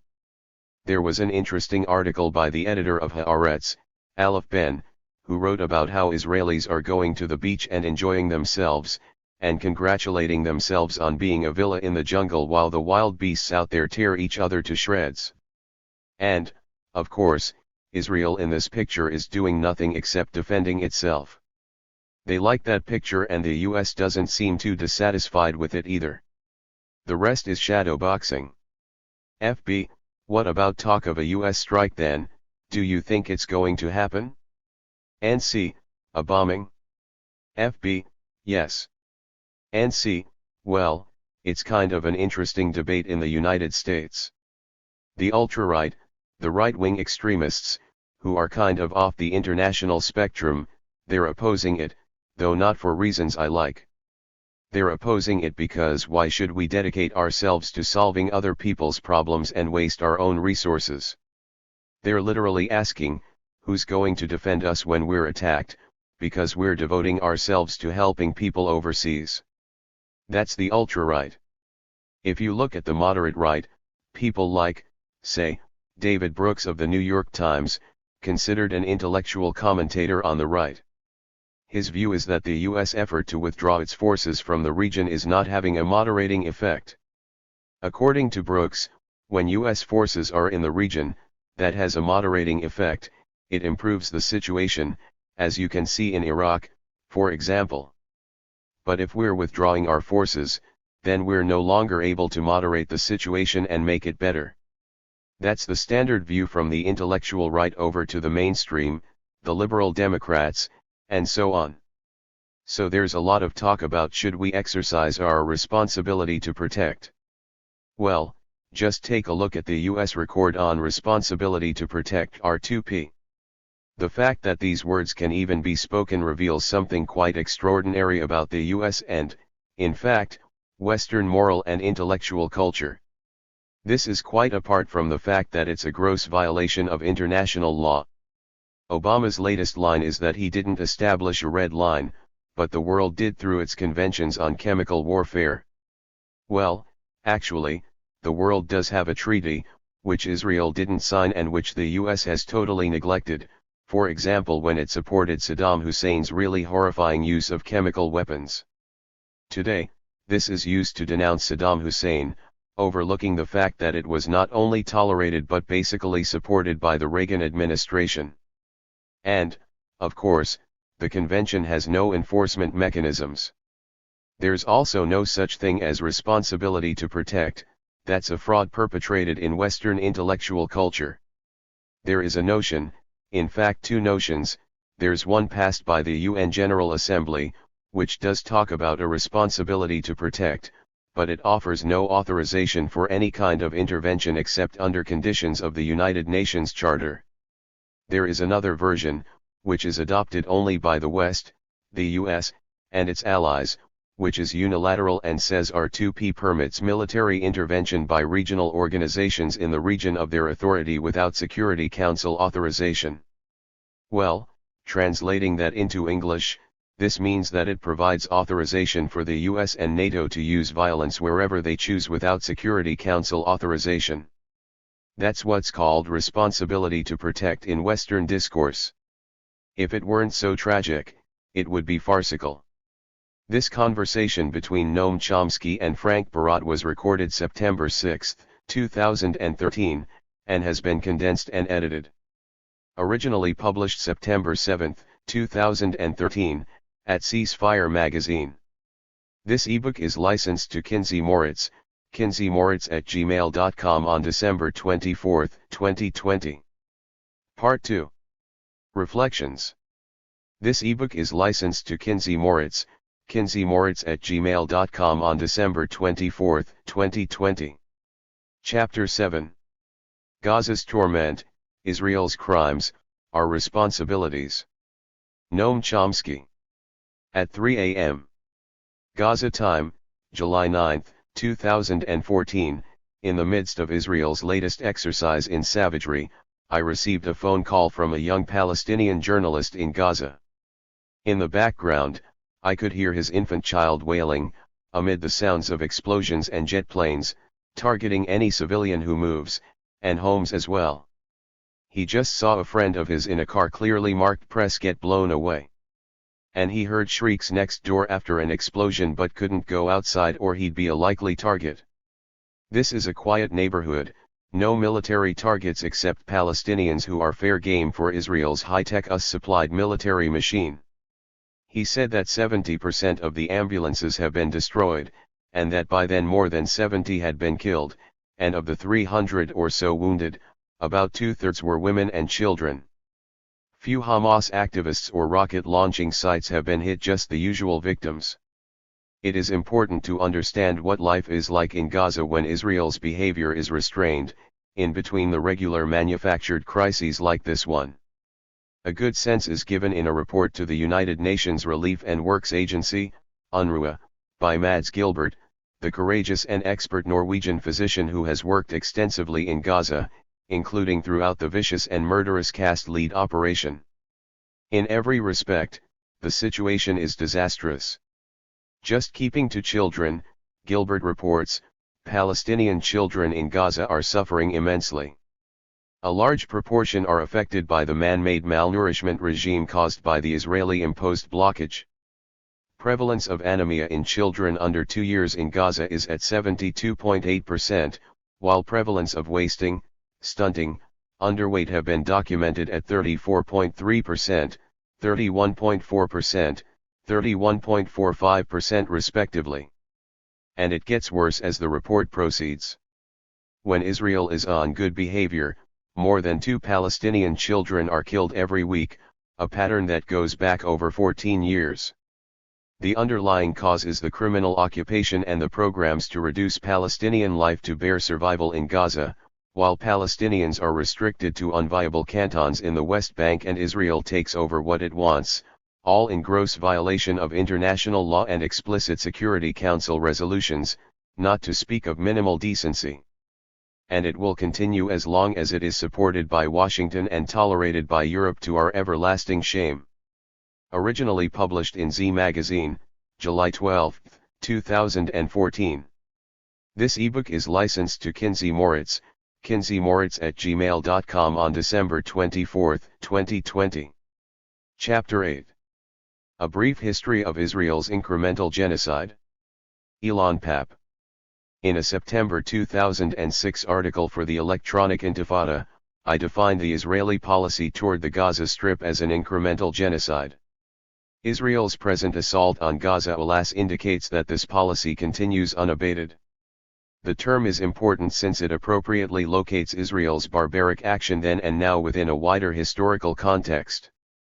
People in Gaza and elsewhere in Palestine feel disappointed at the lack of any significant international reaction to the carnage and destruction the Israeli assault has so far left behind in the Strip.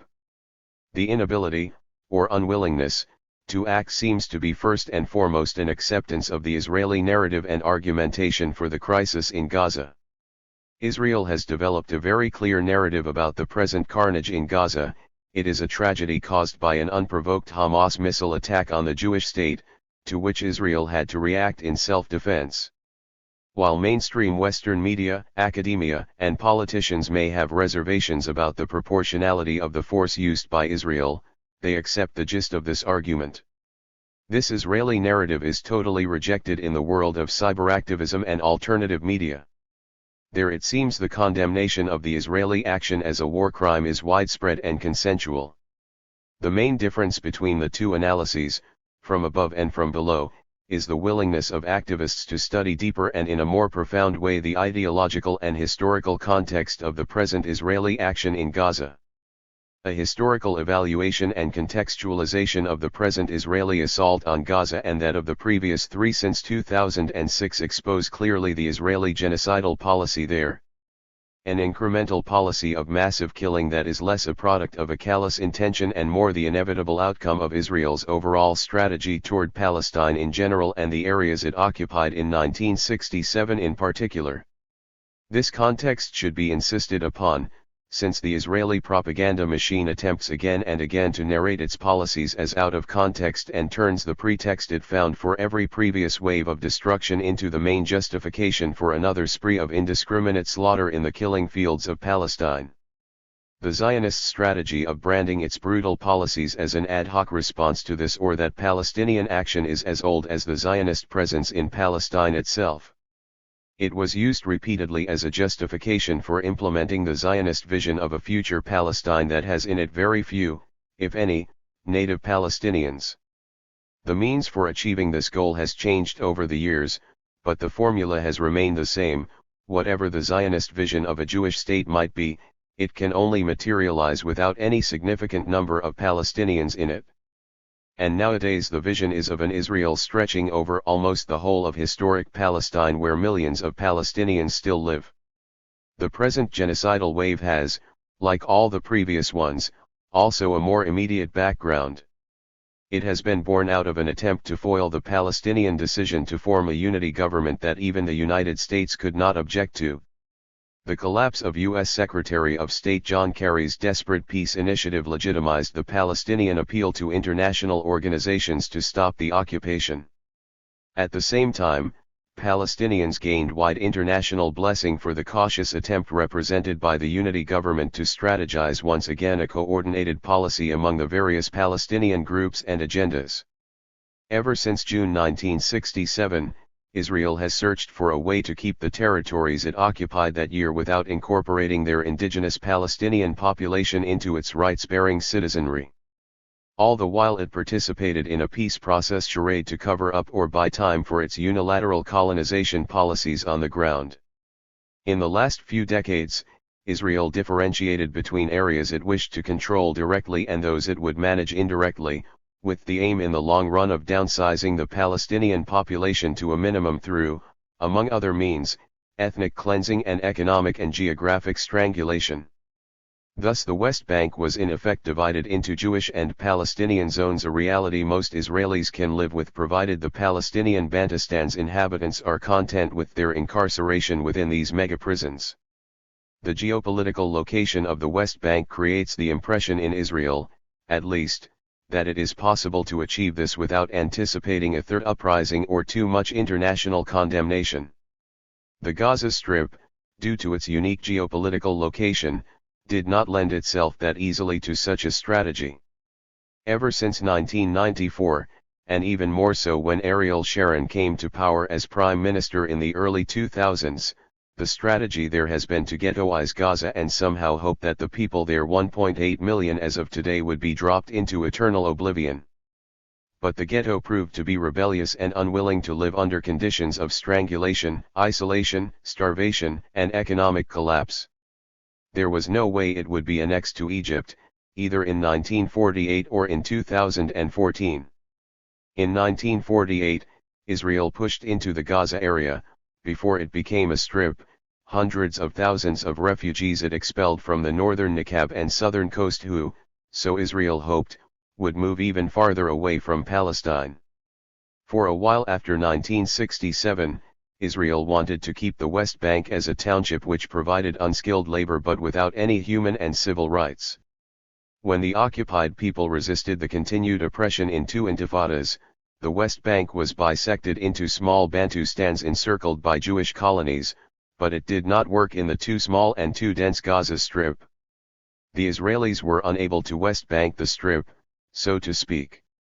So they cordoned it as a ghetto, and when it resisted, the army was allowed to use its most formidable and lethal weapons to crush it. The inevitable result of an accumulative reaction of this kind was genocidal. On May 15, Israeli forces killed 2 Palestinian youths in the West Bank town of Baitunia, their cold-blooded slayings by a sniper's bullet captured on video. Their names Nadim Nuwara and Muhammad Abu Al-Thahir were added to a long list of such killings in recent months and years. The killing of 3 Israeli teenagers, 2 of them minors, abducted in the occupied West Bank in June, was perhaps in reprisal for killings of Palestinian children. But for all the depredations of the oppressive occupation, it provided the pretext first and foremost for destroying the delicate unity in the West Bank, a unity that followed a decision by the Palestinian Authority to forsake the peace process and appeal to international organizations to judge Israel according to a human and civil rights yardstick. Both developments were viewed as alarming in Israel.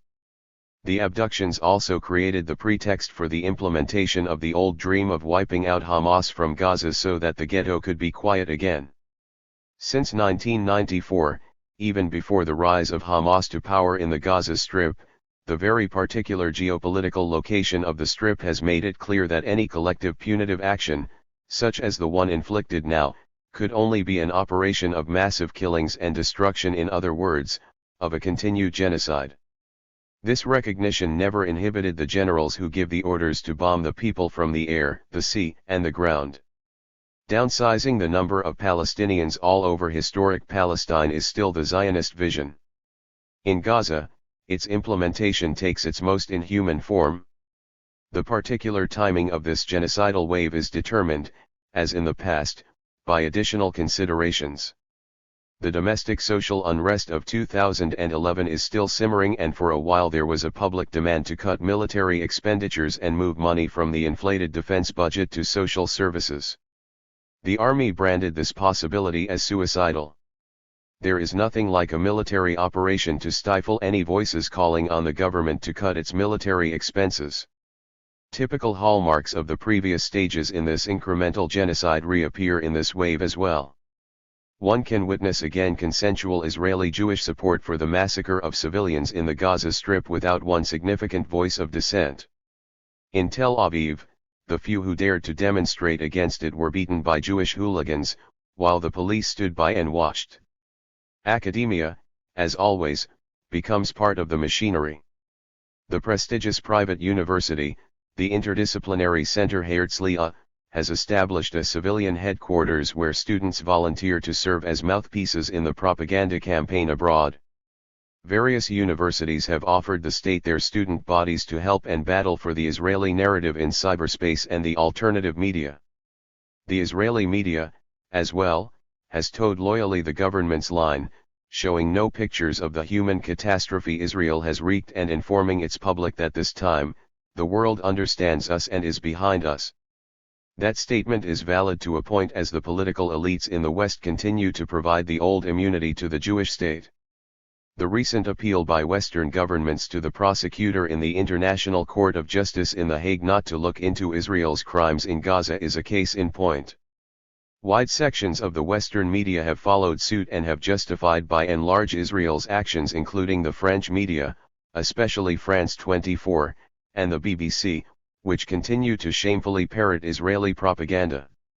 This is not surprising, since pro-Israel lobby groups continue to work tirelessly to press Israel's case in France and the rest of Europe as they do in the United States.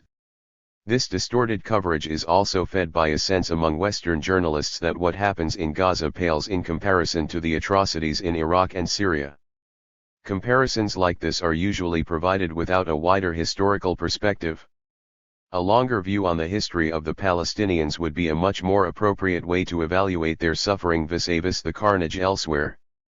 But not only a historical view is needed for a better understanding of the massacre in Gaza, a dialectical approach that identifies the connection between Israel's immunity and the horrific developments elsewhere is required as well. The dehumanization in Iraq and Syria is widespread and terrifying, as it is in Gaza.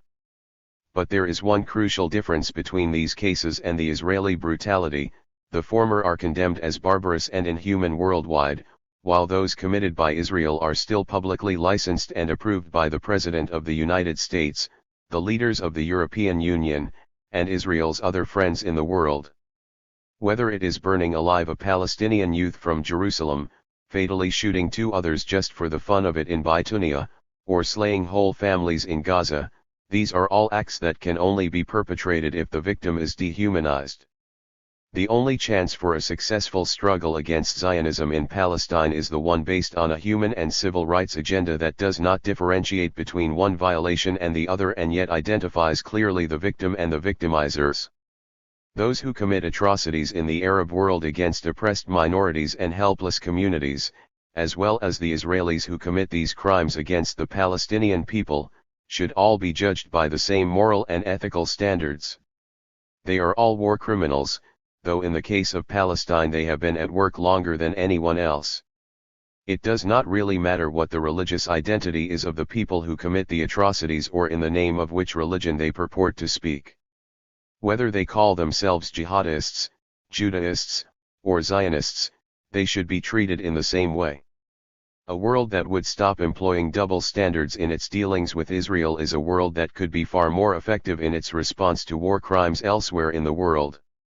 The cessation of the incremental genocide in Gaza and the restitution of the basic human and civil rights of Palestinians wherever they are, including the right of return, is the only way to open a new vista for a productive international intervention in the Middle East as a whole. Adapted from Israel's incremental genocide in the Gaza Ghetto, Electronic Intifada, July 13, 2014, and the historical perspective of the 2014 Gaza massacre, Information Clearinghouse, August 23, 2014. This ebook is licensed to Kinsey Moritz, kinseymoritz@gmail.com on December 24, 2020. Chapter 9. Nightmare in Gaza. Noam Chomsky. Amid all the horrors unfolding in the latest Israeli offensive in Gaza, Israel's goal is simple: quiet for quiet, a return to the norm. For the West Bank, the norm is that Israel continues its illegal construction of settlements and infrastructure so that it can integrate into Israel whatever might be of value, meanwhile consigning Palestinians to unviable cantons and subjecting them to repression and violence. For Gaza, the norm is a miserable existence under a cruel and destructive siege that Israel administers to permit bare survival but nothing more. For the past 14 years, the norm is that Israel kills more than 2 Palestinian children a week. The latest Israeli rampage was set off by the brutal murder of 3 Israeli boys from a settler community in the occupied West Bank. A month before, 2 Palestinian boys were shot dead in the West Bank city of Ramallah. That elicited little attention, which is understandable, since it is routine. The institutionalized disregard for Palestinian life in the West helps explain not only why Palestinians resort to violence, Middle East analyst Muin Rabbani reports, but also Israel's latest assault on the Gaza Strip. Quiet for quiet also enables Israel to carry forward its program of separating Gaza from the West Bank. That program has been pursued vigorously, always with U.S. support, ever since the U.S. and Israel accepted the Oslo Accords, which declare the 2 regions to be an inseparable territorial unity. A look at the map explains the rationale. Gaza provides Palestine's only access to the outside world, so once the 2 are separated, any autonomy that Israel might grant to Palestinians in the West Bank would leave them effectively imprisoned between hostile states, Israel and Jordan. The imprisonment will become even more severe as Israel continues its program of expelling Palestinians from the Jordan Valley and constructing Israeli settlements there. The norm in Gaza was described in detail by the heroic Norwegian trauma surgeon Mads Gilbert, who has worked in Gaza's main hospital through Israel's most grotesque crimes and returned again for the current onslaught. In June 2014 he submitted a report on the Gaza health sector to the UNRWA, the UN agency that tries desperately, on a shoestring, to care for refugees. At least 57% of Gaza households are food insecure and about 80% are now aid recipients, Gilbert reports. Food insecurity and rising poverty also mean that most residents cannot meet their daily caloric requirements, while over 90% of the water in Gaza has been deemed unfit for human consumption, a situation that is becoming even worse as Israel again attacks water and sewage systems, leaving 1.2 million people with even more severe disruption of the barest necessity of life. In an interview, human rights lawyer Rajai Sourani, who has remained in Gaza through years of Israeli brutality and terror, said, The most common sentence I heard when people began to talk about ceasefire: everybody says it's better for all of us to die and not go back to the situation we used to have before this war. We don't want that again. We have no dignity, no pride, we are just soft targets, and we are very cheap. Either the situation really improves or it is better to just die. I am talking about intellectuals, academics, ordinary people. Everybody is saying that. Similar sentiments have been widely heard: it is better to die with dignity than to be slowly strangled by the torturer. For Gaza, the plans for the norm were explained forthrightly by Dov Weissglass, the confidant of Ariel Sharon, who negotiated the withdrawal of Israeli settlers from Gaza in 2005.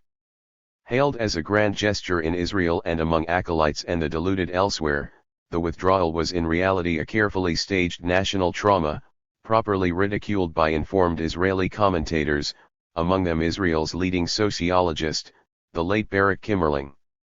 What actually happened is that Israeli hawks, led by Sharon, realized that it made good sense to transfer the illegal settlers from their subsidized communities in devastated Gaza to subsidized settlements in the other occupied territories, which Israel intends to keep. But instead of simply transferring them, as would have been simple enough, it was considered more effective to present the world with images of little children pleading with soldiers not to destroy their homes, amid cries of "never again," with the implication obvious. What made the farce even more transparent was that it was a replica of the staged trauma when Israel had to evacuate the Egyptian Sinai in 1982. But it played very well for the intended audience abroad. In Weissglass's own description of the transfer of settlers from Gaza to other occupied territories, what I effectively agreed to with the Americans was that the major settlement blocks in the West Bank would not be dealt with at all, and the rest will not be dealt with until the Palestinians turn into Finns, but a special kind of Finns, who would accept rule by a foreign power. The significance is the freezing of the political process, Weissglass continued. And when you freeze that process, you prevent the establishment of a Palestinian state, and you prevent a discussion about the refugees, the borders, and Jerusalem. Effectively, this whole package that is called the Palestinian state, with all that it entails, has been removed from our agenda indefinitely. And all this with George W. Bush's authority and permission and the ratification of both houses of Congress. Weissglass added that Gazans would remain on a diet, but not to make them die of hunger, which would not help Israel's fading reputation. With their vaunted technical efficiency, Israeli experts determined exactly how many calories a day Gazans needed for bare survival, while also depriving them of medicines, construction materials, or other means of decent life. Israeli military forces confined them by land, sea, and air to what British Prime Minister David Cameron accurately described as a prison camp. The Israeli withdrawal left Israel in total control of Gaza, hence the occupying power under international law. The official story is that after Israel graciously handed Gaza over to the Palestinians, in the hope that they would construct a flourishing state, they revealed their true nature by subjecting Israel to unremitting rocket attack and forcing the captive population to become martyrs, leaving Israel in a bad light for failing to anticipate this scenario. Reality is rather different. In January 2006, Palestinians committed a major crime: they voted the wrong way in a carefully monitored free election, handing control of parliament to Hamas. The media constantly intone that Hamas is dedicated to the destruction of Israel. In reality, Hamas leaders have repeatedly made it clear that Hamas would accept a two-state settlement in accord with the international consensus that has been blocked by the United States and Israel for 40 years.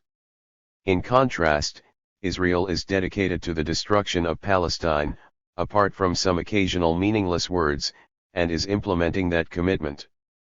True, Israel accepted the roadmap for reaching a two-state settlement initiated by President George W. Bush and adopted by the quartet that is to supervise it: the United States, the European Union, the United Nations, and Russia. But as he accepted the roadmap, Prime Minister Sharon at once added 14 reservations that effectively nullify it. The facts were known to activists, but revealed to the general public for the first time in Jimmy Carter's book Palestine, Peace not apartheid. They remain under wraps in media reporting and commentary. The, unrevised, 1999 platform of Israel's governing party, Benjamin Netanyahu's Likud, flatly rejects the establishment of a Palestinian Arab state west of the Jordan River. And for those who like to obsess about meaningless charters, the core component of Likud, Menachem Begin's Herod, has yet to abandon its founding doctrine that the territory on both sides of the Jordan is part of the land of Israel. The crime of the Palestinians in January 2006 was punished at once. The United States and Israel, with Europe shamefully trailing behind, imposed harsh sanctions on the errant population, and Israel stepped up its violence. The United States and Israel quickly initiated plans for a military coup to overthrow the elected government. When Hamas had the effrontery to foil the plans, the Israeli assaults and the siege became far more severe. There should be no need to review again the dismal record since. The relentless siege and savage attacks are punctuated by episodes of mowing the lawn, to borrow Israel's cheery expression for its periodic exercises in shooting fish in a pond as part of what it calls a war of defense. Once the lawn is mowed and the desperate population seeks to rebuild somehow from the devastation and the murders, there is a ceasefire agreement. The most recent ceasefire was established after Israel's October 2012 assault, called Operation Pillar of Defense. Though Israel maintained its siege, Hamas observed the ceasefire, as Israel concedes. Matters changed in April of this year when Fatah and Hamas forged a unity agreement that established a new government of technocrats unaffiliated with either party. Israel was naturally furious, all the more so when even the Obama administration joined the West in signaling approval. The unity agreement not only undercuts Israel's claim that it cannot negotiate with a divided Palestine, but also threatens the long-term goal of dividing Gaza from the West Bank and pursuing its destructive policies in both regions. Something had to be done, and an occasion arose on June 12, when the 3 Israeli boys were murdered in the West Bank. Early on, the Netanyahu government knew that they were dead, but pretended otherwise, which provided the opportunity to launch a rampage in the West Bank, targeting Hamas. Prime Minister Netanyahu claimed to have certain knowledge that Hamas was responsible. That too was a lie. One of Israel's leading authorities on Hamas, Shlomi Eldar, reported almost at once that the killers very likely came from a dissident clan in Hebron that has long been a thorn in the side of Hamas. Eldar added, "I'm sure they didn't get any green light from the leadership of Hamas, they just thought it was the right time to act." The 18-day rampage after the kidnapping, however, succeeded in undermining the feared unity government, and sharply increasing Israeli repression. According to Israeli military sources, Israeli soldiers arrested 419 Palestinians, including 335 affiliated with Hamas, and killed 6 Palestinians, also searching thousands of locations and confiscating $350,000. Israel also conducted dozens of attacks in Gaza, killing 5 Hamas members on July 7. Hamas finally reacted with its first rockets in 19 months, providing Israel with the pretext for Operation Protective Edge on July 8. By July 31, around 1,400 Palestinians had been killed, mostly civilians, including hundreds of women and children, and 3 Israeli civilians. By then, large areas of Gaza had been turned into rubble. During brief bombing pauses, relatives desperately sought shattered bodies or household items in the ruins of homes. 4 hospitals had been attacked, each yet another war crime. The main power plant was attacked, sharply curtailing the already very limited electricity and, worse still, reducing still further the minimal availability of fresh water. Another war crime. Meanwhile, rescue teams and ambulances are repeatedly attacked. The atrocities mount throughout Gaza, while Israel claims that its goal is to destroy tunnels at the border. Israeli officials laud the humanity of what it calls the most moral army in the world, which informs residents that their homes will be bombed. The practice is sadism, sanctimoniously disguising itself as mercy, in the words of Israeli journalist Amira Hass, a recorded message demanding hundreds of thousands of people leave their already targeted homes, for another place, equally dangerous, 10 kilometers away. In fact, there is no place in the prison of Gaza safe from Israeli sadism, which may even exceed the terrible crimes of Operation Cast Lead in 2008 to 2009. The hideous revelations elicited the usual reaction from the most moral president in the world, Barack Obama: great sympathy for Israelis, bitter condemnation of Hamas, and calls for moderation on both sides. When the current episode of sadism is called off, Israel hopes to be free to pursue its criminal policies in the occupied territories without interference, and with the U.S. support it has enjoyed in the past, military, economic, and diplomatic, and also ideological, by framing the issues in conformity to Israeli doctrines. Gazans will be free to return to the norm in their Israeli-run prison, while in the West Bank Palestinians can watch in peace as Israel dismantles what remains of their possessions. That is the likely outcome if the United States maintains its decisive and virtually unilateral support for Israeli crimes and its rejection of the long-standing international consensus on diplomatic settlement. But the future will be quite different if the United States withdraws that support. In that case it would be possible to move toward the enduring solution in Gaza that U.S. Secretary of State John Kerry called for, eliciting hysterical condemnation in Israel because the phrase could be interpreted as calling for an end to Israel's siege and regular attacks. And horror of horrors, the phrase might even be interpreted as calling for implementation of international law in the rest of the occupied territories. It is not that Israel's security would be threatened by adherence to international law, it would very likely be enhanced. But as explained 40 years ago by Israeli General Ezer Weizman, later president, Israel could then not exist according to the scale, spirit, and quality she now embodies. There are similar cases in recent history.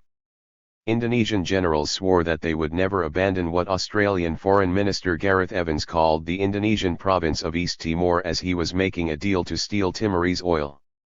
And as long as they retained U.S. support through decades of virtually genocidal slaughter, their goals were realistic. In September 1999, under considerable domestic and international pressure, President Clinton finally informed them quietly that the game was over, and they instantly withdrew while Evans turned to his new career as the lauded apostle of responsibility to protect, to be sure, in a version designed to permit Western resort to violence at will. Another relevant case is South Africa. In 1958, South Africa's foreign minister informed the U.S. ambassador that although his country was becoming a pariah state, it would not matter as long as the U.S. support continued. His assessment proved fairly accurate. 30 years later, Reagan was the last significant holdout in supporting the apartheid regime. Within a few years, Washington joined the world, and the regime collapsed, not for that reason alone, of course. One crucial factor was the remarkable Cuban role in the liberation of Africa, generally ignored in the West though not in Africa. 40 years ago Israel made the fateful decision to choose expansion over security, rejecting a full peace treaty offered by Egypt in return for evacuation from the occupied Egyptian Sinai, where Israel was initiating extensive settlement and development projects. It has adhered to that policy ever since, making essentially the same judgment as South Africa did in 1958.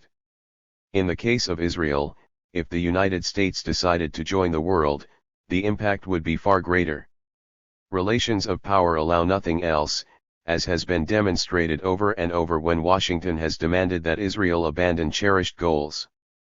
Furthermore, Israel by now has little recourse, after having adopted policies that turned it from a country that was greatly admired to one that is feared and despised, policies it is pursuing with blind determination today in its resolute march toward moral deterioration and possible ultimate destruction. Could U.S. policy change? It's not impossible. Public opinion has shifted considerably in recent years, particularly among the young, and it cannot be completely ignored. For some years there has been a good basis for public demands that Washington observe its own laws and cut off military aid to Israel. U.S. law requires that no security assistance may be provided to any country the government of which engages in a consistent pattern of gross violations of internationally recognized human rights. Israel most certainly is guilty of this consistent pattern, and has been for many years. Senator Patrick Leahy of Vermont, author of this provision of the law, has brought up its potential applicability to Israel in specific cases, and with a well-conducted educational, organizational, and activist effort such initiatives could be pursued successfully. That could have a very significant impact in itself, while also providing a springboard for further actions to compel Washington to become part of the international community and to observe international law and norms. Nothing could be more significant for the tragic Palestinian victims of many years of violence and repression. Adapted from Nightmare in Gaza, Alternet, August 1, 2014, and Outrage, Information Clearinghouse, August 3, 2014. This ebook is licensed to Kinsey Moritz, kinseymoritz@gmail.com on December 24, 2020. Chapter 10.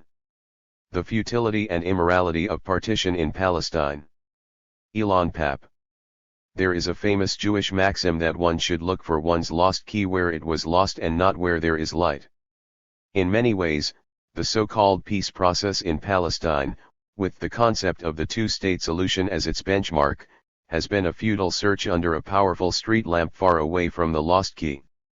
The congregation of world leaders, mediators, liberal Zionists, so-called moderate Palestinians, and some of Palestine's best friends in the West under the street lamp was motivated by a shared misconception of the Palestine conflict as one fought between two national movements. From within this perspective, two other misconceptions emerge. The conflict in Palestine started more or less in 1967 with the occupation by Israel of the West Bank and the Gaza Strip, and secondly, these two areas are more Palestinian in nature and history than the rest of Palestine. Away from the lamplight truths which are uncomfortable, it seems, not only to Zionists but also to those who fear a direct confrontation with the Jewish state. There in the darkness one can find the only relevant framing of the conflict in Palestine, as a struggle between a settler colonialist movement and a native indigenous population that has raged since the late 19th century until today. Seen from the perspective of settler colonialism, the conflict is a relentless and tireless engagement with the attempt to take over as much of Palestine as possible and leave in it as few Palestinians as possible. Ironically, the wish to de-Arabize the country stemmed from a Zionist aspiration to create a European kind of democracy within the midst of the Arab world, with one caveat only: it had to be a Jewish democracy. Hence the colonialist impulse of the settlers was always geographical and demographic. The movement in its early stages was led by pragmatic leaders, such as David Ben-Gurion, who recognized the need to take over Palestine bit by bit and without forgetting the imperative of always having an exclusive Jewish majority in the land. And therefore, when the Jews were less than a third of the population during the mandatory period, 1918 to 1948, the movement proposed a partition of Palestine in a way that would ensure the small minority of settlers' demographic exclusivity in parts of Palestine, with the hope of absorbing more settlers in the future and thus more land. In fact, early on in the 1930s, the Zionist leaders tried to persuade the British government to help materialize these dreams by transferring Palestinians from future Jewish areas as part of a solution to the emerging conflict, but the empire was not convinced. So the Zionist movement had to do it itself, namely had to contemplate both the takeover of the space for a future Jewish democracy and the removal of the Palestinians living in that space. The need to use force in order to change the demographic balance in a country in which the Jewish settlers were still only one-third in 1948 was accentuated by the failure of the Zionist movement to purchase a significant number of lands. The inevitable result was a vast ethnic cleansing operation in Palestine that had begun even before the British left the country in February 1948 and ended in early 1949. This ethnic cleansing operation created the West Bank and the Gaza Strip, two geopolitical entities that came to the world as part of the incremental takeover of Palestine by the Zionist movement, as did a third area, Wadi Era, which was part of the West Bank but was annexed to Israel under duress, when Jordan was threatened with war and conceded the slice of the West Bank to Israel in April 1949 as part of the bilateral armistice agreement. Point 2. The West Bank was carved out of the parts of Palestine allocated to an Arab state in the UN Partition Resolution of November 29, 1947. It was the quid pro quo for a Jordanian consent to take only a limited part in the overall Arab attempt to salvage Palestine. The Jordanian Legion and the nascent Israeli army fought a bitter battle over Jerusalem and divided it between the two sides. The Gaza Strip was carved out of the Negev or Negev and was created by Israel as a huge receptor of refugees. Israeli forces systematically cleansed all the villages and inhabitants south of Jaffa and pushed them into what became the Gaza Strip. Point 3. So these two geopolitical units were the leftovers of the Zionist attempt to Judaize the whole of Palestine. One was created as a result of a strategic understanding with Jordan, the other for the purpose of solving the demographic issue. This was the real partition of Palestine until 1967. The fictive peace partition, the street lamp, was conceived by Israel after the 1967 war. It came within a set of strategic decisions taken by the 13th government of Israel. The background for these decisions was a discontent among many of Israel's chief policy makers about the 1948 tacit alliance with Jordan. There was an active lobby pushing Prime Minister Ben-Gurion, who was in power until 1963, to reconsider this alliance and find a pretext to occupy either parts of the West Bank or the whole of it. These were powerful people, some of them were generals in the 1948 war, such as Yigal Allon and Moshe Dayan, others were ideologues who considered the West Bank as the heart of ancient Israel without which the Jewish state could not survive. The military men also concocted the myth of the River Jordan as a natural barrier for future invasions from the east against the Jewish state. Anyone who had seen the River Jordan, even on a particular good day, would know that this creek could hardly stop a unit of donkeys, let alone tanks. Point 4. This lobby had its chance to transform expansionist dreams into strategic planning once Ben-Gurion left office in 1963. Ben-Gurion was adamant in his objection for occupying any more parts of Palestine since he dreaded the incorporation of an additional and large number of Palestinians. But once he was gone, the government intensified its preparations for the eventuality of such an expansion. While Ben-Gurion was in charge, he prevented a dangerous circumstance from developing into a war, circumstances quite similar to the ones which led to the 1967 war. In 1960, Gamal Abdul Nasser, the leader of Egypt and the Arab world, embarked on a brinkmanship policy that foreshadowed his moves in 1967. A different Israeli prime minister and a different UN secretary general did not prevent a war that their predecessors successfully diffused in 1960.5. From 1963 onward, Israeli strategists intensified their preparations for the eventuality of a future occupation of the West Bank and the Gaza Strip. These preparations included very systematic planning for how to run the two areas as occupied military zones. Point 6. They were put into effective use within a few days in June 1967. But they were not enough. A strategy had to be formulated, and this task was taken up by the Israeli government in several meetings during the following months after the fighting subsided. Immediately after the 1967 war ended, the 13th government of Israel began discussions that produced a series of decisions that all in one way or another condemned all the people who lived in the West Bank and the Gaza Strip to life imprisonment in the biggest ever human megaprison witnessed in modern times. The Palestinians living there were incarcerated in such a fashion for crimes they never committed and for offenses that were never ever pronounced, admitted, or defined. Today a third generation of such inmates have begun their life in that mega-prison. The particular government which took this callous and inhuman decision represented the widest possible Zionist consensus. Every ideological stream and view was presented in that government. Socialists from Mapam sat alongside the revisionist Menachem Begin and shared the glory and the power with the various factions that made up the Zionist labor movement. They were joined by members of the most secular liberal and the most religious and ultra-religious political parties. Never before, nor after, during this government's term in office, would such a consensual partnership lead the State of Israel in its future and crucial decisions.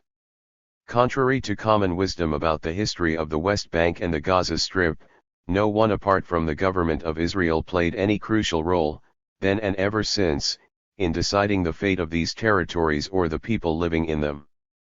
What these ministers decided in the second half of June 1967, and in the following months of July and August, has remained to this day the cornerstone of Israeli policy toward the occupied territories.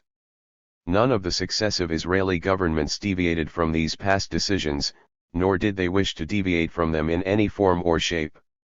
The resolutions taken in that short period of 3 months, between June and August 1967, charted clearly the principles to which future governments in Israel would religiously adhere and from which they would not diverge, even during the most dramatic events that followed in years to come, be it the First or Second Intifada or the Oslo peace process and the Camp David summit of 2000.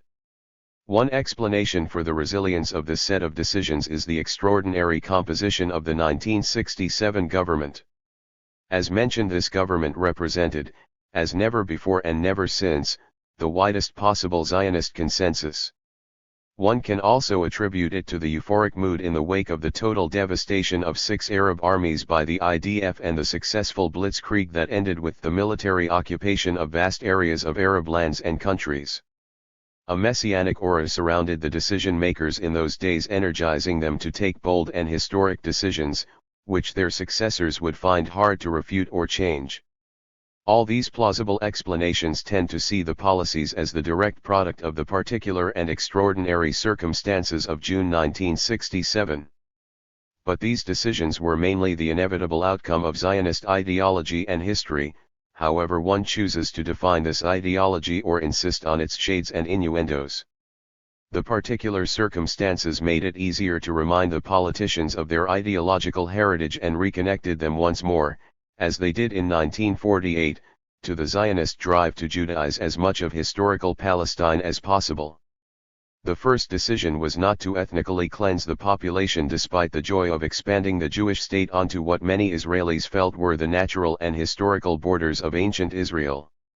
The ministers played with the idea but eventually ruled it out. They doubted whether the army had the will and mentality to carry it out, as it was unclear whether the army had sufficient means for accomplishing it. 7. The second decision was to exclude the West Bank and the Gaza Strip from any future deal based on territories for peace, a principle that, at least in theory, the government accepted for the Sinai Peninsula and the Golan Heights.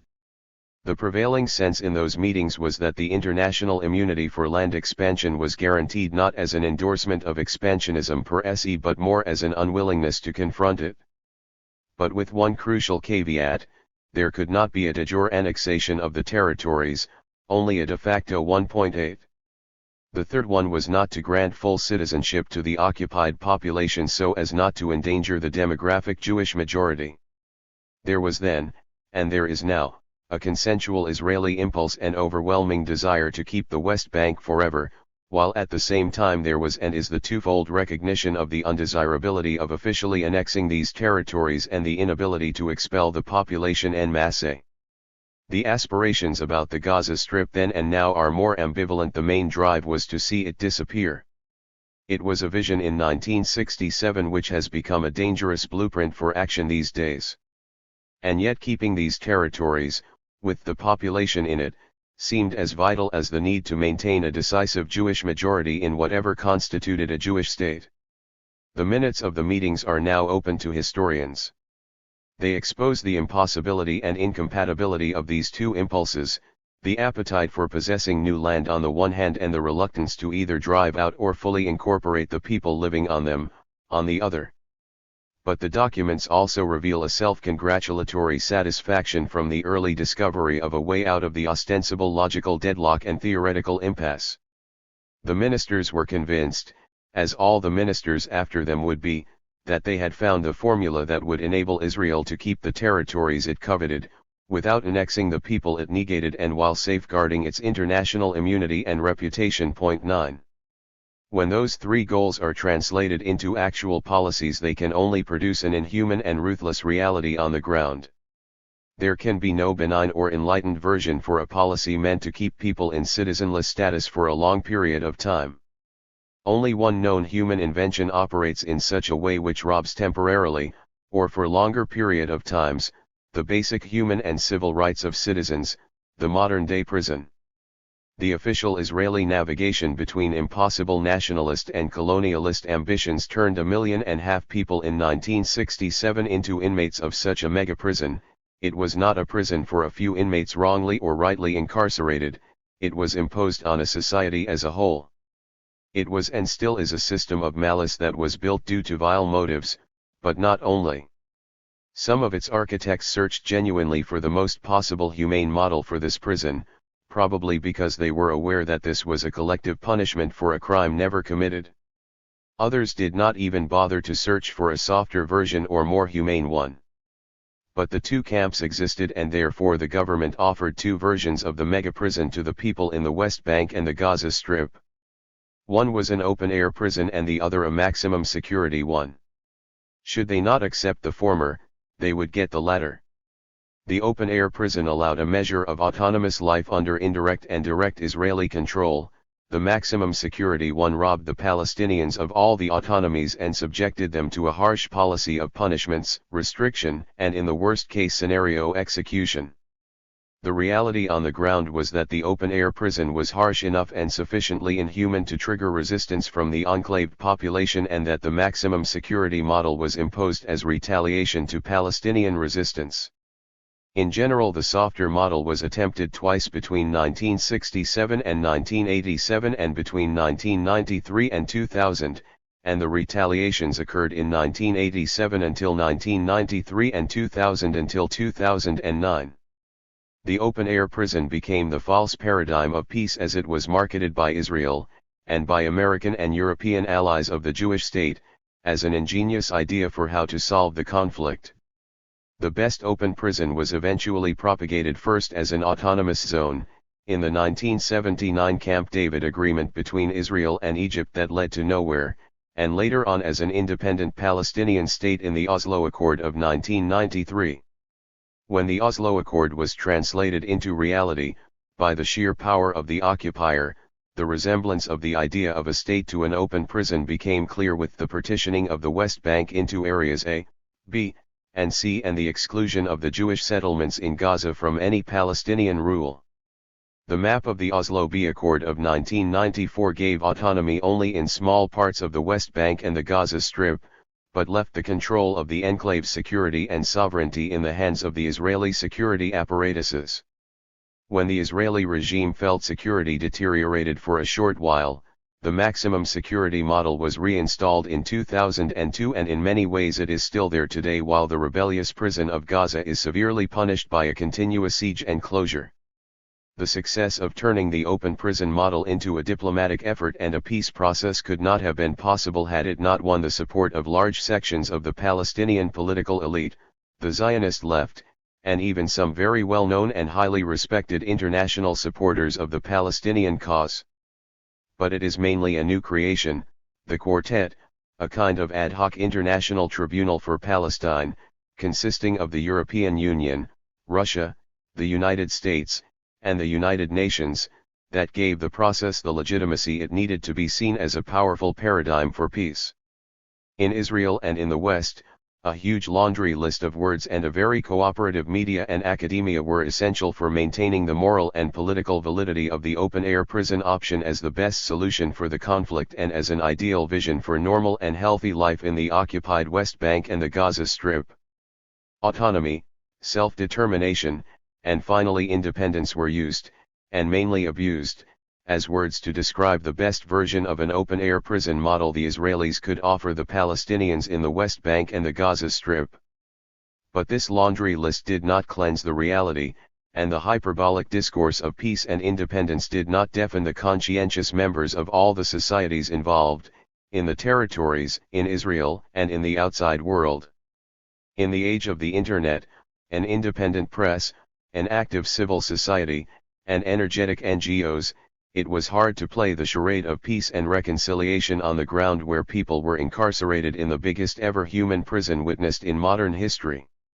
In this situation, out of conscious intention to control the area indefinitely and deny all the human rights of its people, Israel invented the magic formula of presenting the occupation as temporary. The status of the population will be settled with the coming of peace. This mode of operation allows Israel to continue to present itself as a democratic state and enjoy the many benefits attached to this status in the international arena. Hence the peace process and talk about two states for two peoples are not in any contradiction with the occupation, not even the temporary occupation of 1967. They are a political and conceptual framework designed to enable and perpetuate the status quo for as long as possible. Israel would find it hard to market this facade to the world if it were not assisted by many others, some serving their self-interests and others out of misled good intentions. The leadership of the Palestinian national movement also plays a key role in providing credibility for the fake peace process. It is followed by a large part of the leadership of the Palestinian Arab population within the Green Line. Many peace activists around the world have fallen into this trap. Meanwhile, Israel has been working on the ground to deepen its control over the land, water, economy, and all aspects of Palestinian lives. It creates a situation where even if a Palestinian state is announced, headed by Mahmoud Abbas as president, it will not have any practical significance. There is no chance of getting out of the deadlock in Palestine without tearing apart the facade of a fake peace process and the two-state solution. It is time to look for the key where we lost it. We need to start by correctly identifying the problem, expose Zionism as a colonialist movement and characterize Israel as an apartheid racist state. There is no other Zionism nor other Israel. Exposure, by itself, may have a huge effect, because of the importance of international support in preserving Israel's superiority against all local forces, but also due to internal conflicts within Israeli society. Any solution should be derived from our understanding of the problem.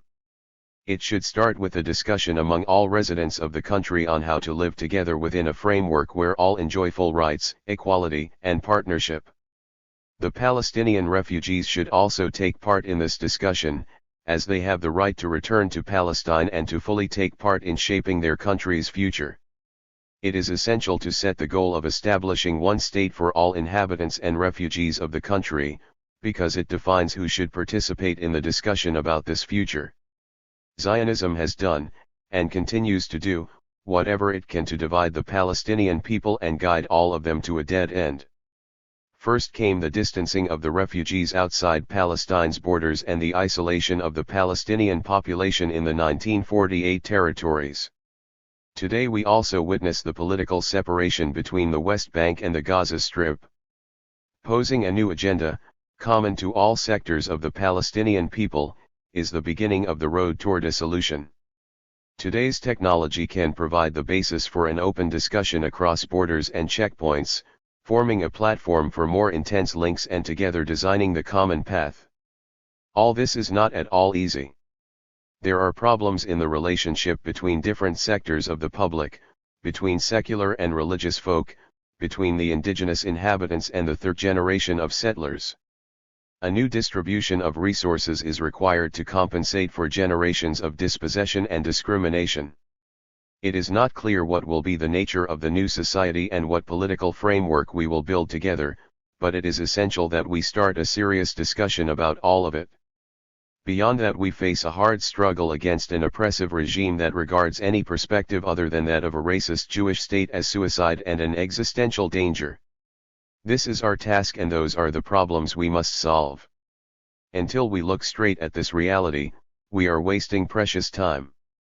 Understanding the problem and presenting a real solution can create strong dynamics for changing the balance of power. This ebook is licensed to Kinsey Moritz, kinseymoritz@gmail.com on December 24, 2020. Chapter 11. Ceasefires in which violations never cease. Noam Chomsky.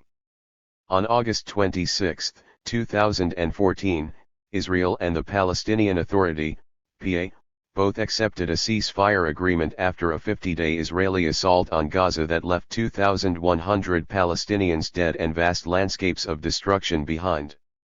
The agreement calls for an end to military action by both Israel and Hamas, as well as an easing of the Israeli siege that has strangled Gaza for many years. This is, however, just the most recent of a series of ceasefire agreements reached after each of Israel's periodic escalations of its unremitting assault on Gaza. Throughout this period, the terms of these agreements remain essentially the same. The regular pattern is for Israel, then, to disregard whatever agreement is in place, while Hamas observes it as Israel has officially recognized, until a sharp increase in Israeli violence elicits a Hamas response, followed by even fiercer brutality. Rather than mowing the lawn, in Israeli parlance, the most recent was more accurately described as removing the topsoil by a senior U.S. military officer, appalled by the practices of the self-described most moral army in the world. The first of this series was the Agreement on Movement and Access between Israel and the PA in November 2005. It called for a crossing between Gaza and Egypt at Rafah for the export of goods and the transit of people, continuous operation of crossings between Israel and Gaza for the import/export of goods, and the transit of people, reduction of obstacles to movement within the West Bank, bus and truck convoys between the West Bank and Gaza, the building of a seaport in Gaza, and the reopening of the airport in Gaza that Israeli bombing had demolished. That agreement was reached shortly after Israel withdrew its settlers and military forces from Gaza. The motive for the disengagement was explained by Dov Weissglass, a confidant of then Prime Minister Ariel Sharon, who was in charge of negotiating and implementing it. The significance of the disengagement plan is the freezing of the peace process, Weissglass informed the Israeli press.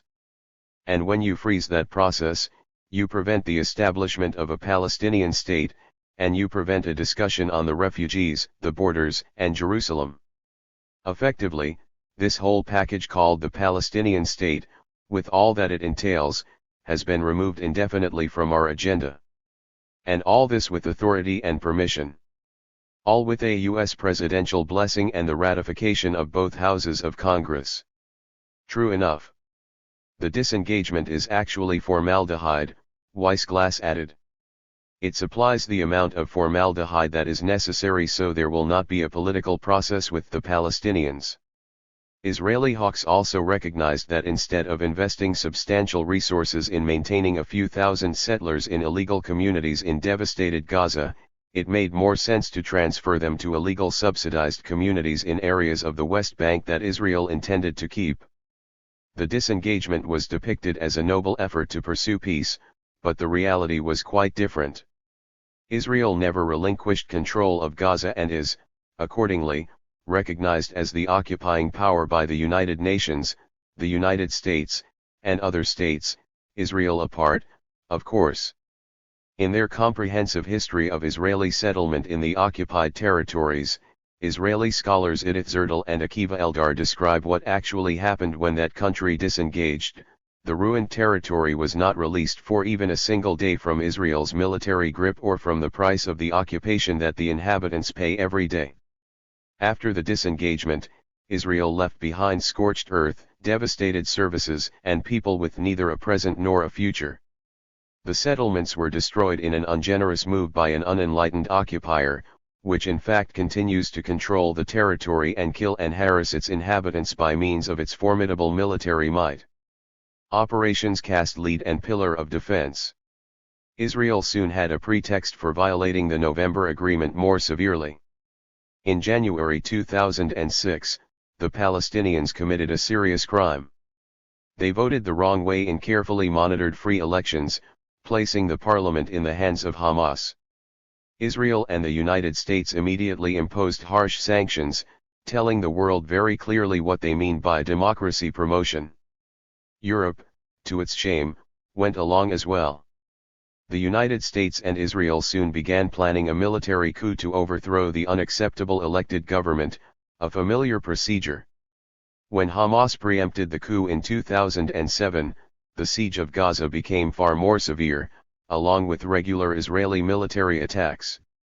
Voting the wrong way in a free election was bad enough, but preempting a planned military coup proved to be an unpardonable offense. A new ceasefire agreement was reached in June 2008.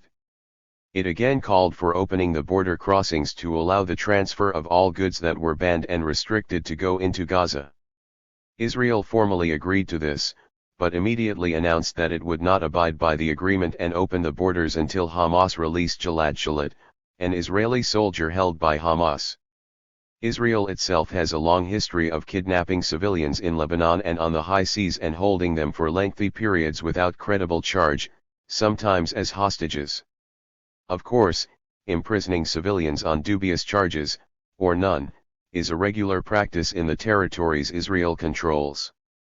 But the standard Western distinction between people and unpeople, in Orwell's useful phrase, renders all this insignificant.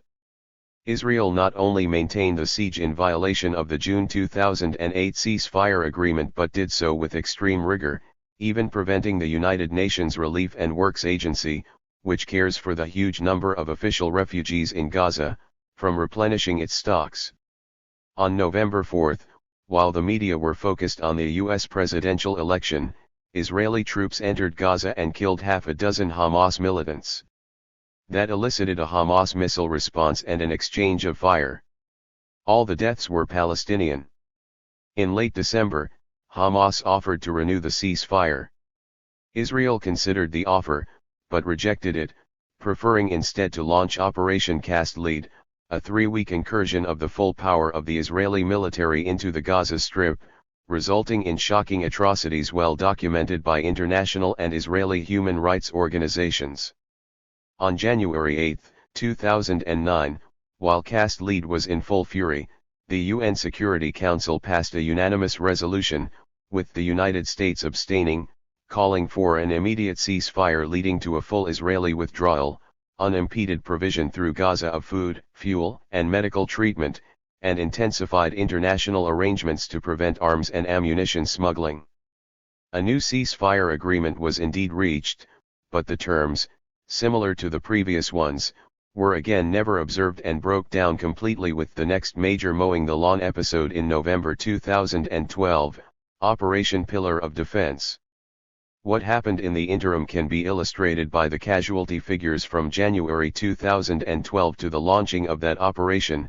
1 Israeli was killed by fire from Gaza while 78 Palestinians were killed by Israeli fire.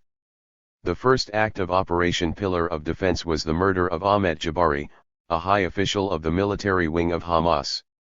Aleph Ben, editor-in-chief of Israel's leading newspaper Haaretz, described Jabari as Israel's subcontractor in Gaza, who enforced relative quiet there for more than 5 years.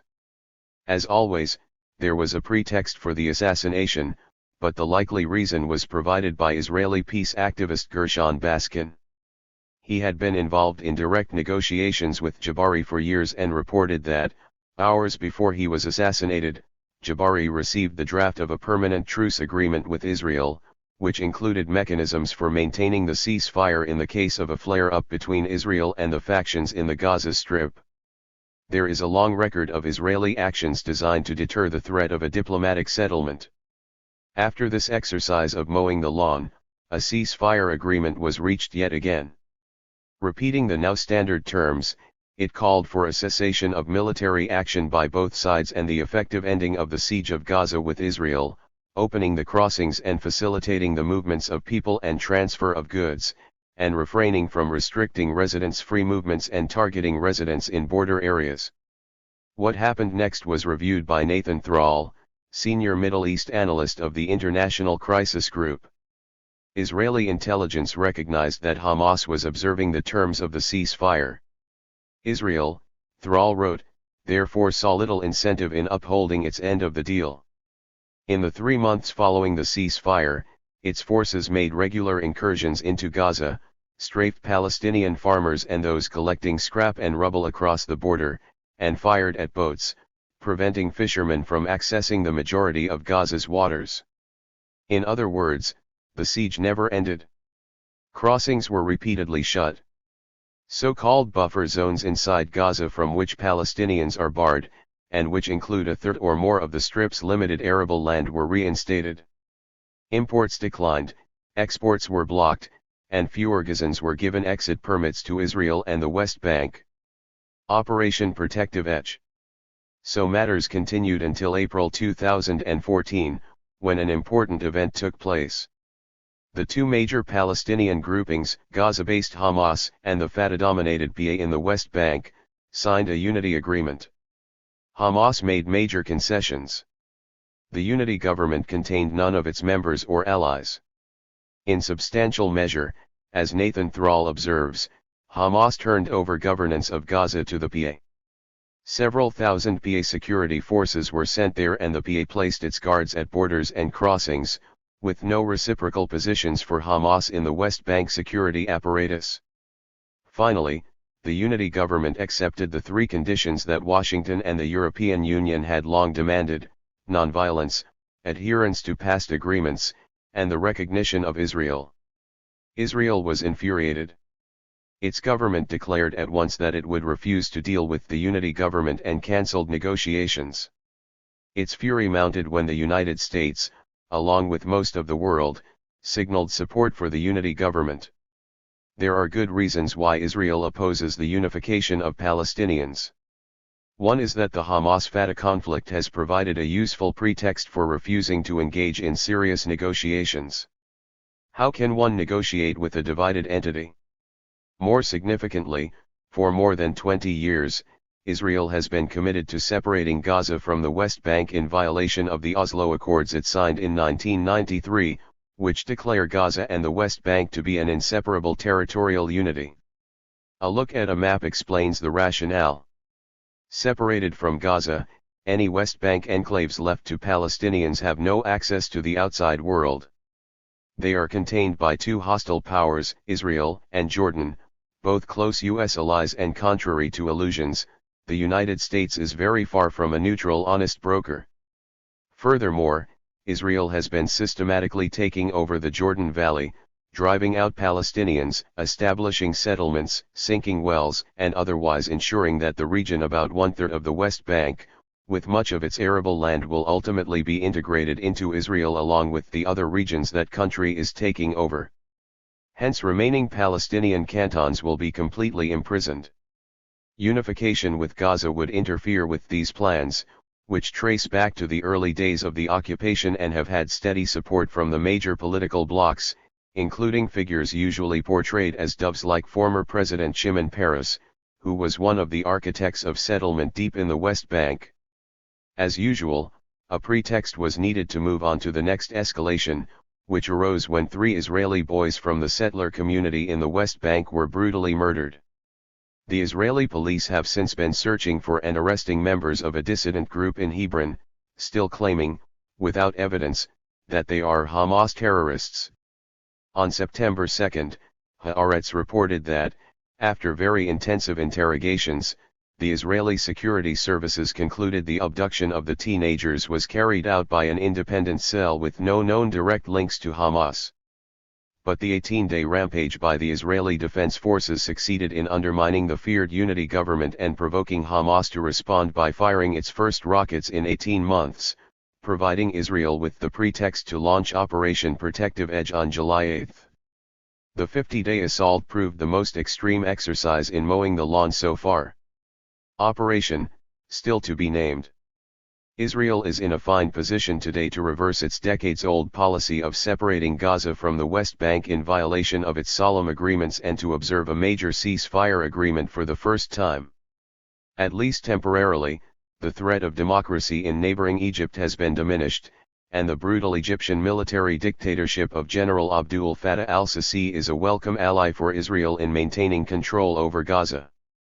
The Palestinian Unity Government, as noted earlier, is placing the US-trained forces of the Palestinian Authority in control of Gaza's borders, and governance may be shifting into the hands of the PA, which depends on Israel for its survival, as well as for its finances. Israel might feel that its takeover of Palestinian territory in the West Bank has proceeded so far that there is little to fear from some limited form of autonomy for Palestinians in the enclaves that remain. There is also some truth to Prime Minister Benjamin Netanyahu's observation: many elements in the region understand today that, in the struggle in which they are threatened, Israel is not an enemy but a partner.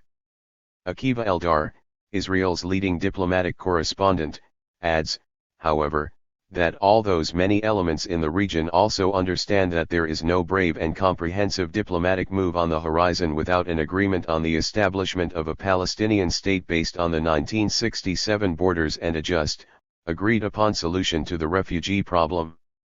That is not on Israel's agenda, he points out, and is in fact in direct conflict with the 1999 electoral program of the governing Likud coalition, never rescinded, which flatly rejects the establishment of a Palestinian Arab state west of the Jordan River. Some knowledgeable Israeli commentators, notably columnist Danny Rubenstein, believe that Israel is poised to reverse course and relax its stranglehold on Gaza. We'll see.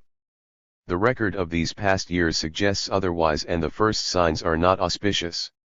As Operation Protective Edge ended, Israel announced its largest appropriation of West Bank land in 30 years, almost 1,000 acres. Israel Radio reported that the takeover was in response to the killing of the 3 Jewish teenagers by Hamas militants.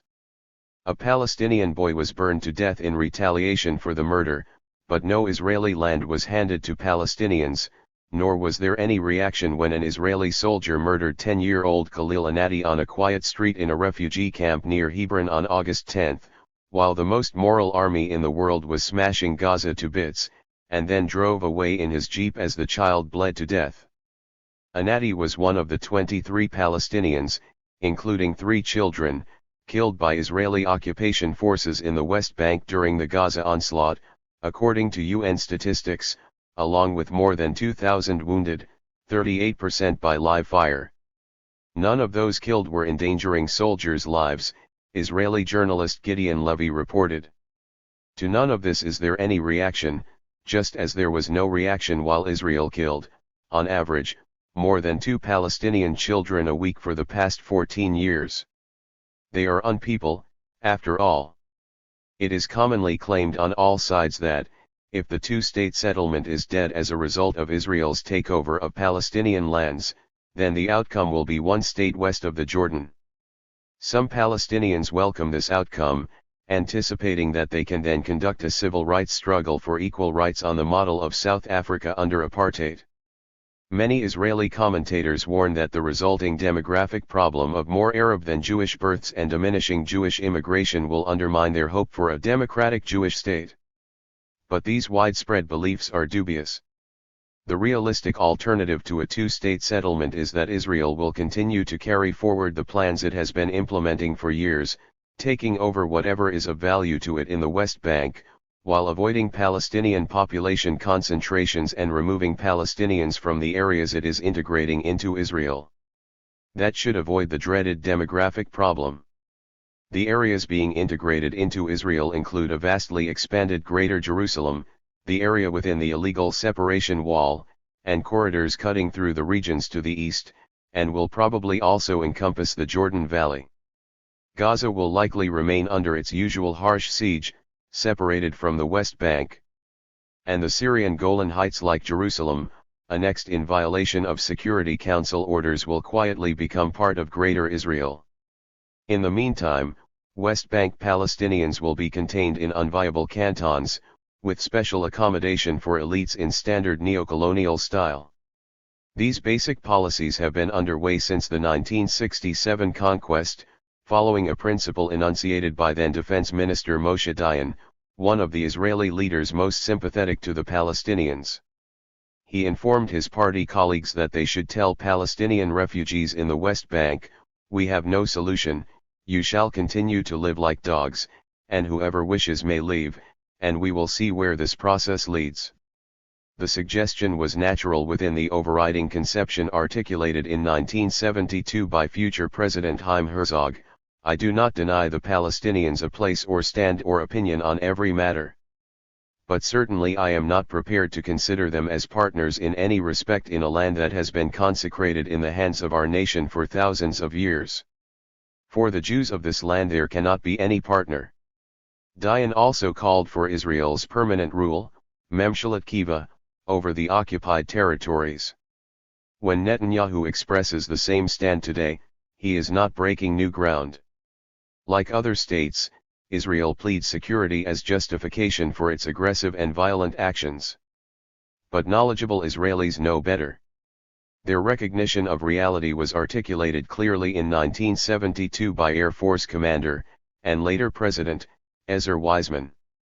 He explained that there would be no security problem if Israel were to accept the international call to withdraw from the territories it conquered in 1967, but the country would not then be able to exist according to the scale, spirit, and quality she now embodies. For a century, the Zionist colonization of Palestine has proceeded primarily on the pragmatic principle of the quiet establishment of facts on the ground, which the world was to ultimately come to accept. It has been a highly successful policy.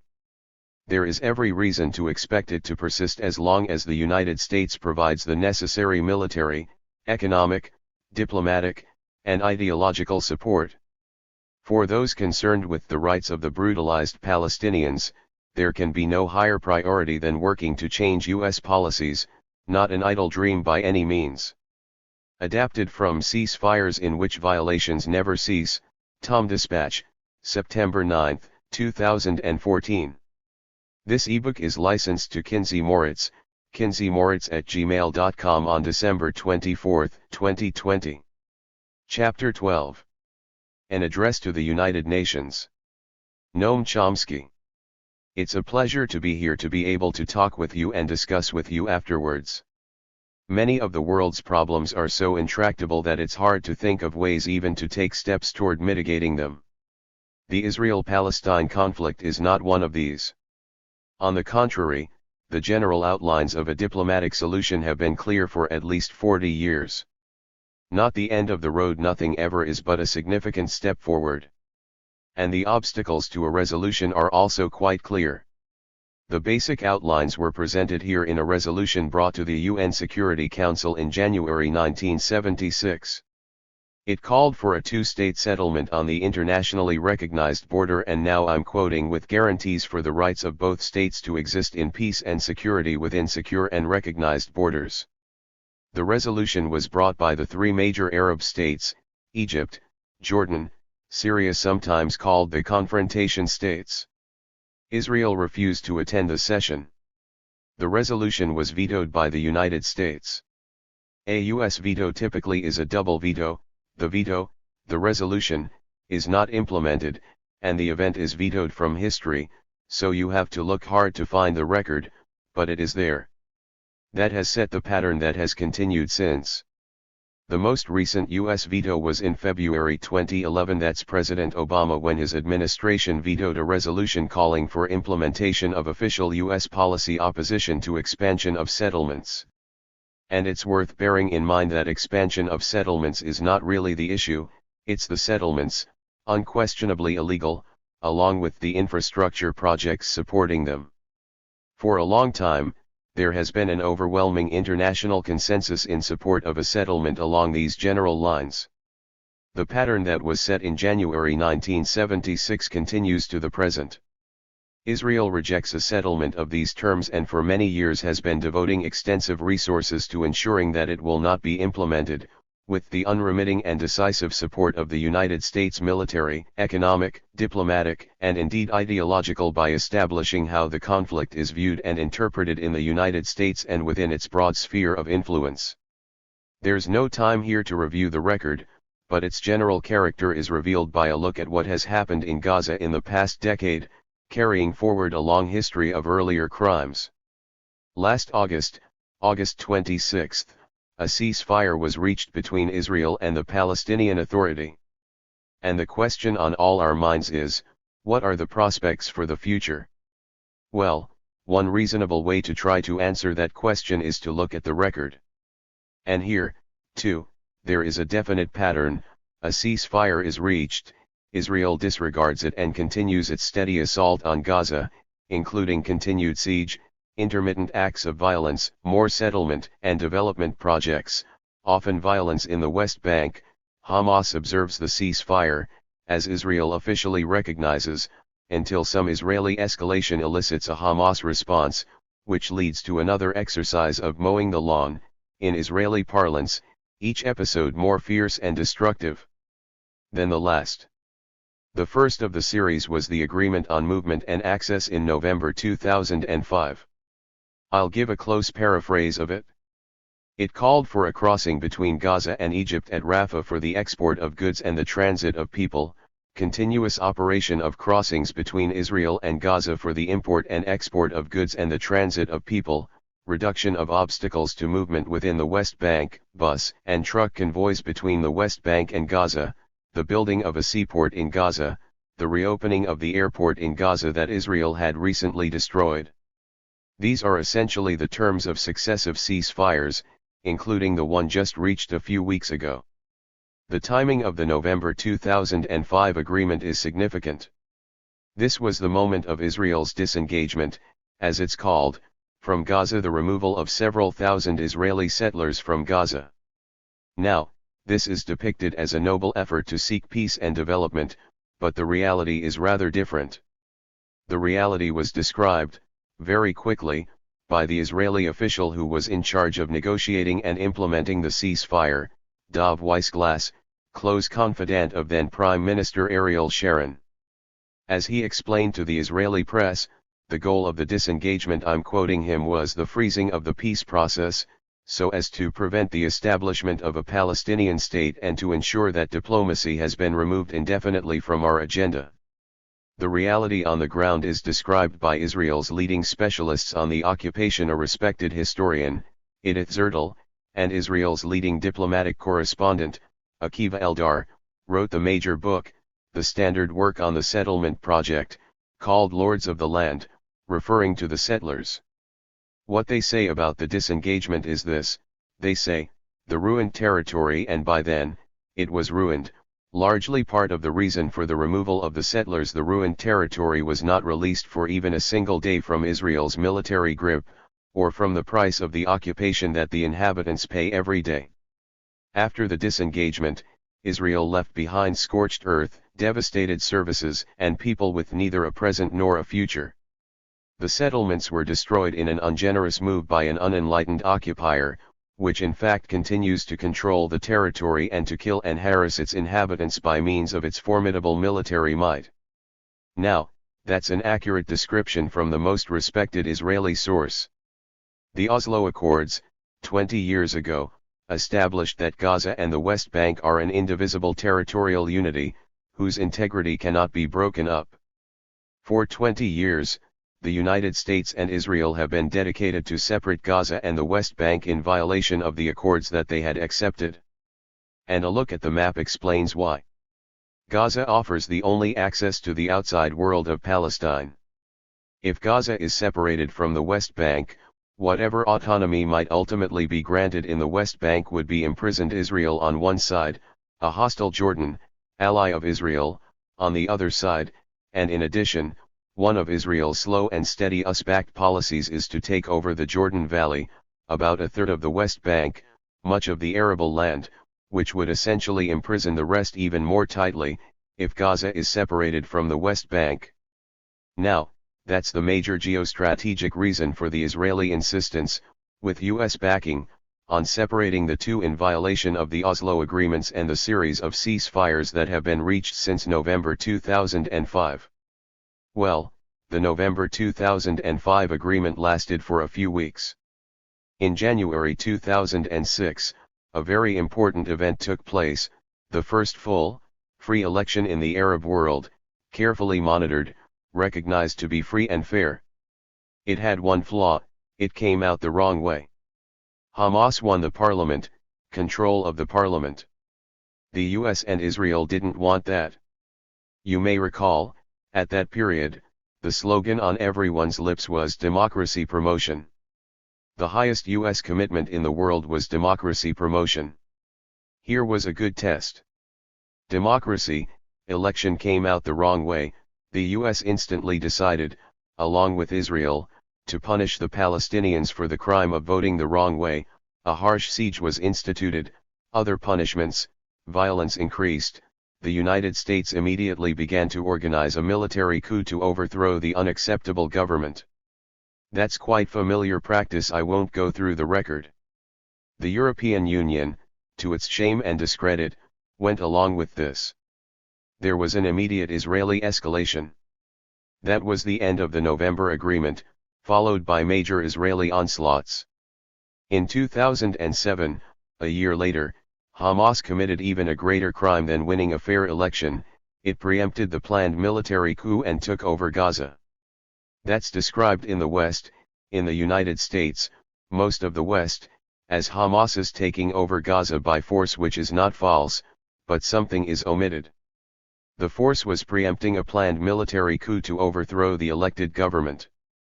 Now, that was a serious crime. It's bad enough to vote the wrong way in a free election, but to preempt a planned military coup is far more serious. The attack on Gaza increased substantially at that point, major Israeli onslaughts. Finally, in January 2008, another ceasefire was reached. Terms were pretty much the same as those that I quoted. Israel publicly rejected the ceasefire, said that it would not abide by it. Hamas observed the ceasefire, as Israel officially recognizes, despite Israel's refusal to do so. Now, that continued until November 4, 2008. On November 4, which was the day of the US election, Israeli forces invaded Gaza, killed half a dozen Hamas militants. That led to Qassam rockets attacking Israel, then a huge Israeli response, lots of killings, all Palestinians, as usual. By the end of December, a couple of weeks later, Hamas offered to renew the ceasefire. The Israeli cabinet considered it and rejected it. This was a dovish cabinet, led by Ehud Olmert, rejected it and decided to launch the next major military operation. That was Cast Lead, which was a horrible operation, so much so that it caused a very substantial international reaction, investigations by a United Nations Commission, Amnesty International, Human Rights Watch. In the middle of the assault, incidentally, was carefully timed to end immediately before President Obama's inauguration. He had already been elected, but he wasn't inaugurated yet, so when he was asked to comment on the ongoing atrocities, he responded by saying that he couldn't do so. The United States has only one president, and he wasn't president yet. He was talking about lots of other things, but not this. The attack was timed to end immediately before the inauguration, so he therefore could respond to the questions by saying, well, now is not the time to look at the past, let's look forward to the future.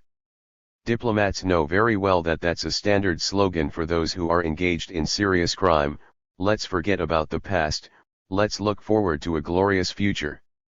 Well, that was right in the middle of the assault. The Security Council did pass a resolution unanimously, the US abstaining, calling for an immediate ceasefire with the usual terms. That was January 8, 2009. It was never observed, and it broke down completely with the next major episode of mowing the lawn in November 2012. Now, you can get a good sense of what was going on by looking at the casualty figures for the year 2012. 79 people were killed, 78 of them Palestinians, the usual story. As leading Middle East analyst Nathan Thrall writes, Israel recognized that Hamas was observing the terms of the ceasefire, and therefore saw little incentive in doing the same.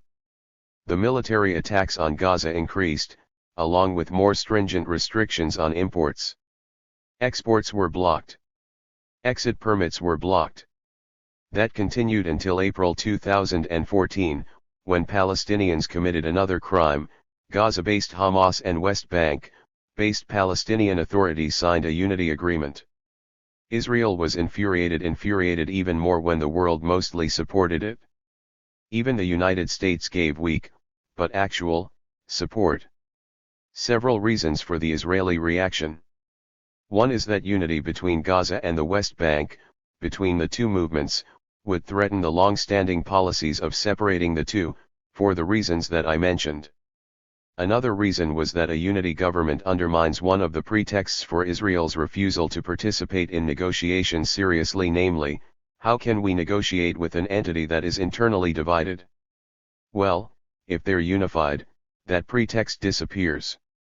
Israel was infuriated. It launched major assaults on the Palestinians in the West Bank, primarily targeting Hamas. Hundreds of people arrested, mostly Hamas members.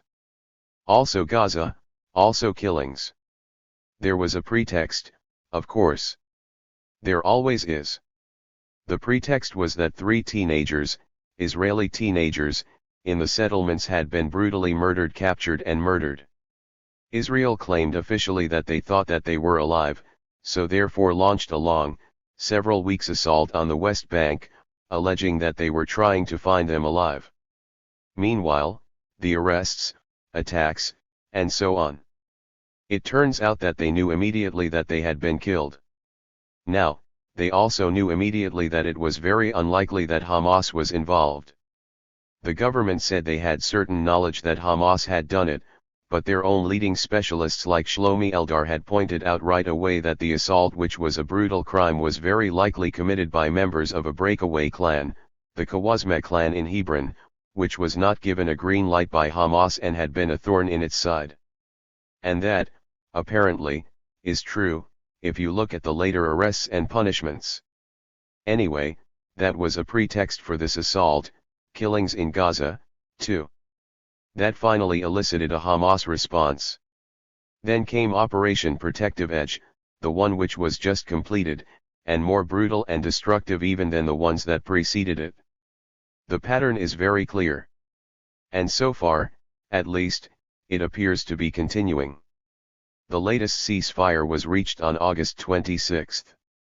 It was followed at once by Israel's greatest land grab in 30 years, almost 1,000 acres in the Gush Etzion area near what's called Jerusalem, Greater Jerusalem, about 5 times the size of anything that Jerusalem ever was, taken over by Israel, annexed in violation of Security Council orders.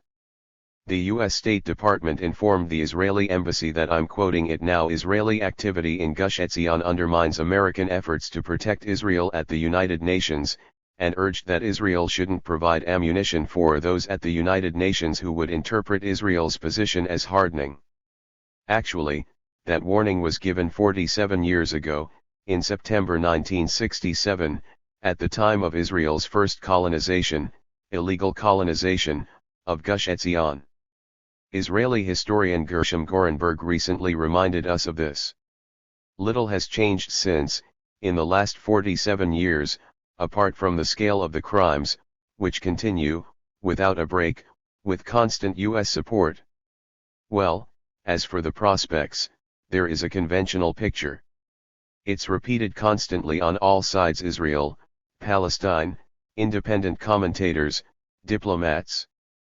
The picture that's presented is that there are 2 alternatives, either the 2-state settlement, which represents an overwhelming international consensus, virtually everyone, and if that fails, there will have to be one state. Israel will take over the West Bank, the Palestinians will hand over the keys, as it's sometimes said. Palestinians often have favored that. They say then they will be able to carry out a civil rights struggle, maybe modeled on the anti-apartheid struggle in South Africa, fight for civil rights within the whole one state controlled by Israel. Now, Israelis criticize that on the grounds of what is called the demographic problem, the fact that there will be too many non-Jews in a Jewish state, in fact, pretty soon a majority. Those are the alternatives that are presented, overwhelmingly, hardly an exception. My own opinion, which I've written about repeatedly without convincing many people, apparently, but I'll try to convince you, is that this is a total illusion. Those are not the 2 alternatives. There are 2 alternatives, but they're different ones. One alternative is the international consensus on a 2-state settlement, basically the terms of January 1976. By now, it's virtually everyone: the Arab League, the Organization of Islamic States, which includes Iran, Europe, Latin America informally, at least, just about everyone. That's one option. The other option, the realistic one, is that Israel will continue doing exactly what it is doing right now, before our eyes, visible, with U.S. support, which is also visible. And what's happening is not a secret. You can open the newspapers and read it.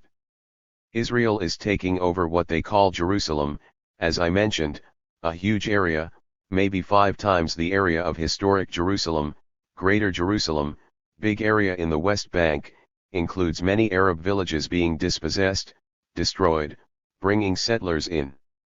All of this is doubly illegal. All the settlements are illegal, as determined by the Security Council, advisory opinion of the International Court of Justice.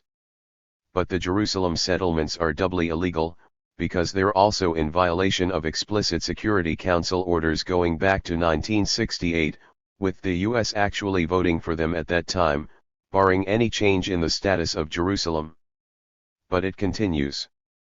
That's Greater Jerusalem. There are then corridors extending to the east. One major corridor extending from Jerusalem almost to Jericho, virtually bisecting the West Bank, includes the Israeli town of Mal Adumim, which was built largely during the Clinton administration, with the obvious purpose of bisecting the West Bank, still a little contested territory, but that's the goal. There's another corridor further to the north including the town of Ariel, partially bisecting what remains. And another one further to the north including the town of Kadumim. If you look at the map, these essentially break up the West Bank into pretty much cantons. It looks, from a map, as though a large territory is left, but that's misleading. Most of that is uninhabitable desert. And that's separate from what I mentioned before, the slow, steady takeover of the Jordan Valley to the east again, about a third of the arable land, the country. Israel has no official policy of taking it over, but they're pursuing the policy in the way that has been carried out now for 100 years, literally small steps so nobody notices, or at least people pretend not to notice, establish a military zone. The Palestinians who live there have to be displaced because it's a military zone, no settlement allowed, and pretty soon there's a military settlement, Nahal settlement, and another, then, sooner or later, it becomes an actual settlement. Meanwhile, dig wells, dispossess the population, set up green zones, a large variety of techniques which have, by now, reduced the Arab population from about 300,000 in 1967 to roughly 60,000 today. As I mentioned, that essentially imprisons what's left. I don't think Israel has any intention of taking over the Palestinian population concentrations, which are left out of these plans. There are analogies often made to South Africa, but they're quite misleading. South Africa relied on its black population. That was 85% of the population. It was its workforce. And they had to sustain them, just like slave owners have to maintain their capital. They tried to sustain the population. They even tried to gain international support for the Bantustans.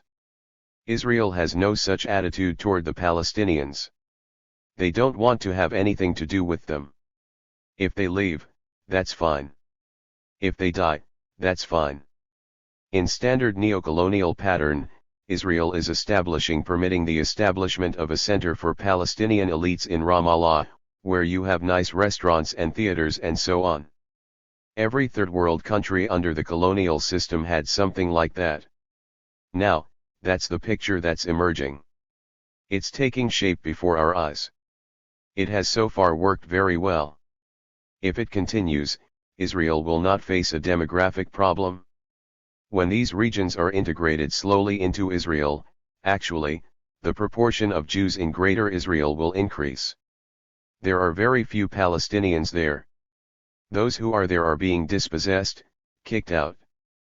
That's what's taking shape before our eyes. I think that's the realistic alternative to a two-state settlement. And there's every reason to expect it to continue as long as the United States supports it. This essay is based on a speech delivered to the United Nations General Assembly on October 14, 2014. This ebook is licensed to Kinsey Moritz, kinseymoritz@gmail.com on December 24, 2020.